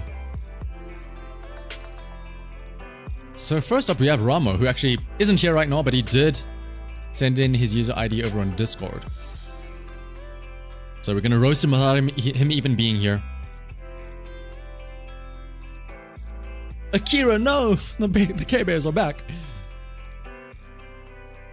Alright, here is Neko Feeder. I saw Neko Feeder and I'm like, oh, there's gonna be a Neko Mata here or something, right? There is not a Neko Mata here, unfortunately. But first things first, Pulchra, only level 24. Might skip 2, okay, that's fine. I'm assuming this is an in-progress build. Bernice, though. Oh. With the engine, that's always nice. Refresh, what did you miss? Nothing much, Nova. We're just starting now with the account reviews. Starting off with Ramo, who isn't here right now, but he did, like I said, he sent in his user ID over on Discord to me.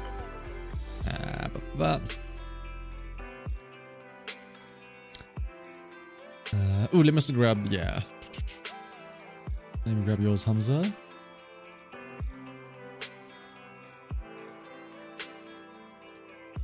Yeah, having the name Neko Feeder but not having Neko Mata is like actually illegal, believe it or not.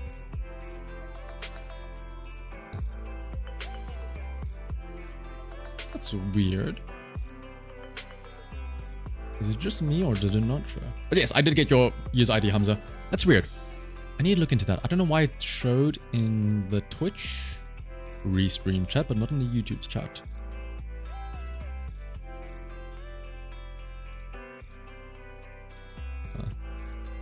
Matt's as well. Maybe, are you guys getting auto-filtered?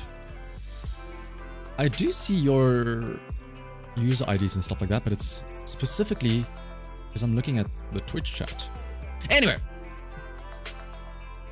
let's have a look and see though.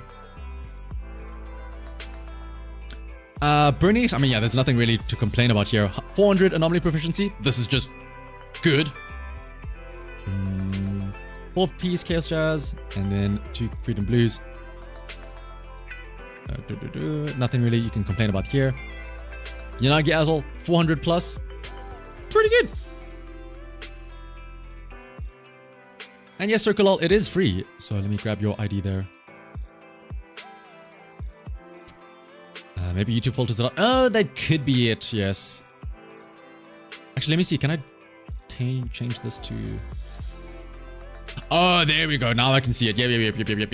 I just had to change my... On my side, for some reason, it was only showing certain chat. But yeah, now I can see it all. Perfect. Yeah, I mean, there's nothing you can complain about. Oh, yes, Time Weaver as well as Flame Maker Shaker. Show you dog water. Let me grab all of your user IDs. You're building Piper, your first anomaly. How much AP is like premium and how much is average? For Piper, probably like the 350-ish is what you want to go for. Because like you can see here, the S ranks are hitting about 400. And then Rex, let me grab yours as well. I might see before the Care Bears make you crash out. Yeah, I'll try and speedrun to get to you. Yeah, for S ranks at least, 400 is pretty good. Also, for those of you that don't know, Yanagi's Time Weaver is so busted. Not just on Yanagi, but on anyone. Because Time Weaver, the effect of the engine is that it says it increases electric anomaly buildup by 30%. There is a bug, which I don't know if they're going to fix it, or if they can even fix it. It's not just electric anomaly. It's all anomaly buildup is increased by 30%. So it's not exclusive for Yanagi. You can use it on Bernice, you could use it on Vivian maybe as well. And yeah, I don't think it can be fixed because, I mean, they would have fixed it by now, right? So just a free 30% anomaly buildup. And then the other effect is that you get like a chunk of anomaly proficiency. And then also your disorders do 25% more damage. Like, because it's not electric specific, anyone can use it. It's quite literally the best engine. It's the best general engine. Probably even the best one for anyone else as well. Like better than most individual ones. I will say, everyone point and laugh. Only 8 stars in Deadly Assault. Maybe it's a typo. Maybe it is a typo. But I feel like that's crazy. If that actually was the intended effect, to give all anomalies plus 30%, that is crazy that they wanted that in the first place.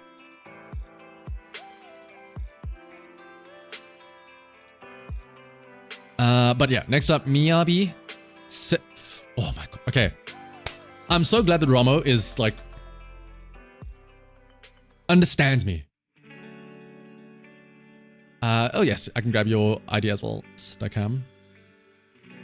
The last time we did this, I was so annoyed because of the wonky crit rates and crit damages.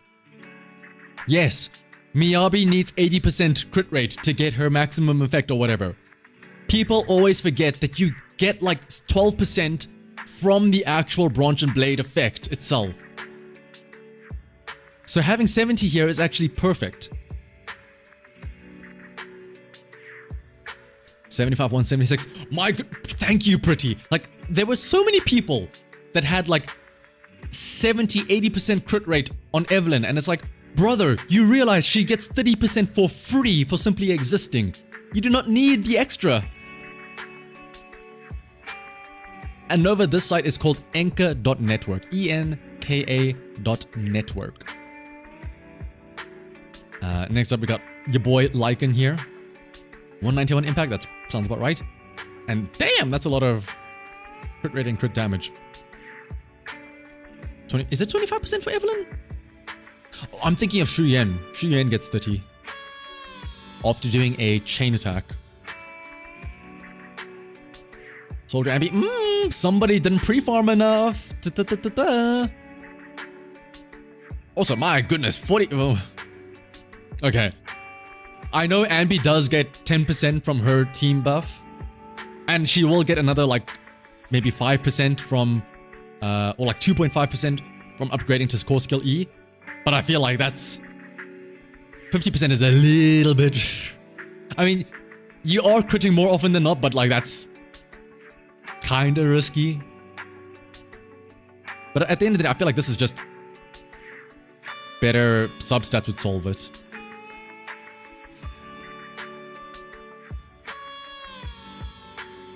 I guess yeah, and 15% from well, no. You don't get 15% from Branch and Blade. Because Branch and Blade, the 15% is from the 4-piece set.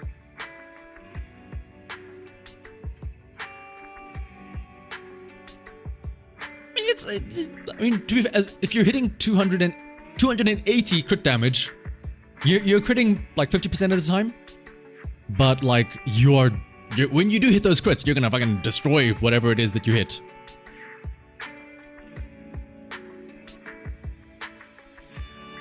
How does Lycan work? From what you've seen, his days is mostly built up from defensive. No, it is not defensive assists. It's from using his attacks and his skills where you hold them down to like charge them up, kind of. But yeah, honestly, as Sam says, a lot of this can be simply attributed to, oh, he got shit substats. Like, I mean,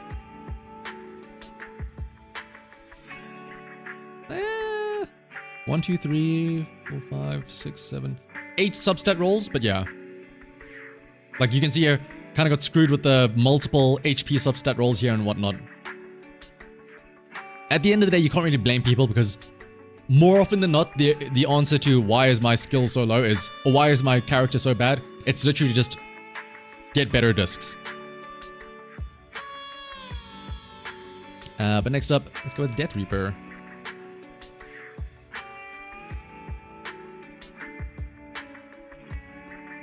Ooh, starting off with Astra. Do you pass the attack buff test? You do pass the attack buff stat. This is the perfect amount.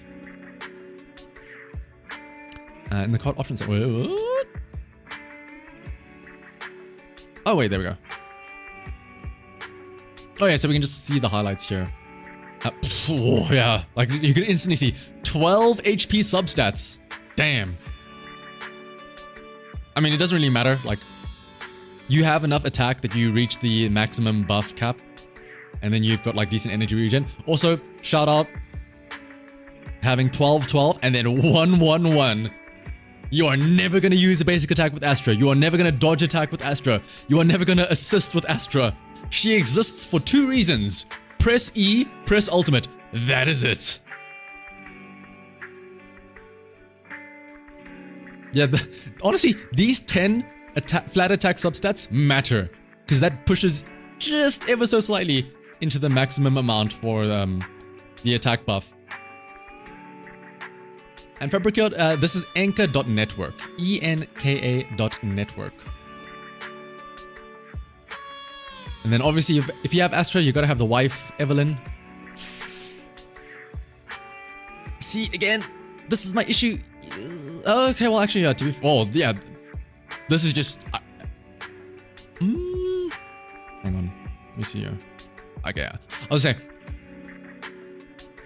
This is fine because you have a crit damage disc, but yeah. You're essentially hitting 100% crit rate here. If this was with a crit rate disc, I would have been mad. But this is just, you know, substats getting screwed. 181 crit damage is still pretty damn good. Yeah, it's crazy good. Like, initially I thought, oh my goodness, that's too much crit rate. But then it's like, oh wait, no, that's a lot of crit damage as well. There's how many? 14 crit damage rolls. My goodness. And then also 12 crit rate rolls. My goodness. And then the Bernice. Ooh, I feel like that's a bit low, that anomaly proficiency. Oh yeah, only 7 rolls into anomaly proficiency. Meanwhile, oh my goodness, I feel so bad. Death Reaper. From what I'm seeing, this is the classic curse of HP rolls. 8 HP substat rolls here. You got a bunch of crit damage rolls on the one agent that doesn't want them.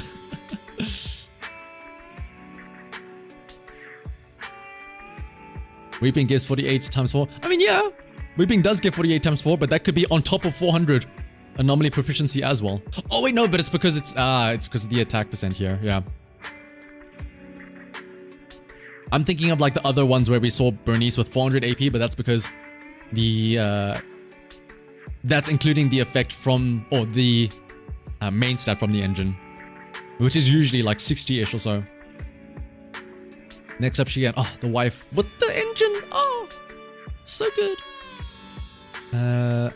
63. That's a...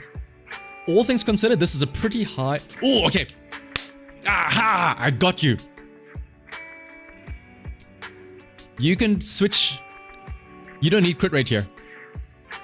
You do not need this crit rate disc. You can put on a crit damage disc here. But wait a minute, don't you go down to like 40% crit rate? Yes, you do. But remember, Xu Yan gets 30% crit rate when she uses a chain attack. And more often than not, you're only ever using Xu Yan once you stun them, where you get to use a chain attack. So, and plus C6 Nicole. So you have like plus 50, you get plus 45 crit rate, essentially. You can afford to switch this out for crit damage, go up to like 200% crit damage, and still hit like, what? Plus like 80-ish crit rate, all things considered. When you factor in Xu Yan plus Nicole. Because realistically, right now you're hitting like 100 and you're hitting 110-ish% crit rate.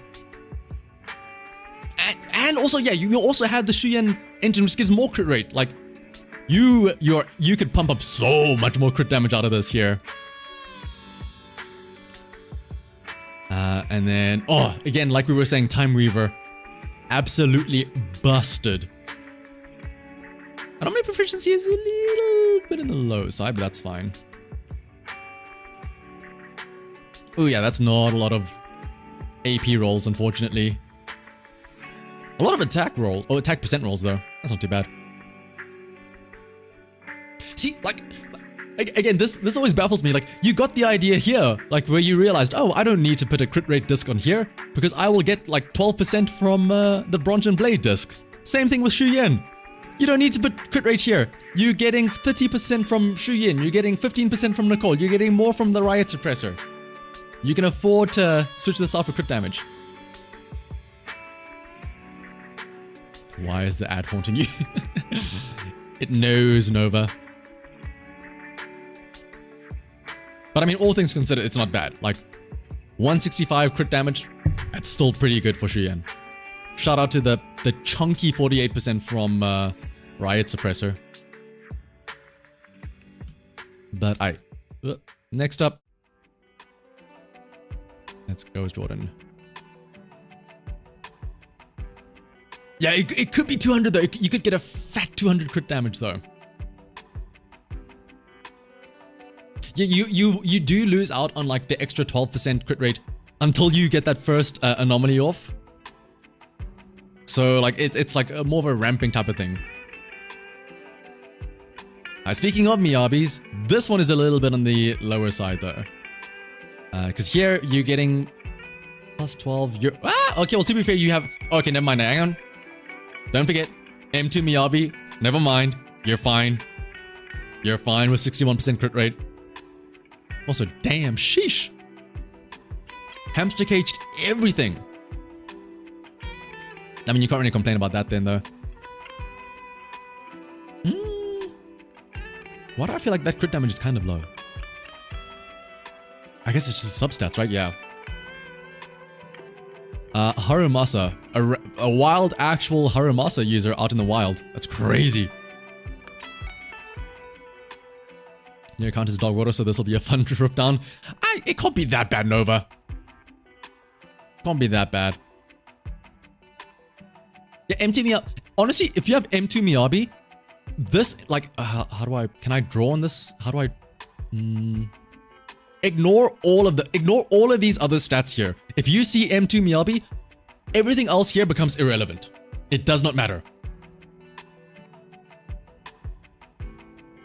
Also, what's up, Alcina? I'm just roasting, or kind of roasting, some people's accounts here. And Harumasa player. In this economy, not even just Harumasa, also Soldier 11 user. My goodness. 41, so this goes up to like 70% crit rate. You're a Haru player, not a good one though. It's fine. We can't give too much flack to Harumasa players. They're a rare breed. 147. I feel like that's... no, to be fair, that is about right, you know. You always try and want to have the ratio of like double crit damage for whatever your crit rate is, so yeah. I'll grab your account as well, Alcina. Let me add that to the queue. Oh, hang on a second. Billy, I'm saving Billy for last. We gotta wait for that. 193 impact. I mean, not really much to complain about there. The Bernice with Flamemakers. Why are so many? Is it just me? For me, I normally go for like, I don't often go for engines. Oh, hang on, Jordan. Here's my question. I see you have it M1. Did you only get like Bernice by herself on her first banner, and then you came back and then you got her engine plus M1 later on? Check yours too. I'll also get yours. Team. Sam's. Okay, let me be sure to actually get yours, Sam. Instead of like forgetting, because because I think that you're a random other person. Do I have it still? Oh, where is it? Oh my goodness, I need to scroll down. Where is my DM with you? Wild man, there it is. You got engine later. Okay, because I was gonna say, I feel like most people only get the agent by themselves. I feel like it's very rare that people actually go for the agent plus the engine, right? Especially if you're free to play, because in my mind, that engine could be another agent that you could get instead, right? Let me also grab yours as well, something. Love the weekly roundup, skip the word. Oh, I'm glad that you like them so much, Yuki. Alright, the moment we've all been waiting for. A real-life Billy player here. Starlight replica engine? Yep, makes sense. Yep, this is a real player because because they actually used a hamster cage on their attack here. 56.2% crit rate, which obviously goes up. 152 crit damage. Oh, wait, is your Billy is arguably better than your Soldier 11. Arguably. Maybe better.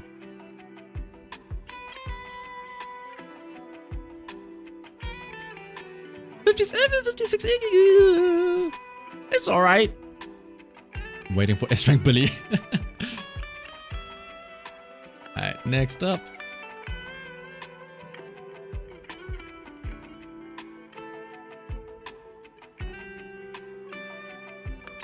S-Rank Billy went surely sometime soon.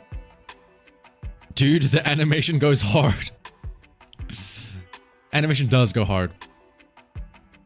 Okay, for a second I saw 14% crit rate and I'm like, brother, what is wrong with you? But then I realized, oh wait, it's right, it's Jane, it's an anomaly agent. In which case, holy 443 anomaly proficiency. My goodness. Here from the future, S-Rank Billy coming in 3.1. I am screenshotting this and I am saving this. Either you are gonna be true and we are gonna like be amazed at this incredible soul read, or come 3.1, we're all gonna laugh at you pretty. One way or the other. Next up, we got Lighter with the 194. Sounds about right. You really don't like using your hamster cages, huh? More attack on Jane? 2501. It's alright. Yep. Oh, dude. Also, can I just say, I always... It tickles my brain whenever I see somebody min-max so much that it's like exactly the right amount. Because yeah, you have 68% and then you get exactly, I think it's exactly 12% from Branch and Blade to get exactly 80%.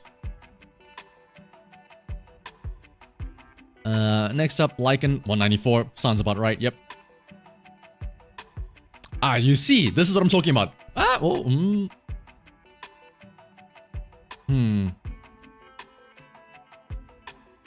You know me. You know what I'm about to say. If you use Nicole as well, maybe. How lucky do you feel? Is like a what? Is a 60%, like 65, 70% crit rate good enough? Because maybe you could switch this out for a crit damage. Like, what is mine? Oh my god, I don't even know my own. Like, 95% crit rate in combat. Do you need 95%? Oh wait, is this for Miyabi? I thought you were talking about Shuyen. But, after this, I'll take a quick detour and I don't think I've actually looked at my own account. I'm kind of scared to now after bashing all of your guys' accounts. I don't know if... Can I take my own heat? But let's look at the rest though. Soldier Ambi, 61 gets bumped up by 10 because of the team passive. And then 150 gets bumped up by like 60 in combat because of the engine as well. Not much to complain about there. Okay, let me find my account real quick. Yeah, Shuyen is 30 from core and then Nicole gets 15. So like 45. But if you sacrifice, yeah, like you could still get hit 70% crit rate with Shuyen here, and then just get another like close to 200% crit damage on this disc, or on this Shuyen. So it's like, do you really need that much?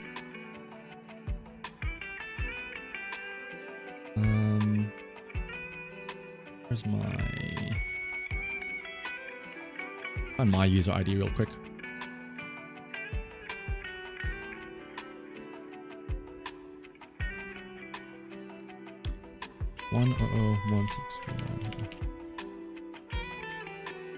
Oh, who is this nerd? Wow, she 33% crit rate.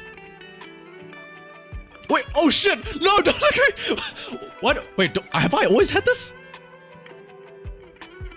Have I always had a crit rate disc on my Shuyen as well? Hang on, this has been updated. Wait a minute. Bruh. Why is my crit rate so low even with a crit rate disc? Huh?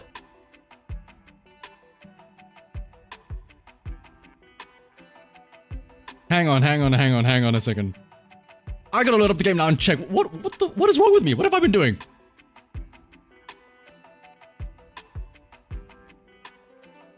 You love my profile picture? I love it as well. It's so doofy or like goofy. That's my computer, don't worry. That's my Windows.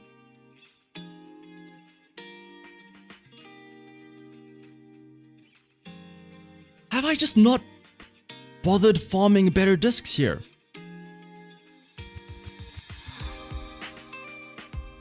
Also, yeah, shout out to my one disc, my one singular crit disc or crit roll disc.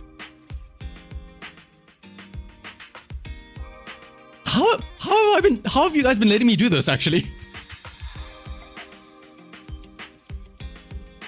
Luma, that's all you have to do. Just post your user ID in the chat. And I'll add it to the queue. Hang on, okay, hang on. I need to open up my game now.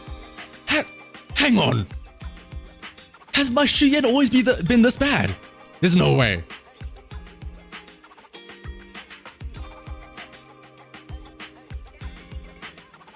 Oopsie. Not that. Wait, where is why is it not holding up the correct thing? With this. Why is it capturing my file explorer? There we go. Oh.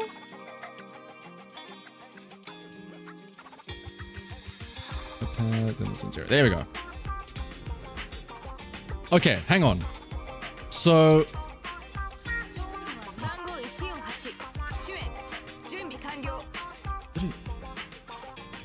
I am using crit rate.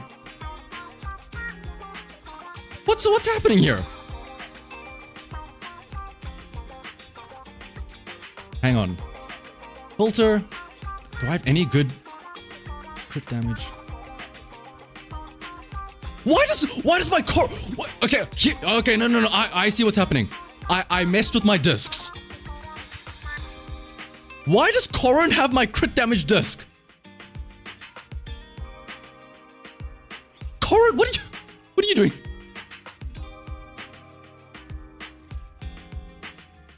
Corrin, what's happening here? Yeah, okay, no, we're fine. I've been moving discs around. I've been moving my discs around. Corrin has... Here are my discs that should be on Shuyen, I think. We're hang on a second. Hang on. We're fine. And let me also add you to the list, Yuki. You always hear stories about the maids stealing stuff from the owners. Okay. That's a start. It's still a shit disc, don't get me wrong. I think at one point... You know what? I think I used to run Woodpecker Electro. And when I pulled Soldier Ambi, I switched stuff around. Right? Let me have a look and see here. Ether damage? What? Hello? Ether damage? Ah, you see, I used to run Woodpecker Electro. Hang on. This is... It's because I pulled Sanby and I was like, oh, I need to shuffle stuff around. Hang on a second. And then I had this...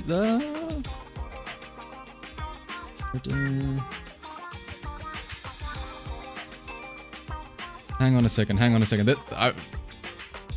I'm trying to reorganize myself here for a second here. Wait, what was I using? Hang on. Was this? Ether damage?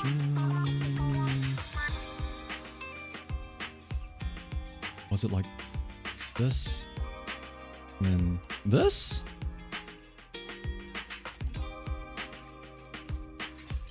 Okay, wait. I think we salvaged it. Was this what I used? Because remember, I get plus 30 from her core skill or her team passive, and then plus 15, so plus 45. What? Ah? This is why. Oh my goodness. This is why I wish that there was. What is it called? Exactly as Jordan says, disc loadouts. Because now my discs are all messed up. Now, like, if I go back to Soldier Anby, she's gonna have a random, like, ether disc on her.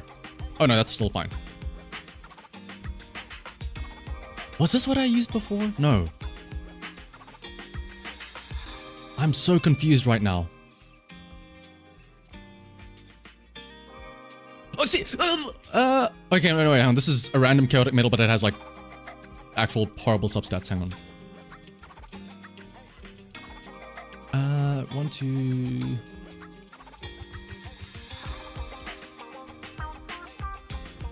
Horn... I've forgotten what discs I was using now. This is probably what I was using. Crit damage. This absolutely ether hang on, was this what I was using? Hang on a second. Was it this? And then... Oh, wait. Was this what I was using? on a second. I know 17%, but wait. 17 plus 62% crit rate. It's not that bad. It's not that bad. Was there ones with better crit rate though? I think, was it this and then this? No, wait, I think I found it. I think I found the set that I was using before. That's not much, that's not much different. At this is, okay, shit, I feel like I've been humbled now. At this point, I really should go and farm new discs for Shuyen.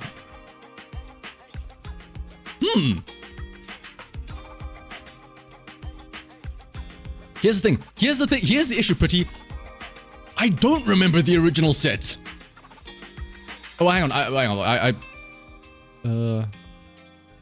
I know what I have now, but this was with the random stuff, right?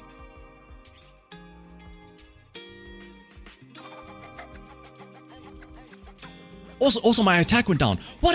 I've just messed up. I've just royally screwed up my, I have just done irreparable damage to my Shuyen. I shouldn't have looked. I should not have looked. Because now I don't know what's happening. My attack went down by like 300. My crit... I think it was this. This. 3021. But I had more. I had 3200. I guess I have higher crit damage now and lower crit rate. Oh my goodness. Oh, I'm mad now. Now I'm mad. Oh my, I don't want to. Oh, I'm so sorry, Shuyen. Oh. Alright, fine. Judge me all you want. What are my others looking like? My Caesar, that's fine. It's Caesar. Yanagi, 371, because I don't have Time Weaver. Bernice, 410. Sounds about right. Miyabi, 77. I make up for it with the rest of this. And then Soldier Anby, 73, and then she gets another 60 from this. Oh, I'm annoyed now. Why is my Shuyen so bad? Oh! 17%. Now, you know what? It's fine. 17% crit rate. I'll just crit every single time. I'll just get lucky. That's my solution. Oh, goodness. Alright, let me get this horrible Shuyen out of here. I don't want to see it anymore. Like, at least it's gonna go up to like 60%-ish with Nicole and her team passive. Alright, here is Matt's. Ooh, a Grace out here in the wild. Let's see though. Attack 3. Ooh, is that enough? 322? That's not enough, right? Don't you need like 3,400-ish? You're missing out on like 10% attack. Wow. Was it not you?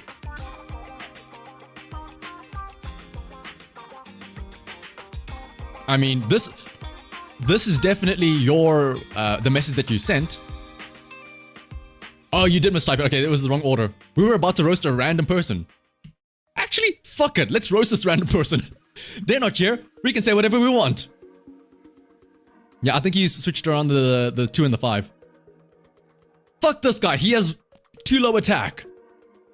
3429 attack is what you need, yeah. See, hang on. What's his Shuyen like? Whoa, whoa, okay, whoa. Way too much crit rate. Okay, we have had the two extremes. I had horrible crit rate. You have way too much crit rate. You're sitting at like 110%, and you're critting for nothing essentially. Now you don't have to go down to 17%, but you can afford to switch this out. Okay, but now I'm just curious though. How is my crit rate so shit? He has more crit rate from his substats than I have crit rate in total. He has 24% crit rate from all of his substats. Meanwhile, I'm sitting here 17%. Substats and all.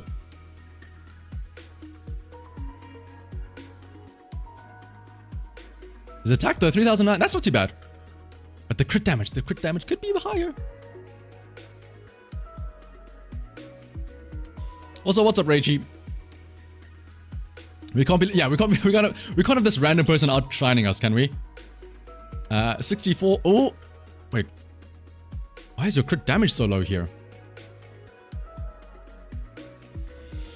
I feel like the crit damage could be higher. 136 on Evelyn. Yoshin committed friendly fire, Hamza. A random grace. I can't even. I guess because you have the signature, right? Just go roll some discs. Let's go gambling. Zoras, I know better than to do that. I know better. I don't want to get another +4 flat defense again. I'd rather, like, if you want to see me get salty, don't make me pull on the banners. Make me roll discs. You will see hell like you have never seen it before. Bernice, wow, less than 400 anomaly proficiency. Lamau, 280 anomaly proficiency. Kaladin, come on. 280. Do I know better? That's true, Zoras. That is true. Yeah, the moment we start rolling discs, that is true degenerate hours there. But all right, enough about roasting this poor person. Let's check out Matt. If that's low crit damage, then you basically have none. Oh, Reichi, you'll be fine. Weeping Gemini. Oh yeah, Weeping Gemini on Yanagi. You can have a shit ton here. Wait, is this not? Oh yeah, you were showing off your, what's it called? Your Ben team last time around, right? So I don't know if it's the same, if you're doing the same thing, but I'm assuming team 1, first 3, team 2, next 3, right? Discs are harder than normal pulls. Absolutely true, yes. And I do the Asia server as well, Rask. You've been farming for 2 weeks and can't get a good disc 6 for your Hugo. Well, pretty, here's the solution. Just go to Elfie and use the tuning calibrator to get the exact main stat you want. Except here's the issue though. You're gonna get the exact main stat you want, but you're gonna get 4 of the worst possible substats on that disc.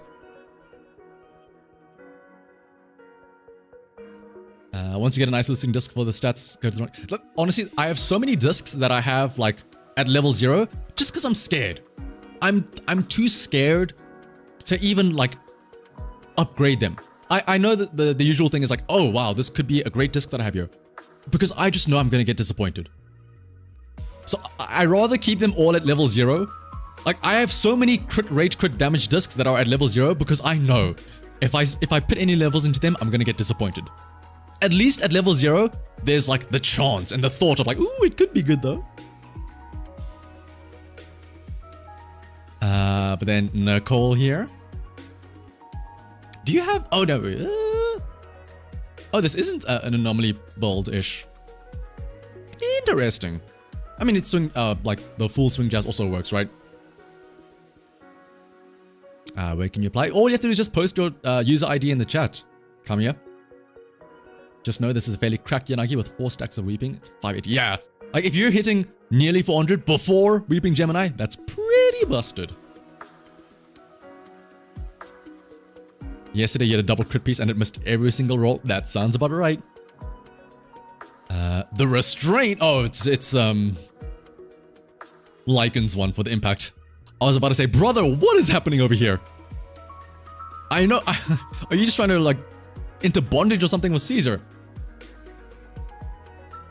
And then, I don't know why, but anytime I see Miyabi with 68% crit rate, I'm like, oh.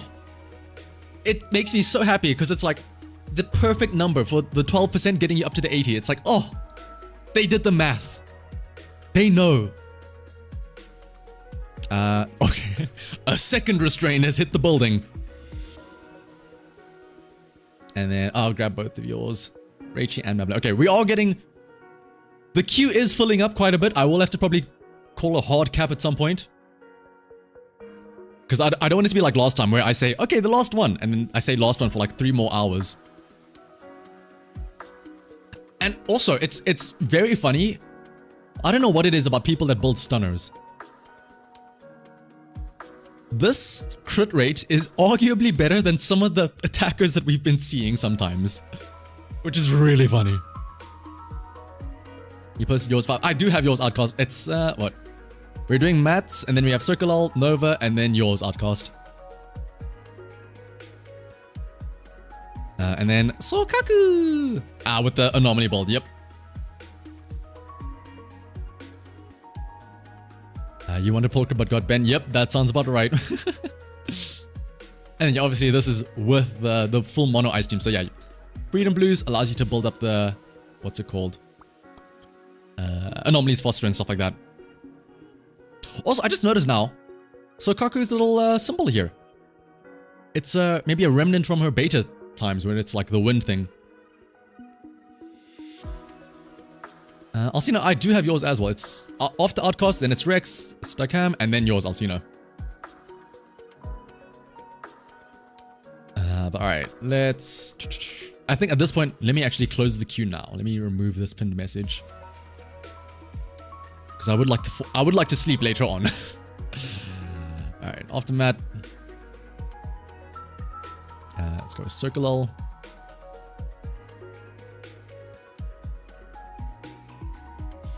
Ooh, the rat. Oh, right. I was going to say Faithless Melody. But then I forget the 2-piece set does increase the... What is it called? Anomaly build-up rate. Do you really need anomaly build-up rate? Or do you really need more anomaly build-up rate on Jane? Surely this could be Freedom Blues and you just beef up the anomaly proficiency more, right? But then you have Yanagi here. Yeah, like the seeing the random anomaly mastery set like now already before Vivian. I mean, it makes sense if you have the subsets for it. Sleep is not that important. Sleep is very important. Weeping Gemini, obviously this bumps it up quite a lot. Innocent whistling. There's nothing wrong with it. It's just interesting to see out in the wild. Alright, here's the big question though. What is the crit rate on Miyabi? That's... Ooh. Whoa! Whoa, whoa, whoa, whoa, whoa, whoa, whoa. Attack percent? But why? For what purpose? Hormone Punk as well, you really want that extra attack? I mean, is the 30% attack worth skipping out like 48% crit damage? I don't know. Ooh, nice crit rate there, 69%. 152. Again, I feel like you can get away with switching this out for crit damage. Because you're gonna get 70 anyway, thanks to her, not core passive. Oh yeah, her core passive, entering the binding seal state, right? And then you're hitting like 180, 190-ish crit damage. And then Bernice, or the classic Flame Maker Shaker, nearing that 400 anomaly proficiency. And then Nicole with the... whoa! I'm assuming this is just like, I don't have a... Like, this is just weird. Like, surely you could just go and get a Melfi, or no, not Melfi, go and tuning calibrator a Freedom Blues version. Ether anomaly, because it's not like you can even argue like, oh, they're using this one for the substats, right? Because like 14.4% defense. You mess with your Nicole build. Okay, yeah, that makes sense. That makes a lot more sense, yeah. Usually the 2-piece for the 30% AP. Yep, makes sense. Yeah, I'll be honest, I myself have really taken a liking to, yeah, as Madeline is saying, and Razg. I've been liking going, what's it, 4-piece freedom? Wait, Oh yeah, just like anomaly build Nicole. Because swing jazz, it's sort of yeah, unless you run her with Evelyn, because then you can trigger the chain attacks very often with swing jazz. But otherwise, you know. You like the quote? Yeah, rat. Alright, next up though is Nova. Nova was saying that it's a bad build, but we'll see. You build Crit Nicole? That's an interesting choice. Kamiya, sure, we'll add you as well. I don't know if we'll get to you anytime soon, Kamiya, because we do have quite a big list. But let's see, Nova. Oh, Nova! Where do we start? Why are you running crit damage on Astra? For what reason? But why? Are you trying to like do damage with Astra? Even if you do, hang on. Even if you do switch this for 30% attack, I don't even know if you're running crit damage and an ether damage. But why?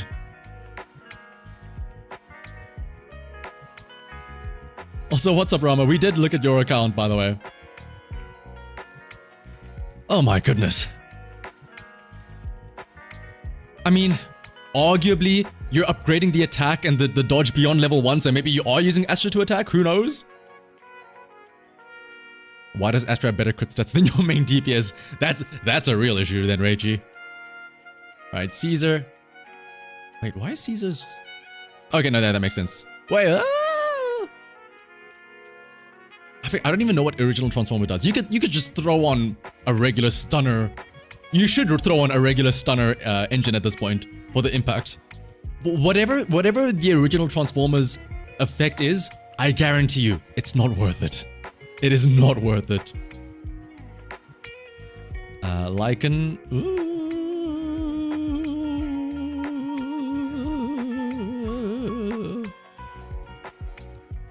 I'm trying to make sense of what's here. No impact on slot 6, okay. Branch and Blade plus Polar Metal plus Woodpecker Electro. This is not a stunner, okay. Nova, I guarantee you have a stun. You have a stun engine right here. You have restrained. What do you mean? Oh no, these are core skills. It's just that the color for Lycan is like the same one. Miyabi. Okay, listen. I know Miyabi is an anomaly character, but that does not. I know Miyabi is an anomaly character, but that does not mean that we build Miyabi like an anomaly character. Oh god, you have Nekomata. Steam oven?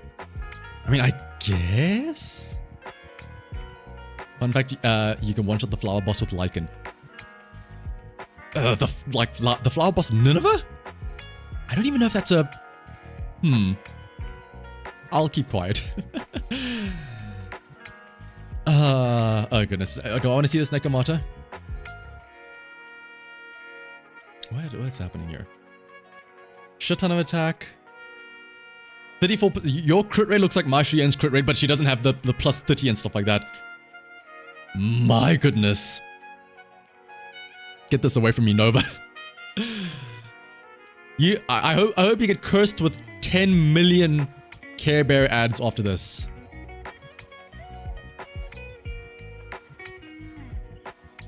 Shouldn't it be balanced? It should be! That's the issue. Alright, next up, Outcastant. You see, this is what we're talking about.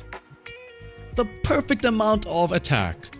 No skills, no level ups on the attack, the dodge, and the assist. Because you're not using them at all. Evelyn. Sheesh. 77.8% crit rate already. With the crit damage disc.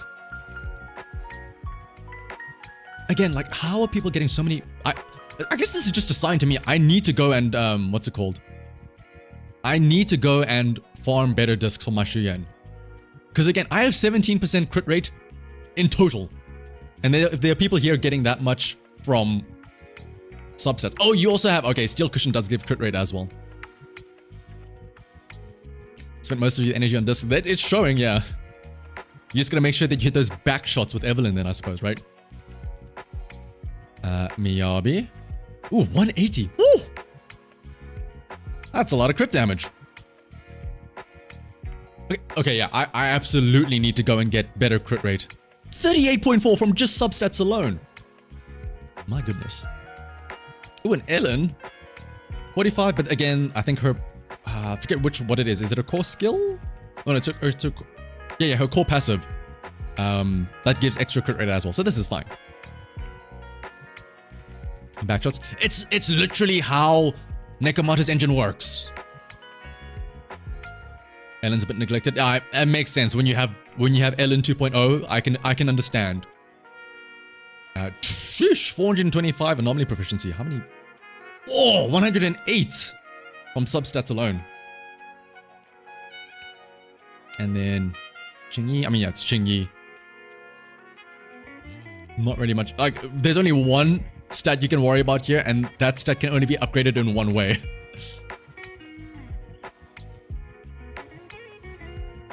Does Miyabi prefer high attack or crit damage?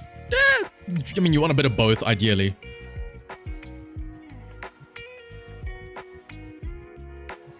But then, let's see. Next up is Rex. Rex was also concerned about his account.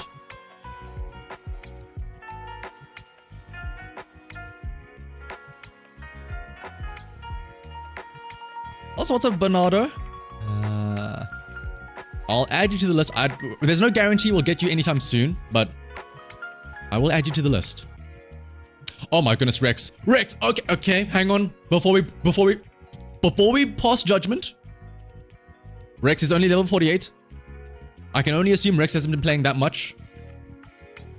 So before we pass judgment, we have to bear in mind he's level 48. Maybe he hasn't been playing that long. But at the same time, brother, 13! Hey, you are level 40.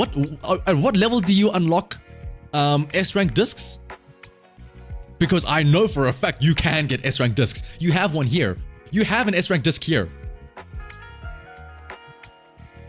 Do I even want to look at the others?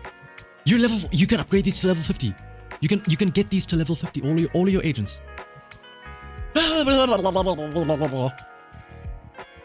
Bro. Okay. At least you have. How much? Hang on. How much is the Astra buff giving here if you only have 908 attack? Okay, Death Reaper. Let's not compare. Or if we're gonna compare, let's not compare it to mine. 908 times what is it? It's like 33%, right? You're getting a juicy 300 attack.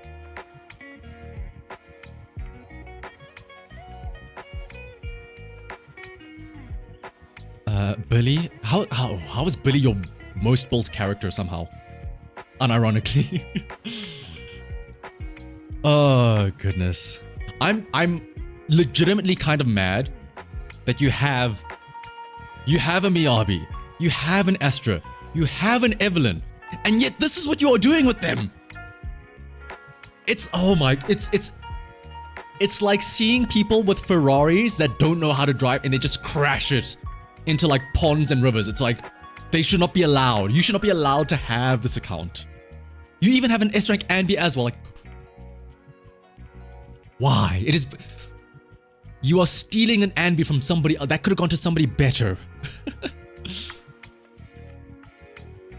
I can't even give, like, yes, you're only level 48, but at that point you should have you have the S rank discs unlocked at this point. You can farm S rank discs.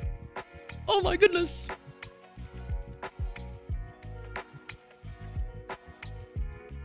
Oh my goodness. And Kiem, you are, let's see, Rex. You're 1, 2, 3 more, because it's after this abomination of Rex, we have Stakam, Alcina, and then Kiem. And then you, rather. Let me put it like that. Alright, let's get some eye bleach. I hope.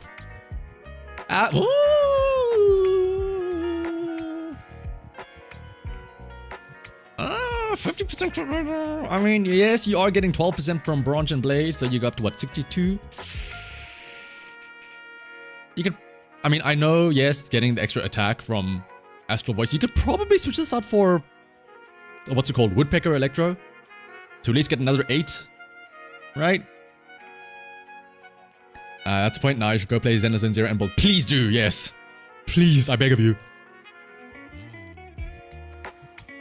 It's good. That is true. Crit damage disc 4.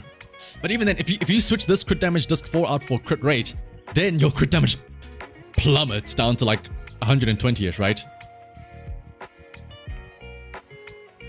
Yeah, Alcina, I feel like it's gonna be weird to see a Miyabi without her engine. Miyabi and like to an extent Caesar are the two agents I feel like so far that have been must pulls for their engines as well. Like there are no alternatives for those two. But like here, like the crit damage is fine. If only you could get this up to like 70-ish.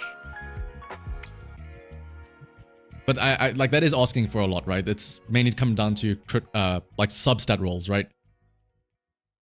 Oh wait, also yeah, this should not be an attack. This should be ice damage on slot 5. You've seen someone running Miyabi's engine on Ben. Interesting. Fusion compiler, 329 anomaly proficiency. That's, I mean, yeah. Again, this is substats. Astra 29. Oh, you don't need energy regen here. You want this to be attack as well. You need, what is the number? The magic number is 3,429. You want that much attack so that you can get the maximum amount of her buff. Anything less and it's pretty much a waste. Yes, energy regen is nice because she can do her tremolo attacks, but the tremolo attacks are only what, every once, like 17 seconds, 18 seconds when she gets enough energy, whereas the attack buff is permanent. So I would much rather take like the extra 300 attack on the others all the time than get an extra attack from Astra every like now and then, right? Jane with 317 anomaly proficiency. Why do I feel like that's... Oh no, that sounds about right, yeah. And then Reaping Gemini boosts that up with quite a bit. So if you're 29... Oh no, Ramo, let me put it like this. If you're under the magic number, it just means that you don't have the maximum buff, right? So like right now, the attack buff that this Astra would give is... I forget the exact number, but it's like 961. So you're missing out on an extra 40, what is it called? You're missing out on an extra 40 attack, which doesn't sound like a lot. Yes, I know, but remember, let's say you have Miyabi. If you give Miyabi an extra 40 attack, right? That's 40 attack. Her held basic attack does like 3,000% multiplier. So that 40 attack gets multiplied by 3,000. Then that can crit. That is then multiplied by another 166. So that 40 attack multiplies by quite a lot. And then if they're stunned, that is multiplied by another 150. And then it's over and over and over and over and over. And a lot, yeah. And Kevin, yeah, the mindscapes are here on the side. The 1, 2, 3, 4, 5, 6. Bernice, 272. Why do I feel like these are kind of low? Oh, that's just because... Wow. That you have 0 anomaly proficiency substats. That's really unlucky. Jane gets to around 375 once you take into account Reaping Gemini, yeah. But again, this is just like you got unlucky with substats, right? Like here, Bernice has 0 anomaly proficiency substats. It's not really something you can blame them for. It's literally just get better luck, right? And then, ooh, Aramasa, a very nicely built Aramasa. I feel like, does he need that much crit rate? Doesn't he get some from his own thing? But I mean, even then, it's fine. Like, also having 160 crit damage is also nice. But yeah, like, honestly, the main thing is try and upgrade the crit rate here. And then, yeah, just switch this out for attack to get this up to a nice 3,400-ish. Yeah, because Haru gets like 30% crit rate, I think. But then again, like maybe you could argue you could switch out the Woodpecker Electro, so you don't need the extra 8%, and then get something else like maybe Bronze Blade. But then again, those two Woodpecker Electros are also giving like 30% crit damage because of the substats, right? So this might again be a case of, you know, you're using it just because of the substats. Like, yes, you could switch out the crit rates, but honestly, you might end up having better crit damage because of that, right? Alright, next up is Alcina, though.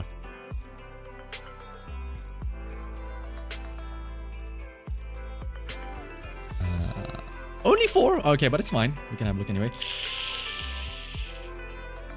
Okay, well, okay, before we do anything else, yes, I'm gonna talk about your crit rate and crit damage. But before that, I think something that's very important that everybody should be taking in. We've been saying now about how your substats are very RNG. Like, it's very easy to say, just go and get like, you know, 10 million crit damage substats. That could take, and everyone has been saying, you know, it's super RNG, it's super luck based. You could spend days farming them and not get them, right? What you could do instead, though, is the skills. You could upgrade the skills. Go from level 8 to 12. Upgrade the ultimate from 10 to 12. Yes, it's not going to be as big of an upgrade as, you know, shooting your crit damage up, but it's guaranteed. It's much nicer to get the guaranteed smaller upgrades than, you know, gamble away an entire days of stamina and then not get anything, right? So first things first, yeah, you could go and increase your, what is it called? Skill levels. But after that, then yeah, the 51 with the, what is it called? With a crit rate disc. Ugh. Oh, I guess it makes sense. You're not using Miyabi's engine, which gives like 24% as well. And come here, I think you are in the list, right? I did take you down earlier, right?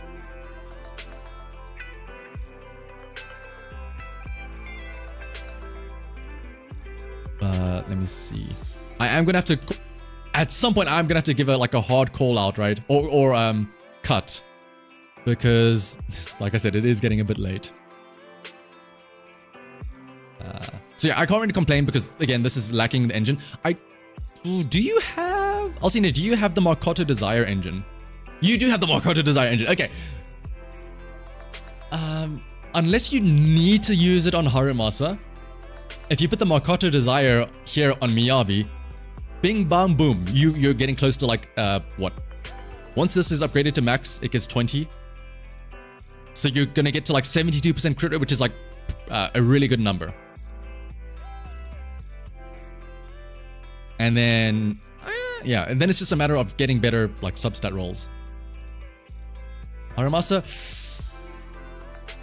does not want Shadow Harmony. Yes, he has dash attacks, but he doesn't do any aftershocks. So realistically, he wants, I think it's Hormone Punk as a better one, right? Alright, I'll grab Dark Eye and Tokai's, and I think we're gonna call it as a hard cutoff there. Because we have way too many now.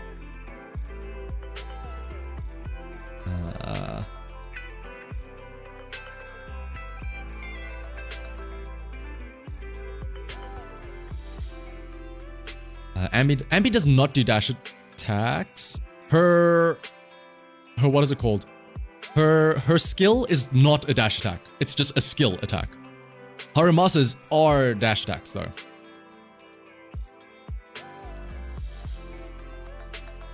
Wow, let me double check. What exactly does Shadow Harmony do? Where's my least like to count? It's between yours and Rex, Nova.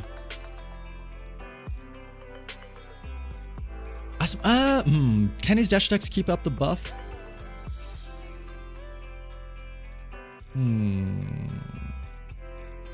I need to double check what exactly the stuff does. Where is it? Shadow Harmony. The only issue is that like you need to be... Harumasa is also like a very technically specific character to play as. Keeping up those the dash attacks is very difficult. Upon hitting an enemy with an aftershock or dash attack, if the damage dealt aligns with the... 15 seconds. So yeah, it's basically, can you get the dash attacks off from Haramasa every 15 seconds? And, okay, you know what, Alcina? That's all I had to hear. Your Haramasa can clear Deadly Assault. I'm not going to complain. You're having fun. You're using Haramasa. I cannot fault you for this. Rena. Ooh, okay, well. I'm assuming you're just waiting for better discs here. I'm assuming you maybe just like recently pulled her or something, but yeah. Pen ratio? Wait. Yeah, because obviously you want pen ratio on slot 5 here, and you want as much penetration as possible on all the discs. Puffer Electro is obviously fine. But yeah, I'm assuming that this is just, I recently pulled her, I haven't pulled her enough, yeah. Also, I will understand that like Puffer Electro, it's on a very weird farming slot. Like, it's a very specific stage where that drops Puffer Electro, right? I mean, there's always Elfie that you can get a specific one, right? And Sokaku! Swing Jazz, I mean, yeah, for Sokaku, this is fine, I suppose, right? Or I would argue, depending on how you're running Sokaku, unless you're feeling confident that you're getting a lot of chain attacks off, 4-piece Astral Voice might be better. Because the issue with 4-piece Swing Jazz is that it only gives you that buff when you do a chain attack. And unless you have Evelyn, you're only doing a chain attack, what, every now and then, depending on how good your stunners are. Whereas with Astral Voice, the 4-piece set, it gives you the buff every time you quick assist. And you can do quick assist a lot more often.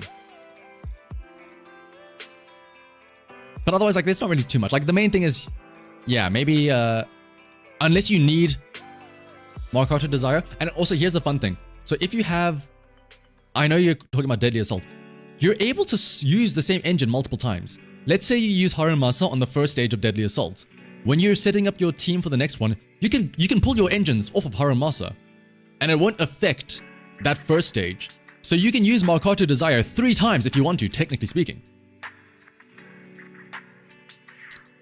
You just recently started running, oh, what's up, one man? You started running 4-piece on Astra on Sokaku. It's slightly better. Yeah, it's mainly just because, you know, quick assists are a lot easier to trigger. Unless you have like a super goated, what is it called? A Chingy or a Lighter or a Lycan that's stunning stuff instantly and getting the chain attacks off, then yeah. You were joking about Daily Assault. Oh. Well, Alcina, as long as you're having fun. Maybe if you don't clear Deadly Assault, but as long as you're having fun, that's all that matters. Alright, next up was Kiem. And yeah, I'm gonna try and not go for 4 hours of reviews, Sam. Like, how many do we have? 1, 2, 3, 4, 5, 6, 7, 8, 9, 10, 11, 12 more accounts to go through. Okay. And Ugly Bastard, this is Enka.network. ENKA.network. And oh my goodness, we have somebody that's actually using Anton. Firstly, why? Secondly, how? I will say that I do like that I'm seeing 3 A ranks here. This is something interesting at least. Is there an account review channel in the Discord? Not yet, but honestly, Jerry, now that I think about it, maybe we should add an account review Discord or an account review channel. Yeah, Harumasa put to shame. We have the real free electric DPS here. Also, shout out to 69% crit rate. Nice. Honestly, it's really funny to think that this Anton has better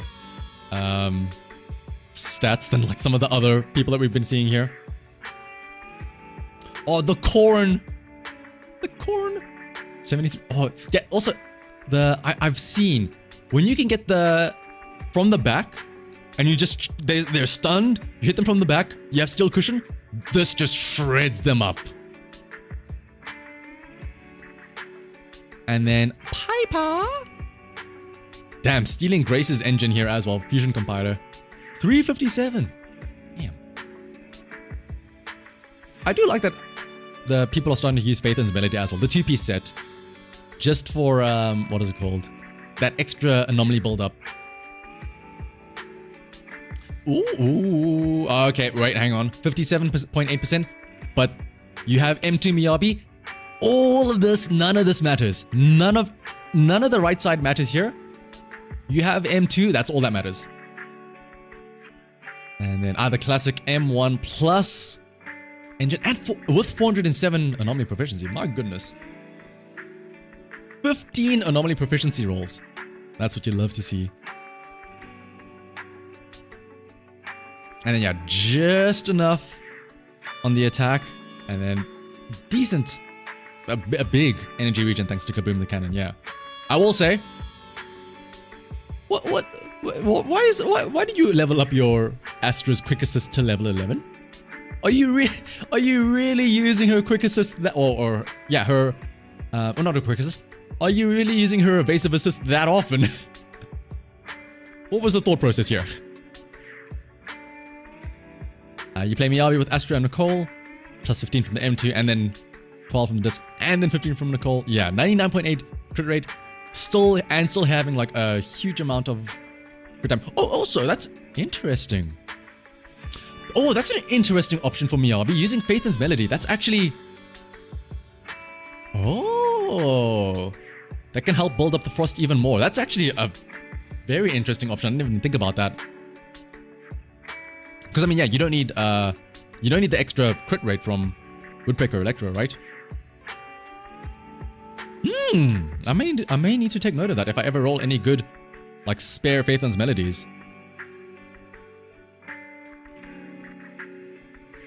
Is Astra's Quick Assist really recommended to level up in-game? I don't know if I would trust that.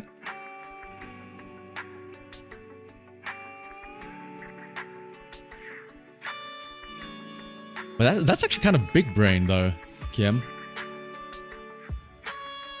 How do you join the account review? Unfortunately, Benz, the queue has been filled for today.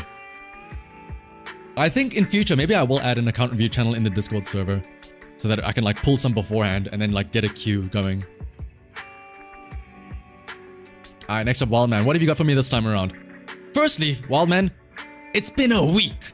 Do your Shiyu defense, my goodness. Did you make it into this? You did, Luma. You are not next, but the one after Wildman. You upgraded Quick Assist because you thought it also upgraded her assist attack thing. Isn't her assist attack the Tremolo thing? That's considered an EX attack, isn't it not? If I'm not mistaken, I'm pretty sure the Tremolos are considered an EX attack, right? Because isn't that her whole thing about her engine?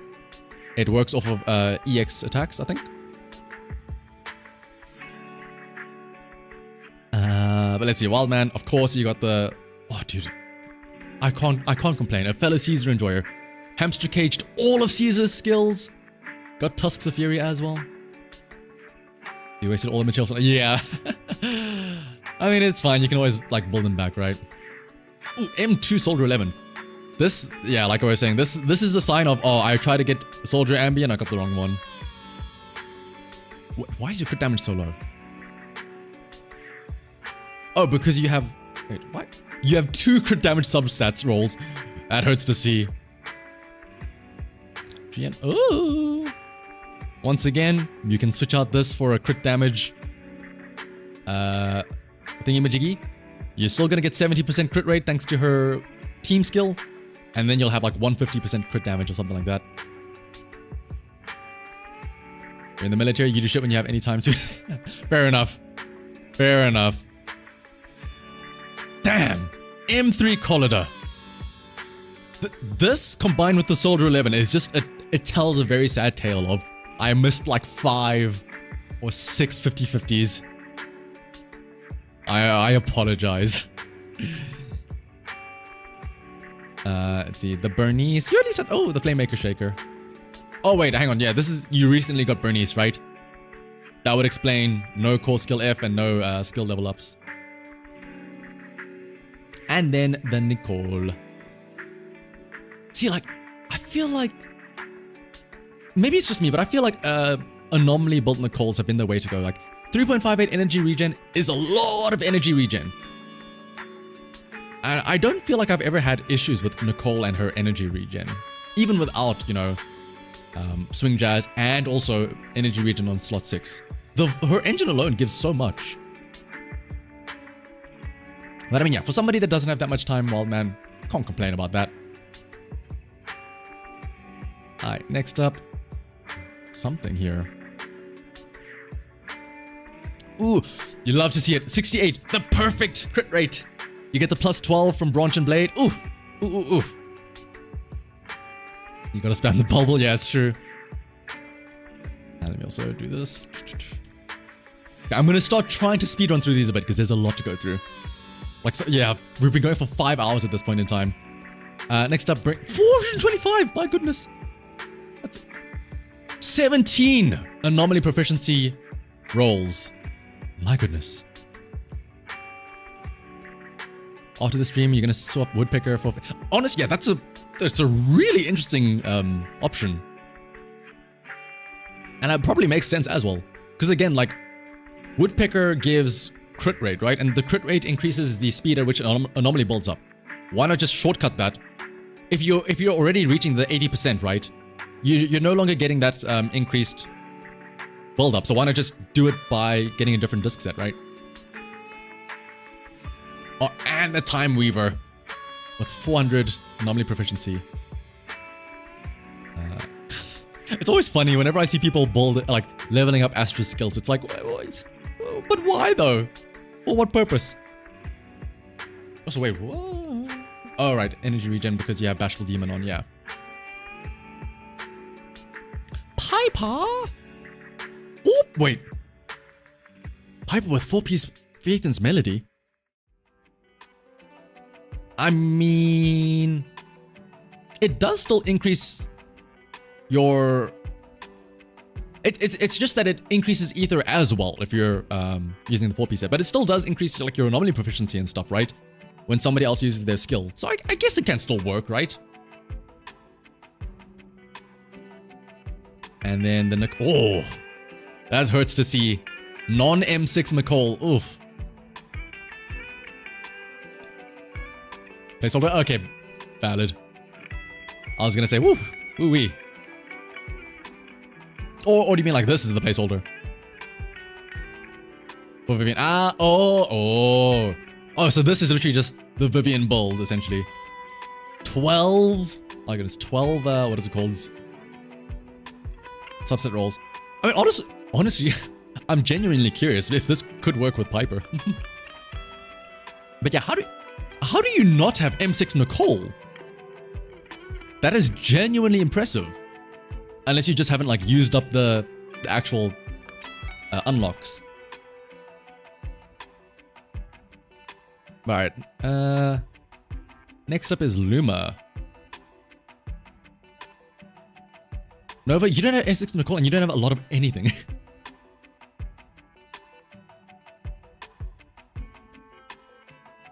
Whoa! Okay, hello. Somebody likes men. if I could put it in a nice way. Harumasa, Seth, Lycan, Lighter, Billy, and then the random Miyabi as well. He deserves it. That 14, wait, is that 12? Oh, this is, yeah, everything hamster caged as well. 205% crit damage. Easily hitting 70% crit rate. Sheesh. Your boy Seth out here as well. Hamster caged as well. All of his skills. The fat attack as well for the shield. Lycan. Also hamster caged on some of his stuff. And then Lighter. Oh! Okay, so we see the progression, right? Haramasa, M4, everything hamster caged. Seth, everything hamster caged. Lycan, some hamster caged. Lighter, he can sit on skill level 11, it's fine. Yeah, something tells me, Luma, that you're planning on rolling for Hugo, aren't you? What about our boy Billy? Billy... Okay, this is why Billy is the true original champion of the Sons of Caledon. He has the... Oh, actually, no. No, these aren't hamster cage because you have mind skip 6. Never mind. These are not things. Like and light, I will get there one day, eventually. And then, ew, a woman, Miyabi, yucky, gross. Also, whoa. Where is your crit damage? Oh. How is your crit damage that low, actually? I guess, yeah, substats, right? Yeah, you could have completed the lineup of men. You could have put Anton in here. She's there to get pucks. Oh. You're right, what am I thinking? You're not using Miyabi for damage. Miyabi, for once, is not the actual just delete everything button. It's just a tool for the real DPS. Harumasa. Oh yeah, you actually are building her with Anomaly Mastery as well.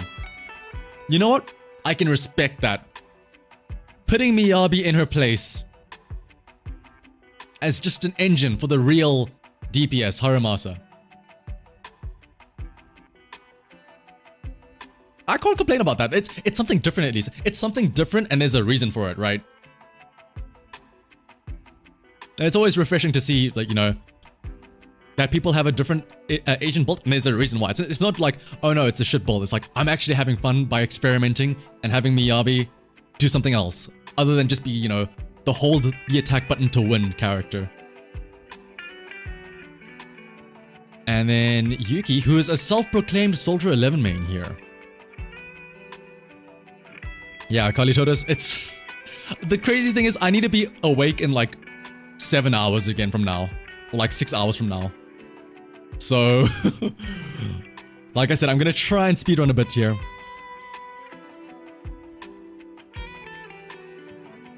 Oh my goodness, Soldier... Damn. I'm curious if Yuki's still around here. Did you pull for Evelyn? Or did you only pull for her engine just to give it to Soldier 11? Because that is very funny if you did do that. Did you only pull the engine purely for Soldier 11? Because that's really funny. Okay, you do have Evelyn as well, I was gonna say. One more though, and you get Soldier 11 M6. Oh, that's gonna be so great when once you have her fully upgraded. Everything hamster caged. Wait, 79? 79 crit rate before Inferno Metal kicks in. How many crit rates? 15 substat rolls! As a reminder, my Shuyen has 17% crit rate in total. Okay, this is a wake-up call. I really need to farm crit rate discs. 77.8% crit rate. It's good enough. Again, there's also nothing wrong with having like 80% from the get-go, because that means that you don't have to worry about that first frost that you do. That first frost builds up instantly, essentially. But for me, like, I like having 68% crit rate because, yes, that first frost is slower to build up, but it's fine though. You're gonna get like 10 million frosts throughout the battle. It's fine. But you did pull the engine 4 soldier. Okay, that's based. Bernice is very concerned indeed, yeah. The Shork. What webpage is this to check the stats, by the way? This is anchor.network. You're like 73. Oh, yeah. M2 Miyabi, you don't even need to worry about the crit rate at that point, Coca. The Soldier Ambi. Ooh! So wait, you're getting what? 80% crit rate thanks to the team buff as well. And then this is 230? Yeah, 230 crit damage thanks to Severed Innocence. Very nice. And then, oh my goodness, Bernice is very concerned, yeah. She should be concerned. She has a Stalker. M3 Bernice. Hello. With the engine as well. 100% is the dream, yeah. Oh, you're right. We should actually do that. Can I do this? Okay, where is my calculation from earlier? Also, what's up, Kurokaze?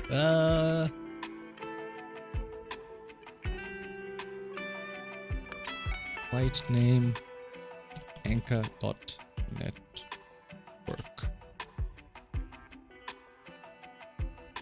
There we go.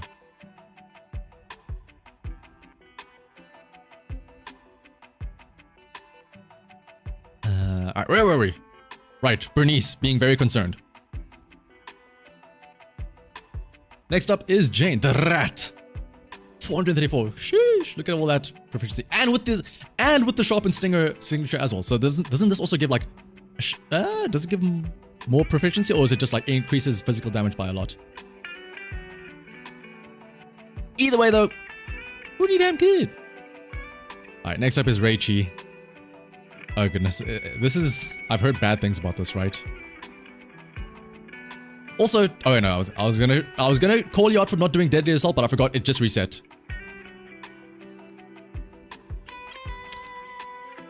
Whoa, whoa. All right, so several issues.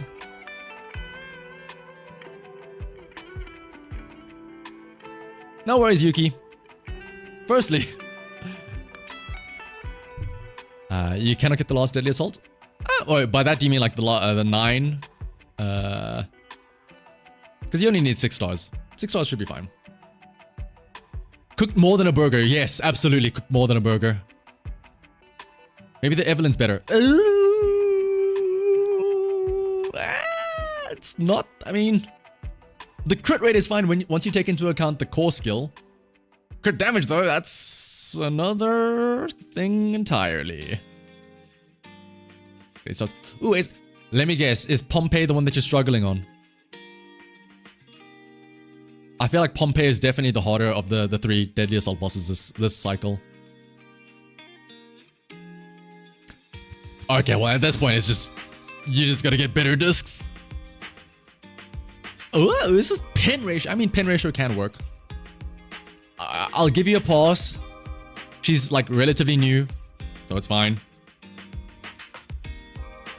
The big red robot one. Oh, the type one. I suppose it depends on who you used already, right? Harimasa, the poor Harimasa. Luma, don't look at this Harimasa. It's not real. Oh my, do I want to look at this Shuyen? I don't want to look at this Shuyen.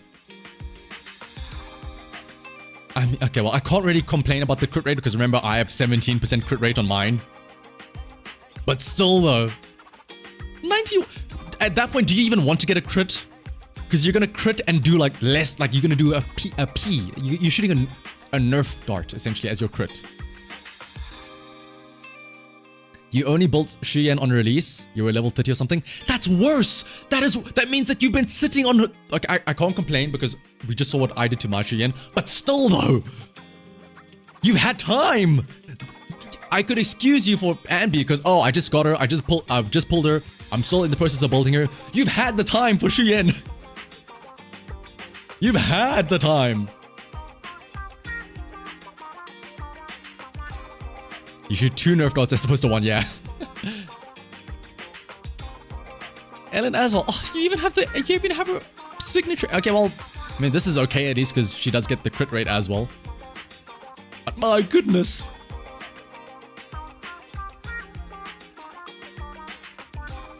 Level 51 account, by the way. Yeah, exactly. You had Ellen from launch. You've had Ellen from release.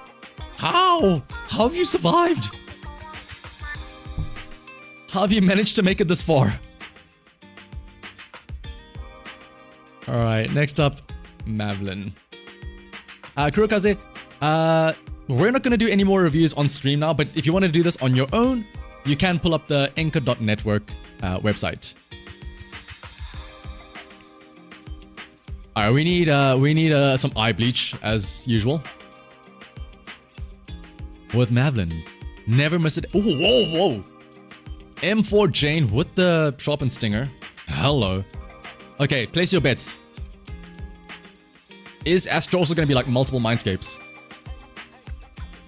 Okay. M4 as well on Astra. 2,990. Again, this is fine because you only need that much because of one of these mindscapes. Obviously, Elegant Vanity as well. Okay, here's the real question though. How many mindscapes on the rest? Okay, makes sense, yep. That's crazy because that means that, like, I'm assuming you didn't lose that many 50-50s then. If you're consistently getting M4 Jane, M4 Astra and whatnot. But Brimstone, ooh, interesting. Not using Inferno Metal. It's a bold strategy, but I can see it.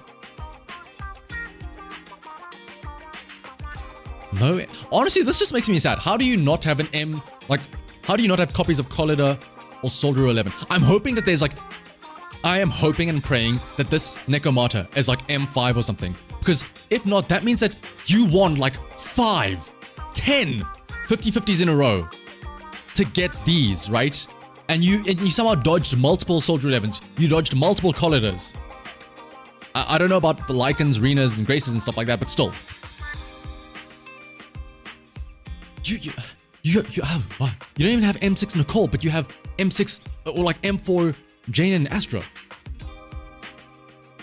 That's crazy. Please let this be multiple Mindscape Necromata. Only one. That is crazy luck. Again, maybe they have like multiple of the others, like multiple Renas, Grace and stuff like that. But to be able to have 5 Janes, 5 Astras without hitting like multiples of any of these. That's wild. M6 Rena? Oh, okay. Your Evelyn turned into an empty color. My fire agent looks a bit weird. Alright, next up is Kamia. I don't know if you're still around. Not yours, but you can imagine. Yeah, I'm sure they had to have lost luck somewhere, right? They had to have lost, like, I refuse to believe that you won 50-50 after 50-50 after 50-50, right? Speaking of Necromata, wow. I feel like we found the one person that wants multiple Necromatas, right? Even going so far as getting, what is it called? Hamster caging all the skills. Kamia, if you want extra Necromatas, can I donate you mine? So that I don't lose the 50-50 anymore.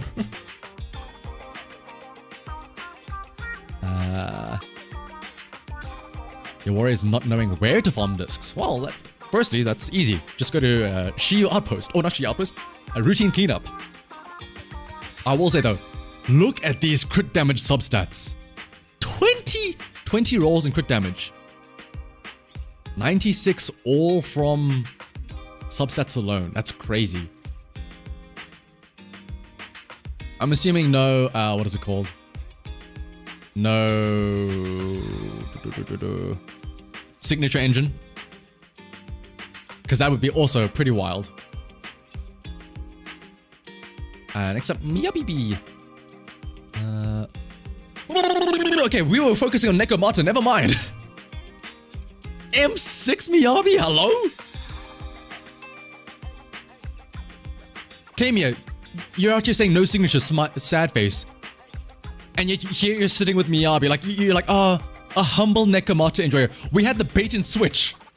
Like, a humble Necromata. Also, actually, no, fuck you, Kamia. Same question with you. You mean to tell me you got 7 Miyabis before you got a single dupe of Necromata? How? Coca, you're focusing on the wrong 6. 73 crit damage, 176 crit damage. That is irrelevant. When you see 6 Mindscapes on Miyabi, this could be 0 crit rate. I do not care. She will clear and kill everything. You do not need any crit rate. You do not need any crit damage. This alone is enough. Also, what's up, Crazy Mango? Alright, then we have Pulcra. Yeah, I mean, this makes sense. Oh, okay, no, yeah. Haramasa. Yeah, okay, like you said, only for Void Hunter, so I'm assuming this is going to be nothing on Haramasa. Only, yeah, just barely enough on the Astra Yao. Ah, you're missing. My only complaint is you could probably switch this out for attack. I don't think you need double energy regen with the Vault and slot 6 regen. And then, yeah, Chingy. That's good. I have to ask Kamiya, how many 50-50s did you lose going for M7 Miyabi? And thank you, Crazy Mango. Also, wait.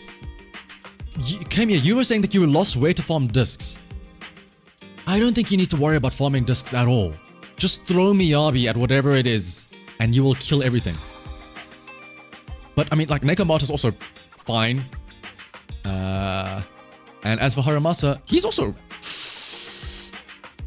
His crit damage, or his crit rate is kind of high. But I mean, again, that's just, you got really lucky with substats, right? In which case, actually, I do understand your pain now, Kamiya, because on one hand, you could say, oh, just replace some of these discs, right? Maybe increase the crit damage more, but like, how? Where would you find time for this, right? Because a lot of the crit damage is from these substats, so it's kind of difficult to replace them. In which case, I do understand the pain.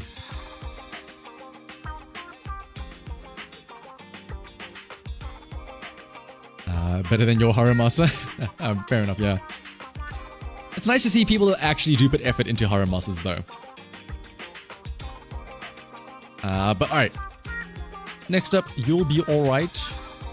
How many? 1, 2. Should you start investing in Soldier 11? You can?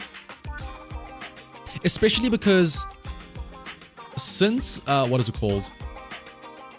Since, I mean, you could have started like a month or two ago because, remember, because Evelyn is the one of the recent banners now, right? A lot of stuff is focusing on fire.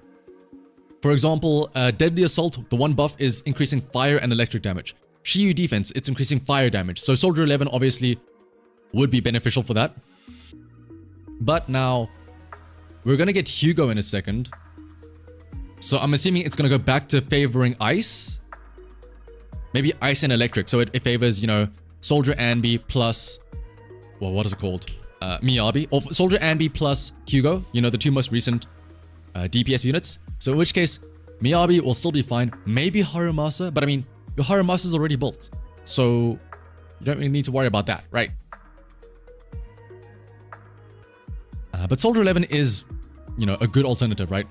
If you don't have, as Yuki is saying, if you don't have Evelyn, you don't have any other fire DPS, there will come a time where you will need fire at some point. In which case, you'll be happy that you have Soldier 11. And yeah, of course Yuki's gonna shill Soldier 11. But yeah, as you were saying, you'll be alright up next. Because, like, again, you always have to remember, the end game, quote unquote, the end game stuff is always going to be favored for the newest agent. So, you know, the moment that Anby comes out, there's all this stuff about aftershocks. The moment Hugo comes out, it's all going to be about ice again. The moment Vivian comes out, it's all going to be about ether again. So if you don't have the exact right banner agent, like the featured agent, you can at least have the next best thing, which is something similar. Next up, you'll be alright, yeah. It seems impossible to get 9 out of 9 in your account. To be fair, you don't need 9 out of 9 Kamiya. Again, if you want the rewards, all you need is 6. Which you can absolutely do. Miyabi on one side and then your Haramasa team on the other side. You don't need to get the full 9 unless you just want bragging rights. But if you do, like, I mean, for this week specifically, yeah, Soldier 11 is great. Have Haramasa on the Typhon, the mech that's weak to electric. Have Soldier 11 for Pompey, weak to fire. And then have Miyabi on the other first one, right? Physical element costume. We're gonna get I'm sure we'll find a physical attacker at some point, right? That isn't Nekomata. Before anybody says, actually we have Nekomata for DPS. Or use a 70% crit. There's nothing wrong with the 17% crit rate Shuyan. It gets the job done, alright? Should we have Billy as well? Yeah, I said this last time as well. It's crazy that we have so many physical attackers. And yet they're all shit. I joke, of course. Astra. Ooh, with the signature. What? Again, upgrading the skills for no reason. Miyabi. Ooh, 80%. Again, if you get better substats, I feel like you can switch this out for crit damage because that's a lot of crit rate for not a lot of crit damage. And then Bernice. Ooh, with the Mindscape as well. 305 anomaly proficiency. It does get bumped up, thankfully, with Weeping Gemini, but I feel like it could be a bit higher. Your Jane is gasping for some physical weakness. I recall the only physical weak things are like the humans, right? And that's like very rare. We've only been fighting like mechs and ethereals for the past how many patches now, right? Pulchra. Oh, one off. The pain. One off from the plus 30 damage taken, right? See, this is what I mean. Like, all I need. This could be my Shuyen. All I need is better crit rate substats. If take away the 30 substat rolls, and this is also a 17% Shuyen, right? This could be my Shuyen if my substat rolls weren't so shit. And then Soldier Ambi. Ooh, that's a very big crit rate. But then again, obviously crit damage also gets bumped up by like 60% from 7 Innocence. Because you have effectively 85 crit rate with that team passive. But as their username suggested, you will be alright. Alright, next up is Bernardo.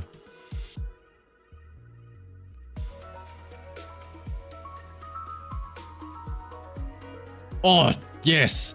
A fellow Caesar enjoyer. I know this is going to be good. I know that this is going to be a good one. Also, oh my god, this is the third last one. This one and then 2 more and then we're done for today. Oh, I can go to sleep after this. Yippee! Firstly, Caesar, Engine, we're good to go. I know this is going to be a good account. Next up, Bernice with the flame. Oh, whoa. Okay. Unfortunate substat rolls and anomaly proficiency there. Only 216. But I mean, you have Flamemaker Shaker, you have Bernice. You'll be fine once you get better substats, right? Lucy with Kaboom the Cannon. Okay. I'm gonna assume that you're using Lucy with Astra.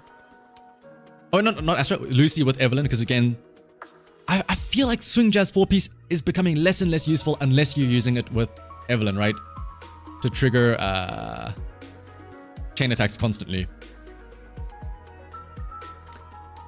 Yeah, crit Bernice. It'd be cool if her afterburns could crit. But I don't think they can. Can they? But I mean, even then, if they do crit, it's like kind of pointless, right? Next up, the Miyab. Oh, you'll love to see it. 68%. This is somebody that's done the math. They know that they get 12. Oh, actually, hang on. They know that they get 12% from Branch and Blade song to get the perfect 80. However, that being said, the crit damage is kind of low. Only 114 crit damage. It makes sense because you had to use a crit rate disc over here. Yeah. If only you could switch around the Bernice substats here, right? Three crit rate rolls. Meanwhile, Bernice is chilling out here with 6. And 11 crit damage rolls.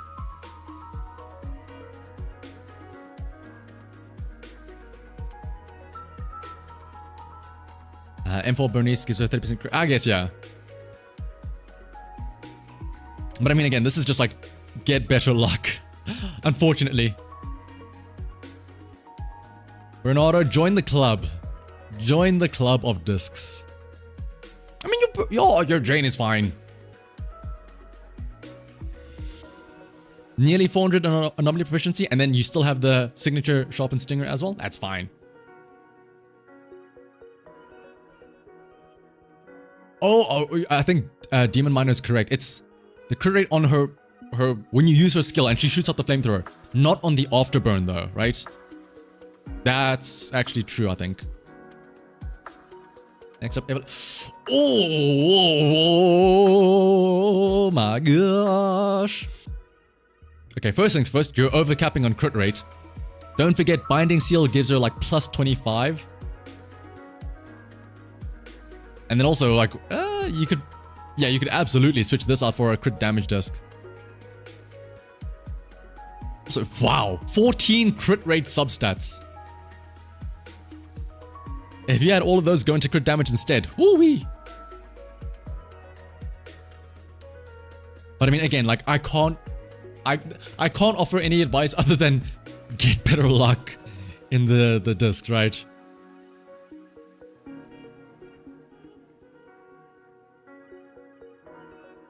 I mean, yeah.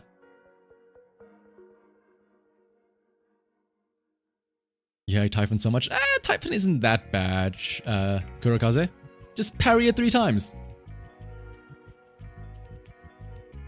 But yeah, like this could be crit damage, and then you get at least 130% crit damage, right? And then that's a good starting point, right? Maybe see if you can change out some of these crit rates for crit damages, and you're fine. Alright, second last. Dark Eye. Also, Dark Eye, self-proclaimed, certified Billy and Yanagi main.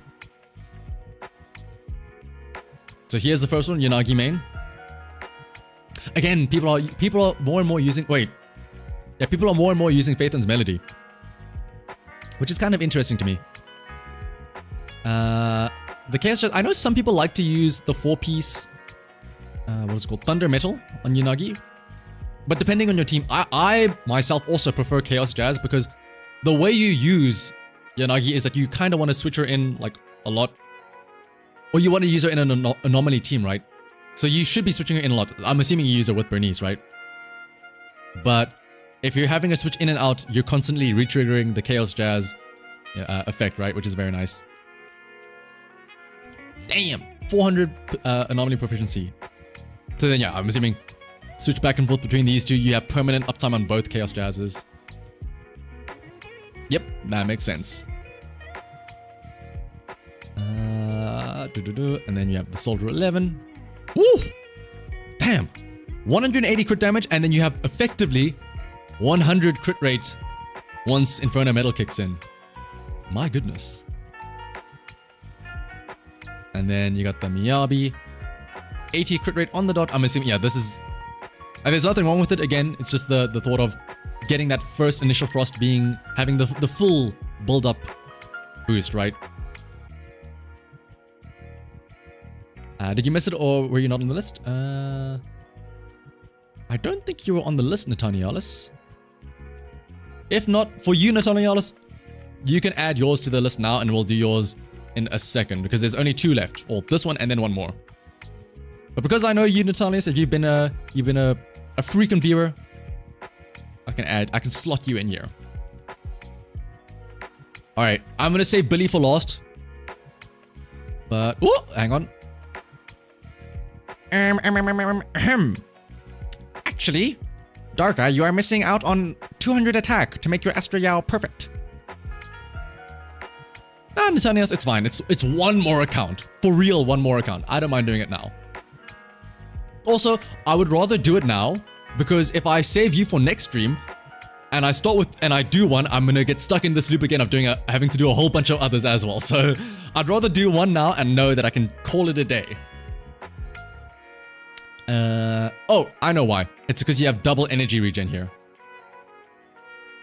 Again, I feel like you can switch out, like, either change Kaboom the Cannon for one of the other attack engines, like say, Sokaku's one. Or maybe, you know, have this one be something else. 65 attack. But it just hurts my mind seeing, you know, it's not the maximum. But I mean, yeah, like, in the grand scheme of things, it doesn't really matter. But it's just my inner nerd is like, you're missing out. You could have 1,000 attack. And then the bully himself. Damn. 85% crit rate. 176 crit damage. With a Nekomata steel cushion as well. Teleports behind you. Shoots you in the back. Insta-kills you. For some reason, your best team for Typhon is Sanbi, Lycan, and Sukaku. I mean, honestly, that makes sense, right? Sanbi, DPS, Lycan, stun, Sukaku gives attack buffs. But alright, next up, after Dark Eye, we have Tokai.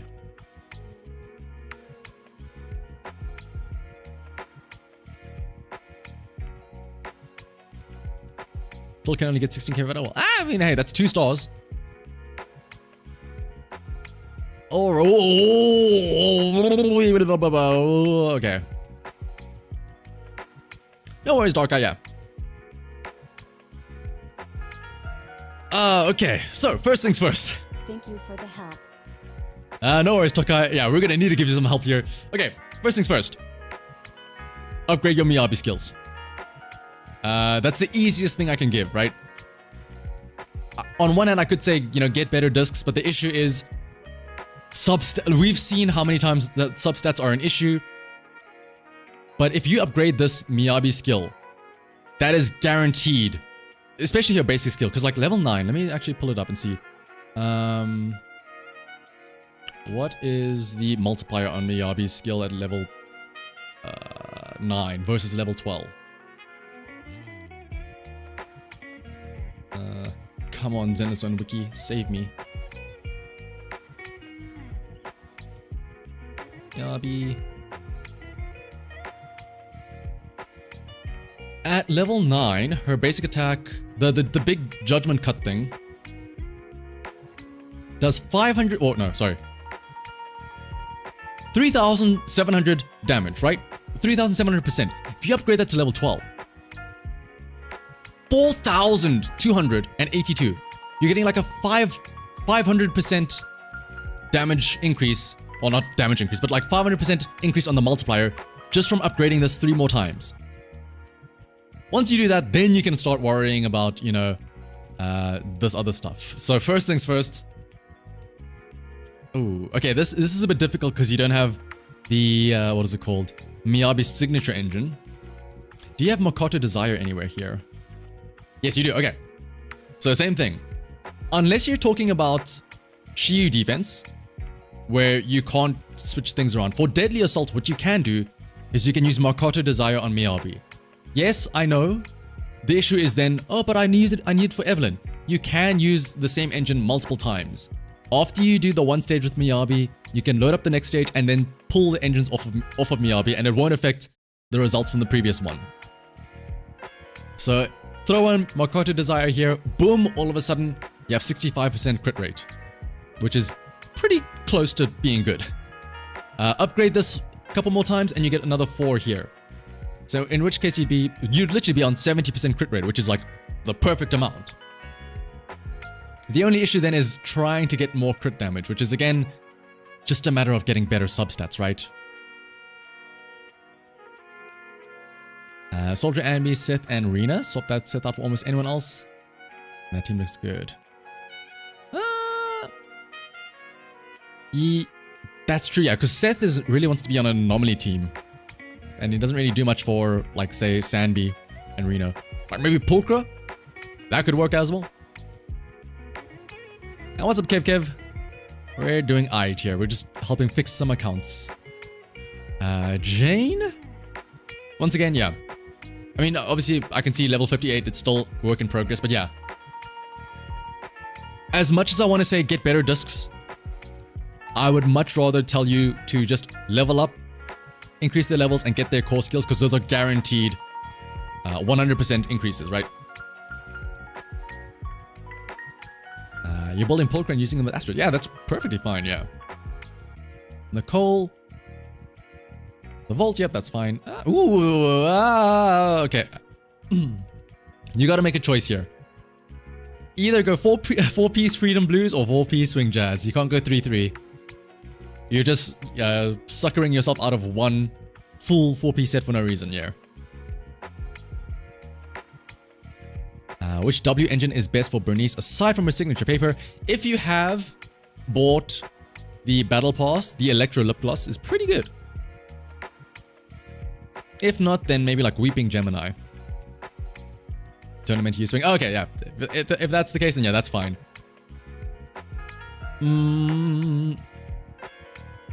So I will say, it does look like you're going for an anomaly build here, if you're using proficiency here and here. So in that case, I would say pen ratio should probably not be pen ratio and should either be, say, attack or ether damage. You were bowling yesterday. Okay, yeah, that's fine then, yeah. Oh, Rainforest Gourmet is also a good one, yep. For Bernice.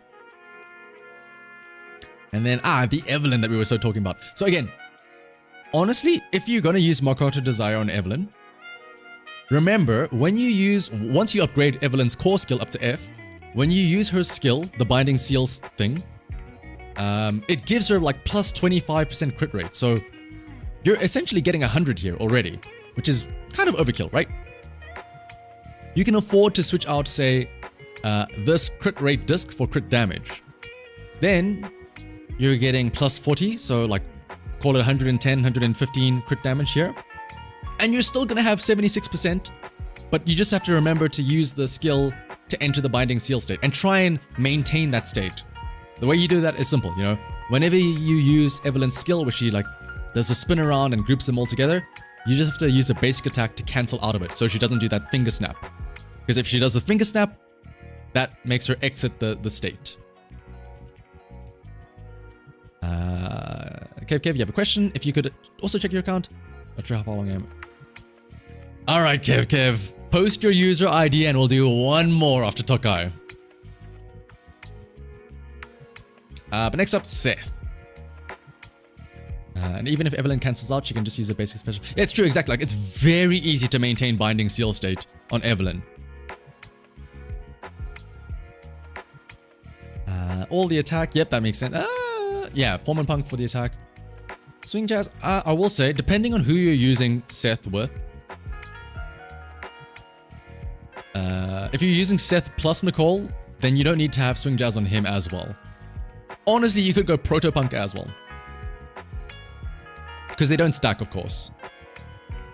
Alright, Kev is going to be the real last one. Unless Natanialis also posts theirs. You set the gen pep. Okay, no, that's fine then, yeah. No, yes, yeah, that's fine. Swing Jazz, yeah. I was thinking of saying the Freedom Blues one, but yeah, Freedom Blues only lowers their, what's it called, resistance to their specific element, right?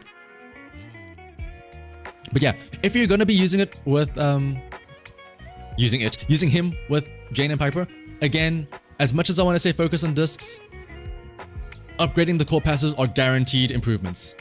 Especially because, again,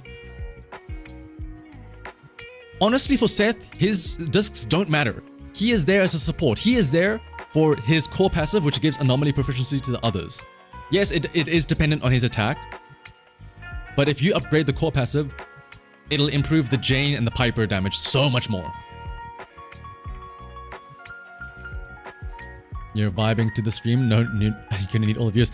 Luma, no, please. I beg of you. Come on, guys, he needs to sleep, and lack of sleep is super bad. Oh, Natanialis. Like I said, Natanialis, if it's you, I don't mind, because I mean, you've always been showing up to streams. I feel like I can make time for your account. And then last but not least, Soldier Ambi. Ooh. I mean, again, first things first, core passive. She gets a free... Where's my music? Core passive, that's an easy upgrade. Crit rate, she gets plus 10 from her team passive, so this is effectively speaking 68%, not too bad. And crit damage again, the engine also gives like an extra 60 once you get all the fully passive stuff. So this is effectively speaking 70% crit rate and like 190 crit damage, which is perfectly fine. But yeah, like again, don't worry about farming discs. Don't worry about, you know, the disc grind and stuff like that. Get the smaller guaranteed core skill upgrades. Yes, it's not going to be as fun. It's not going to be as exciting as like going, oh my gosh, look at my +4 crit damage. But it's better than saying, you know, wow, I spent an entire weekend farming discs and I got absolutely nothing. Like no improvements whatsoever, right? You'd be a hypocrite if you hear it now. Alright, Antonios, thank you for your time though. Next, as soon if we ever do this again, which we probably will do again, and I see you post yours, I will give you the shortcut in the queue then. For the regular viewer priority. You actually didn't know skills with that much. Oh my goodness, Tokai, let me I don't have I closed the game already, but like they make a big difference. They make a very big difference. Like yeah, it doesn't. Okay, let me pull up Zenless Zone 0 and let me show you some of the stuff. But before we do that, I'll go over Kev's as well, and then we'll come back to those differences, Tokai. And I think it'll be good just to show everyone as well. Again, that's my Windows. Don't worry. But let's see, Kev. Okay, well, Kev, you have M2 Miyabi. It doesn't matter what you do. You are fine. That being said, though, your crit rate is kind of low. Yes, she does get like... Actually, wait, no. Is this actually fine? She gets 15 from... Is it 15 from her Mindscape, right? And then 12 from Branch and Blade. It's honestly kind of close. You're like missing 5% from stuff. It's your first gacha and you're dying from reading pages of info. Oh, don't worry, Takai. It's getting worse and worse. I'll show you the trick when it comes to like glossing over people's details and stuff like that. This is fine though. I will say Swing Jazz is a very interesting choice. I mean, I guess if you want to use her skill more often, but like, is the extra, what is it, 10% energy regen that impactful? Or is it, yeah, 0.024. Is it really that good? Like, I mean, you could go for the extra 8% crit rate from Woodpecker. You could get extra... we've seen people now have been using, what is it called? Phaeton's Melody. Increased anomaly proficiency or increased anomaly buildup. But I mean, hey, if it works, right? I'm not gonna fault you on that. Lucy, though... I don't know the exact multiplier, but...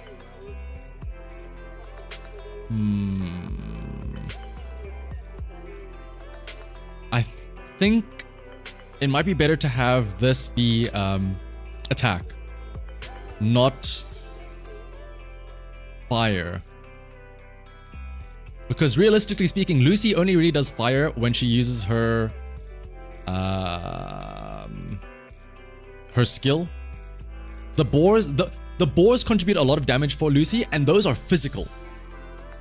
Also, I don't know if this is giving you the max attack buff, like the 600 cap, which you might need to switch this for an attack if you can, for that.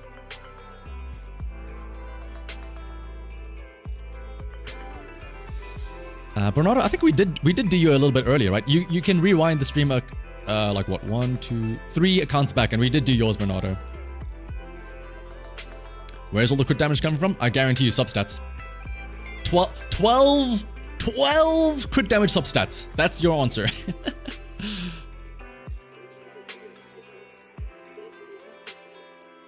You're answering to being accepted. Oh, my bad. I thought me as in like your account. My bad. Oh, about like who's looking forward to Vivian. I'm sure everyone's looking forward to Vivian. But let's see though. The account review is peak second monitor content. Josh Stripe Hayes. Oh my goodness. to be compared to Josh Stripe Hayes. What an honor. And then, yeah, next up, Burn Ice with the Roaring Ride. 300. I feel like this could be higher. Oh, yeah, this is just substats getting screwed over here, right? Only 4, what is it called? Only 4 anomaly proficiency substats. And then, Soldier Ambi plus the Mindscape. Damn! Okay, Kev, I see you. 77 crit rate, which is technically speaking 87. Again, this is up to you. This is always an option that you can consider. I'm just pointing it out. If you're comfortable lowering your crit rate down to like what? Plus 10. Okay, down to 63, which is a bit risky. But maybe if you get better like crit rate somewhere else, you could switch this crit rate for crit damage disc. You get 200 crit damage, right? Switch out the Thunder Metal for Woodpecker Electro, and then you're still getting like 77-ish crit rate as well. Because remember, you're getting 10 from the team passive, and then Woodpecker gives 8. So you'll be on like 71 crit rate because you're giving up the 24 here. But again, that's just up to you. And you are still getting, what is it called? Like 60 crit damage from 7 Innocence. So there's nothing wrong with this as is. It's just another option that you can like think of, right? You just got C1 SS Ambi today. Ooh, nice. Oh, you're right. Shadow Harmony also gives... Wait, does Shadow Harmony also give crit rate? Isn't it just crit damage? Do I not know my own engine?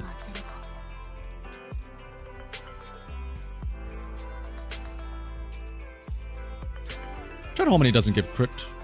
Oh wait, no, Shadow Harmony. I'm thinking of the engine. My bad. Oh, then yeah, you absolutely could afford to, you know, switch this out for a crit damage disc, right? Because now you're getting 99% crit rate. Are you that uncertain that you're not gonna get crits that you need 99%, right? Lucian Astral Blade. Okay, yeah, that makes sense then, yeah. Like, I feel like you can afford to not have that much crit rate, right? You feel bad you had to steal Ellen's disc because you had been disc bombing all day for Ambi. The unpopular Ray, I've done the same thing, and that's why I'm mad that there's no, like, savable loadouts. And yeah, it's true. If you run with the recall, that's another 15%, right? I mean, I guess you can never be too safe, right? Go for 100% crit rate just to make sure. In fact, no, go for 101% crit rate. Just in case. You never know. Just to make extra sure that you get those crits.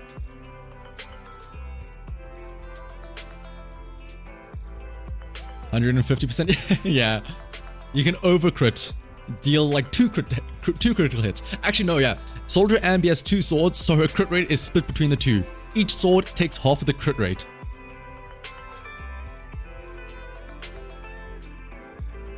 That's how it works. Alright, and then you said you're still building your Astra. Okay, yeah, I mean, I'm assuming you already know, but... yeah, obviously you can't go 3-3. I'm assuming you're gonna go 4-piece Astral Voice, 2-piece Swing Jazz, and then that this ether damage is gonna be switched to an attack percent. Also, I want to stop you right in your tracks, Kev. Stop what you're doing right here. Stop upgrading her attack. Stop upgrading her dodge attack. How often are you using those attacks? Stop, please. For your own sake. This gives you nothing. Please stop wasting your resources. 2 swords, double the accuracy. Exactly, yeah. Unless, I'm not going to judge, unless you're out here rocking, yeah, on-field DPS Astra, in which case, more power to you. And then the El Clasico Ambi, with all the love. M6, of course. Maximum, wow, max engine as well. And then also hamster cage on everything. I expect to see the same love shown to this Anby in due time. Which, I mean, that kind of is true, right? You already have a Mindscape for her. You've started hamster caging all of his attacks as well. And then, yeah, there's not really much to complain about here for the Anby. What a nice account to end on. Someone with a love for the Borgers. Is it noticeable that you're an Anby fan? Yeah, exactly. Alright, and then also, okay. Back to what Tokai was asking about earlier, and like the question of how important is the skills, right? That was the last account that we're reviewing for today, yeah. For today. We'll do more another time, I think. So, here is how important skills are. Miyabi is the easiest one to show off in terms of like their attack skills. Oh, I don't have the multipliers, but like... can I... Oh, I can't look at the...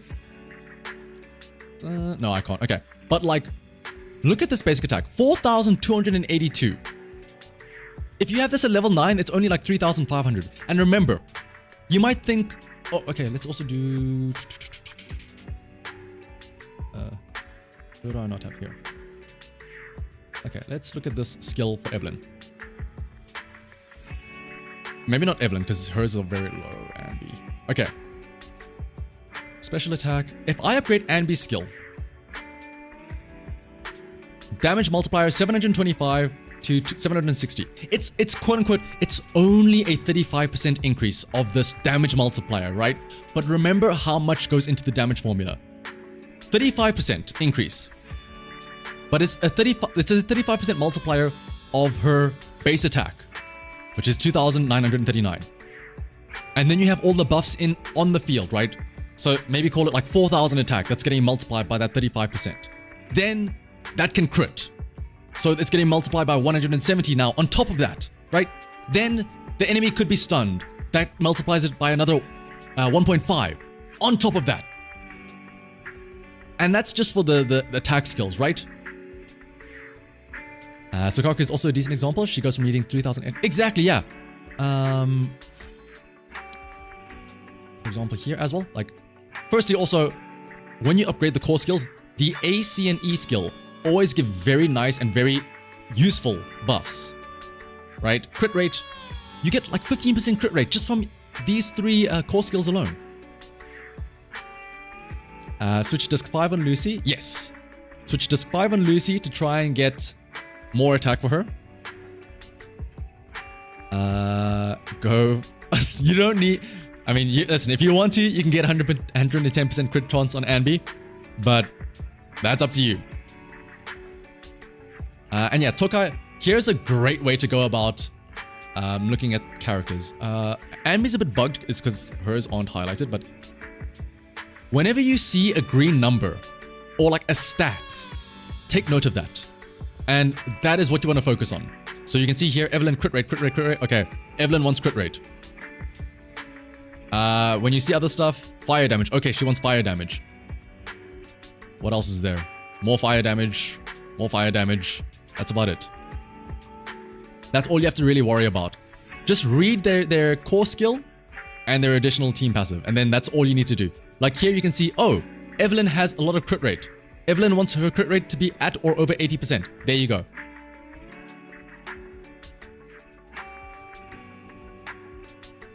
Thank you for reviewing. No worries, Kev. Is Lucy's core skill important? Yeah, kind of.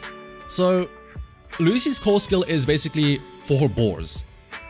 It's her EX skill. That is the important one that determines her buff. So, like, for example, here as well. Improving Lucy's skill is very important because no matter what, Lucy will always have a maximum of 600 as the maximum buff that she can give. However, the attack buff is calculated based off of Lucy's original attack. And the higher the skill level, the more of it is transferred over. So here you can see 24.2% of Lucy's attack plus 96. If I upgrade this, it makes it easier to reach that cap. Now, it becomes, if I were to upgrade this, it becomes 25% of Lucy's attack plus 100. So this lowers the requirement that you need for Lucy's attack, which is very important. It makes the difference between, you know, needing 1000 attack versus like 2500 attack. But then also, like, again, coming back to Evelyn, let's say you have her at core skill D. You have 20.8% crit rate for free, which is, I think, what Tokai had. If you upgrade this to F, you get 25% crit rate. It's basically 4% free crit rate for doing, well, not for doing nothing, but it's guaranteed. As opposed to you going and saying, oh, let me just roll crit rate on my discs here, and then you end up with stuff like this, where you don't get anything in crit rate. Or this, where you get 2 of your rolls go into defense. Or like, what else is there? Here, you have crit rate and crit damage. What happens? It dodges both of them and goes into attack percent and HP percent. This is why discs suck. This is why I say upgrade the skills. They are guaranteed. You know you will get an extra 4% crit, or actually, technically speaking, 10% crit rate, because you also are going to get this E skill here as well, right? Yeah, attack, don't get me wrong, attack percent isn't bad, but it could have been so much better, right? It's attack percent when I could have had crit rate or crit damage.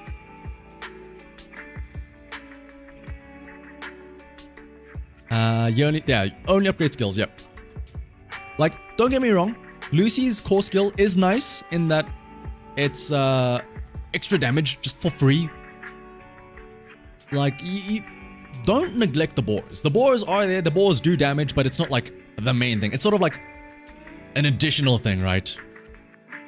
That Evelyn build. Listen, I was shuffling around discs, don't worry. This isn't my actual Evelyn build. Again, I wish that there were some loadout savings, like, or like where you could save the loadouts so you could like easily get them, or like easily go back, because I've shuffled around so much, so often. Like, do I have a better...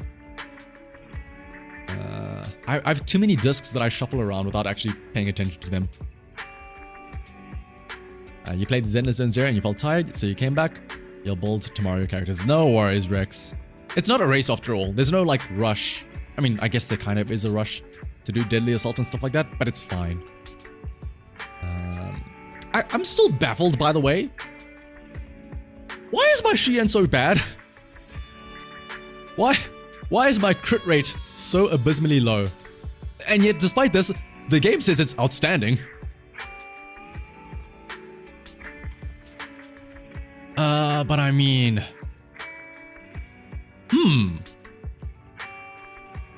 I guess, yeah, I have no crit rate substats.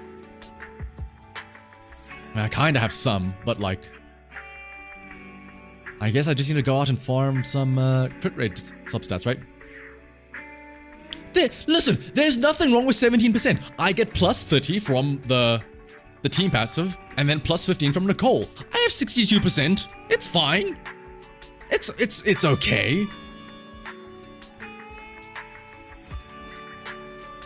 But yeah, I don't know what happened. It's like, okay, let me... I'm gonna prove to you it's okay. I crit more often than not. Where are they? Caesar, Nicole. We're gonna see how many crits I get here in like when I stun them and I get a full rotation off. I'm pretty sure it'll be fine. Luma, okay, let's not point fingers, all right? Watch, I'll just get lucky and stun them, and then like I won't miss a single crit. Normal, maybe enemies just safer.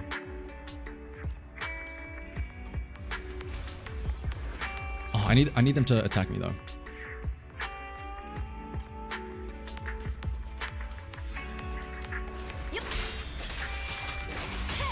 Okay.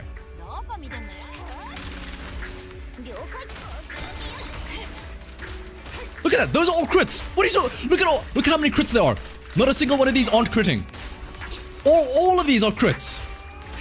Okay, most of them are crits. A lot of them are crits. Come on. It's fine. Okay, that wasn't a crit. That was a crit. That was a crit. Look at that. And that was before I used any of the stuff, right?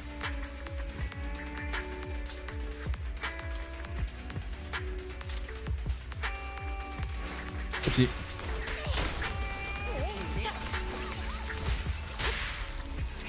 Watch all of these crits. That's a crit. That's a crit. That's a crit. That's a crit. That wasn't a crit. That wasn't a crit either. Okay, those are all crits. Look at all these crits that I'm doing. It's fine. I was critting more often than not.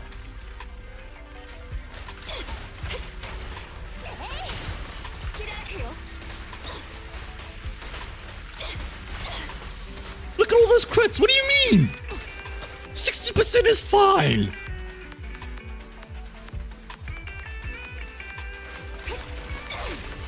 Like, okay, hang on. Let's, so, wait, what is it? 60%, right?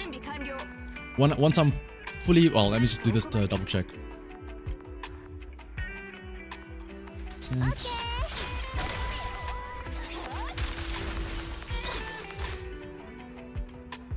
Wait, well...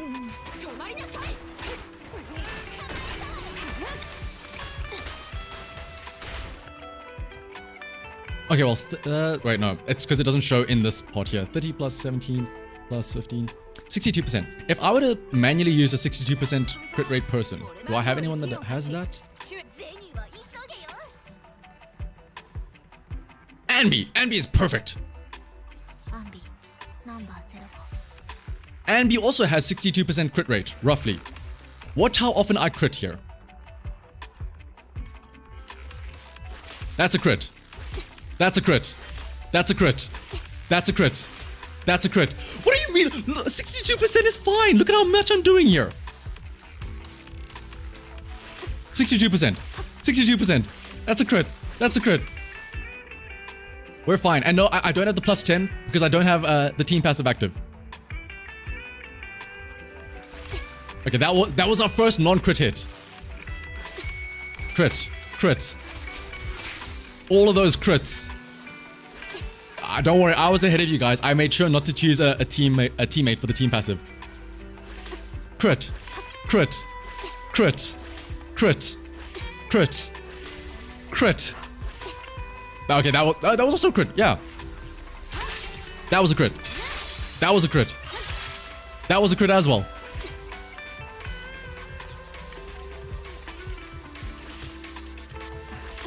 Okay, there was our first non-crit again in a long time. That was... Okay, hang on now. There we go. Wait.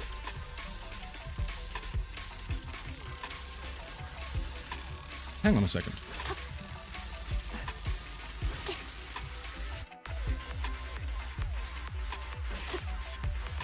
Is it possible to only...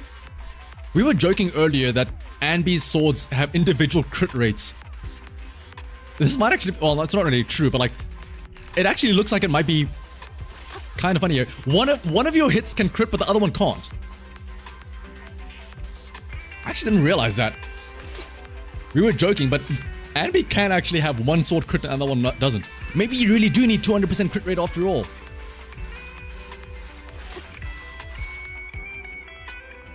Yeah, we're back down to... What? Huh? Yeah, we're back down to 63. Like, see, one of them crits, the other one doesn't. Like, see there, 836, 836.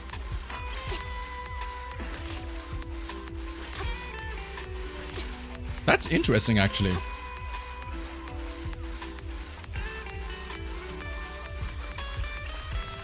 Alright, but I think, though, let me go and cope with my 17% crit rate, Shuyen. It's not about the size of the crit rate, it's about the size of the crit damage. Alright? If I crit every single time, that's all that matters.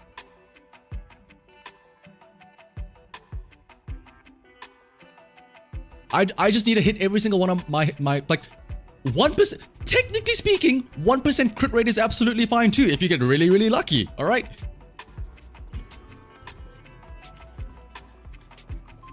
But all right, I think I'm gonna call it a stream here. We've been going for what? Nearly. No, we have been going for a full 6.5 hours. I think now is a great time to call it a stream here. And also, it'll put Nova out of their misery. They don't have to get assaulted by Care Bears anymore. But alright. That'll be it for today. Thank you all for sticking by. If I didn't get to your account, like for example Nathanialis, I will probably do another stream maybe tomorrow in the near future at some point, where we can do some more account reviews. And hopefully, I promise you, the next time we do this, I will have gotten a better Shuyen, and I will tell you that it's better. I will come back to you with a much better Shuyen that doesn't have 17% crit rate. But alright, goodbye everyone. Hopefully you all had fun, like Luma had fun, showing off their fancy schmancy little Harumasa. But until next time though, hope you all have a good rest of your Friday, or have a good rest of your weekend. Till next time, bye bye! Oh, Carly's, okay, well, hang on, Carly's Otis. I'm banning you for this. Calling out pinking here. I'm joking. Alright, bye bye.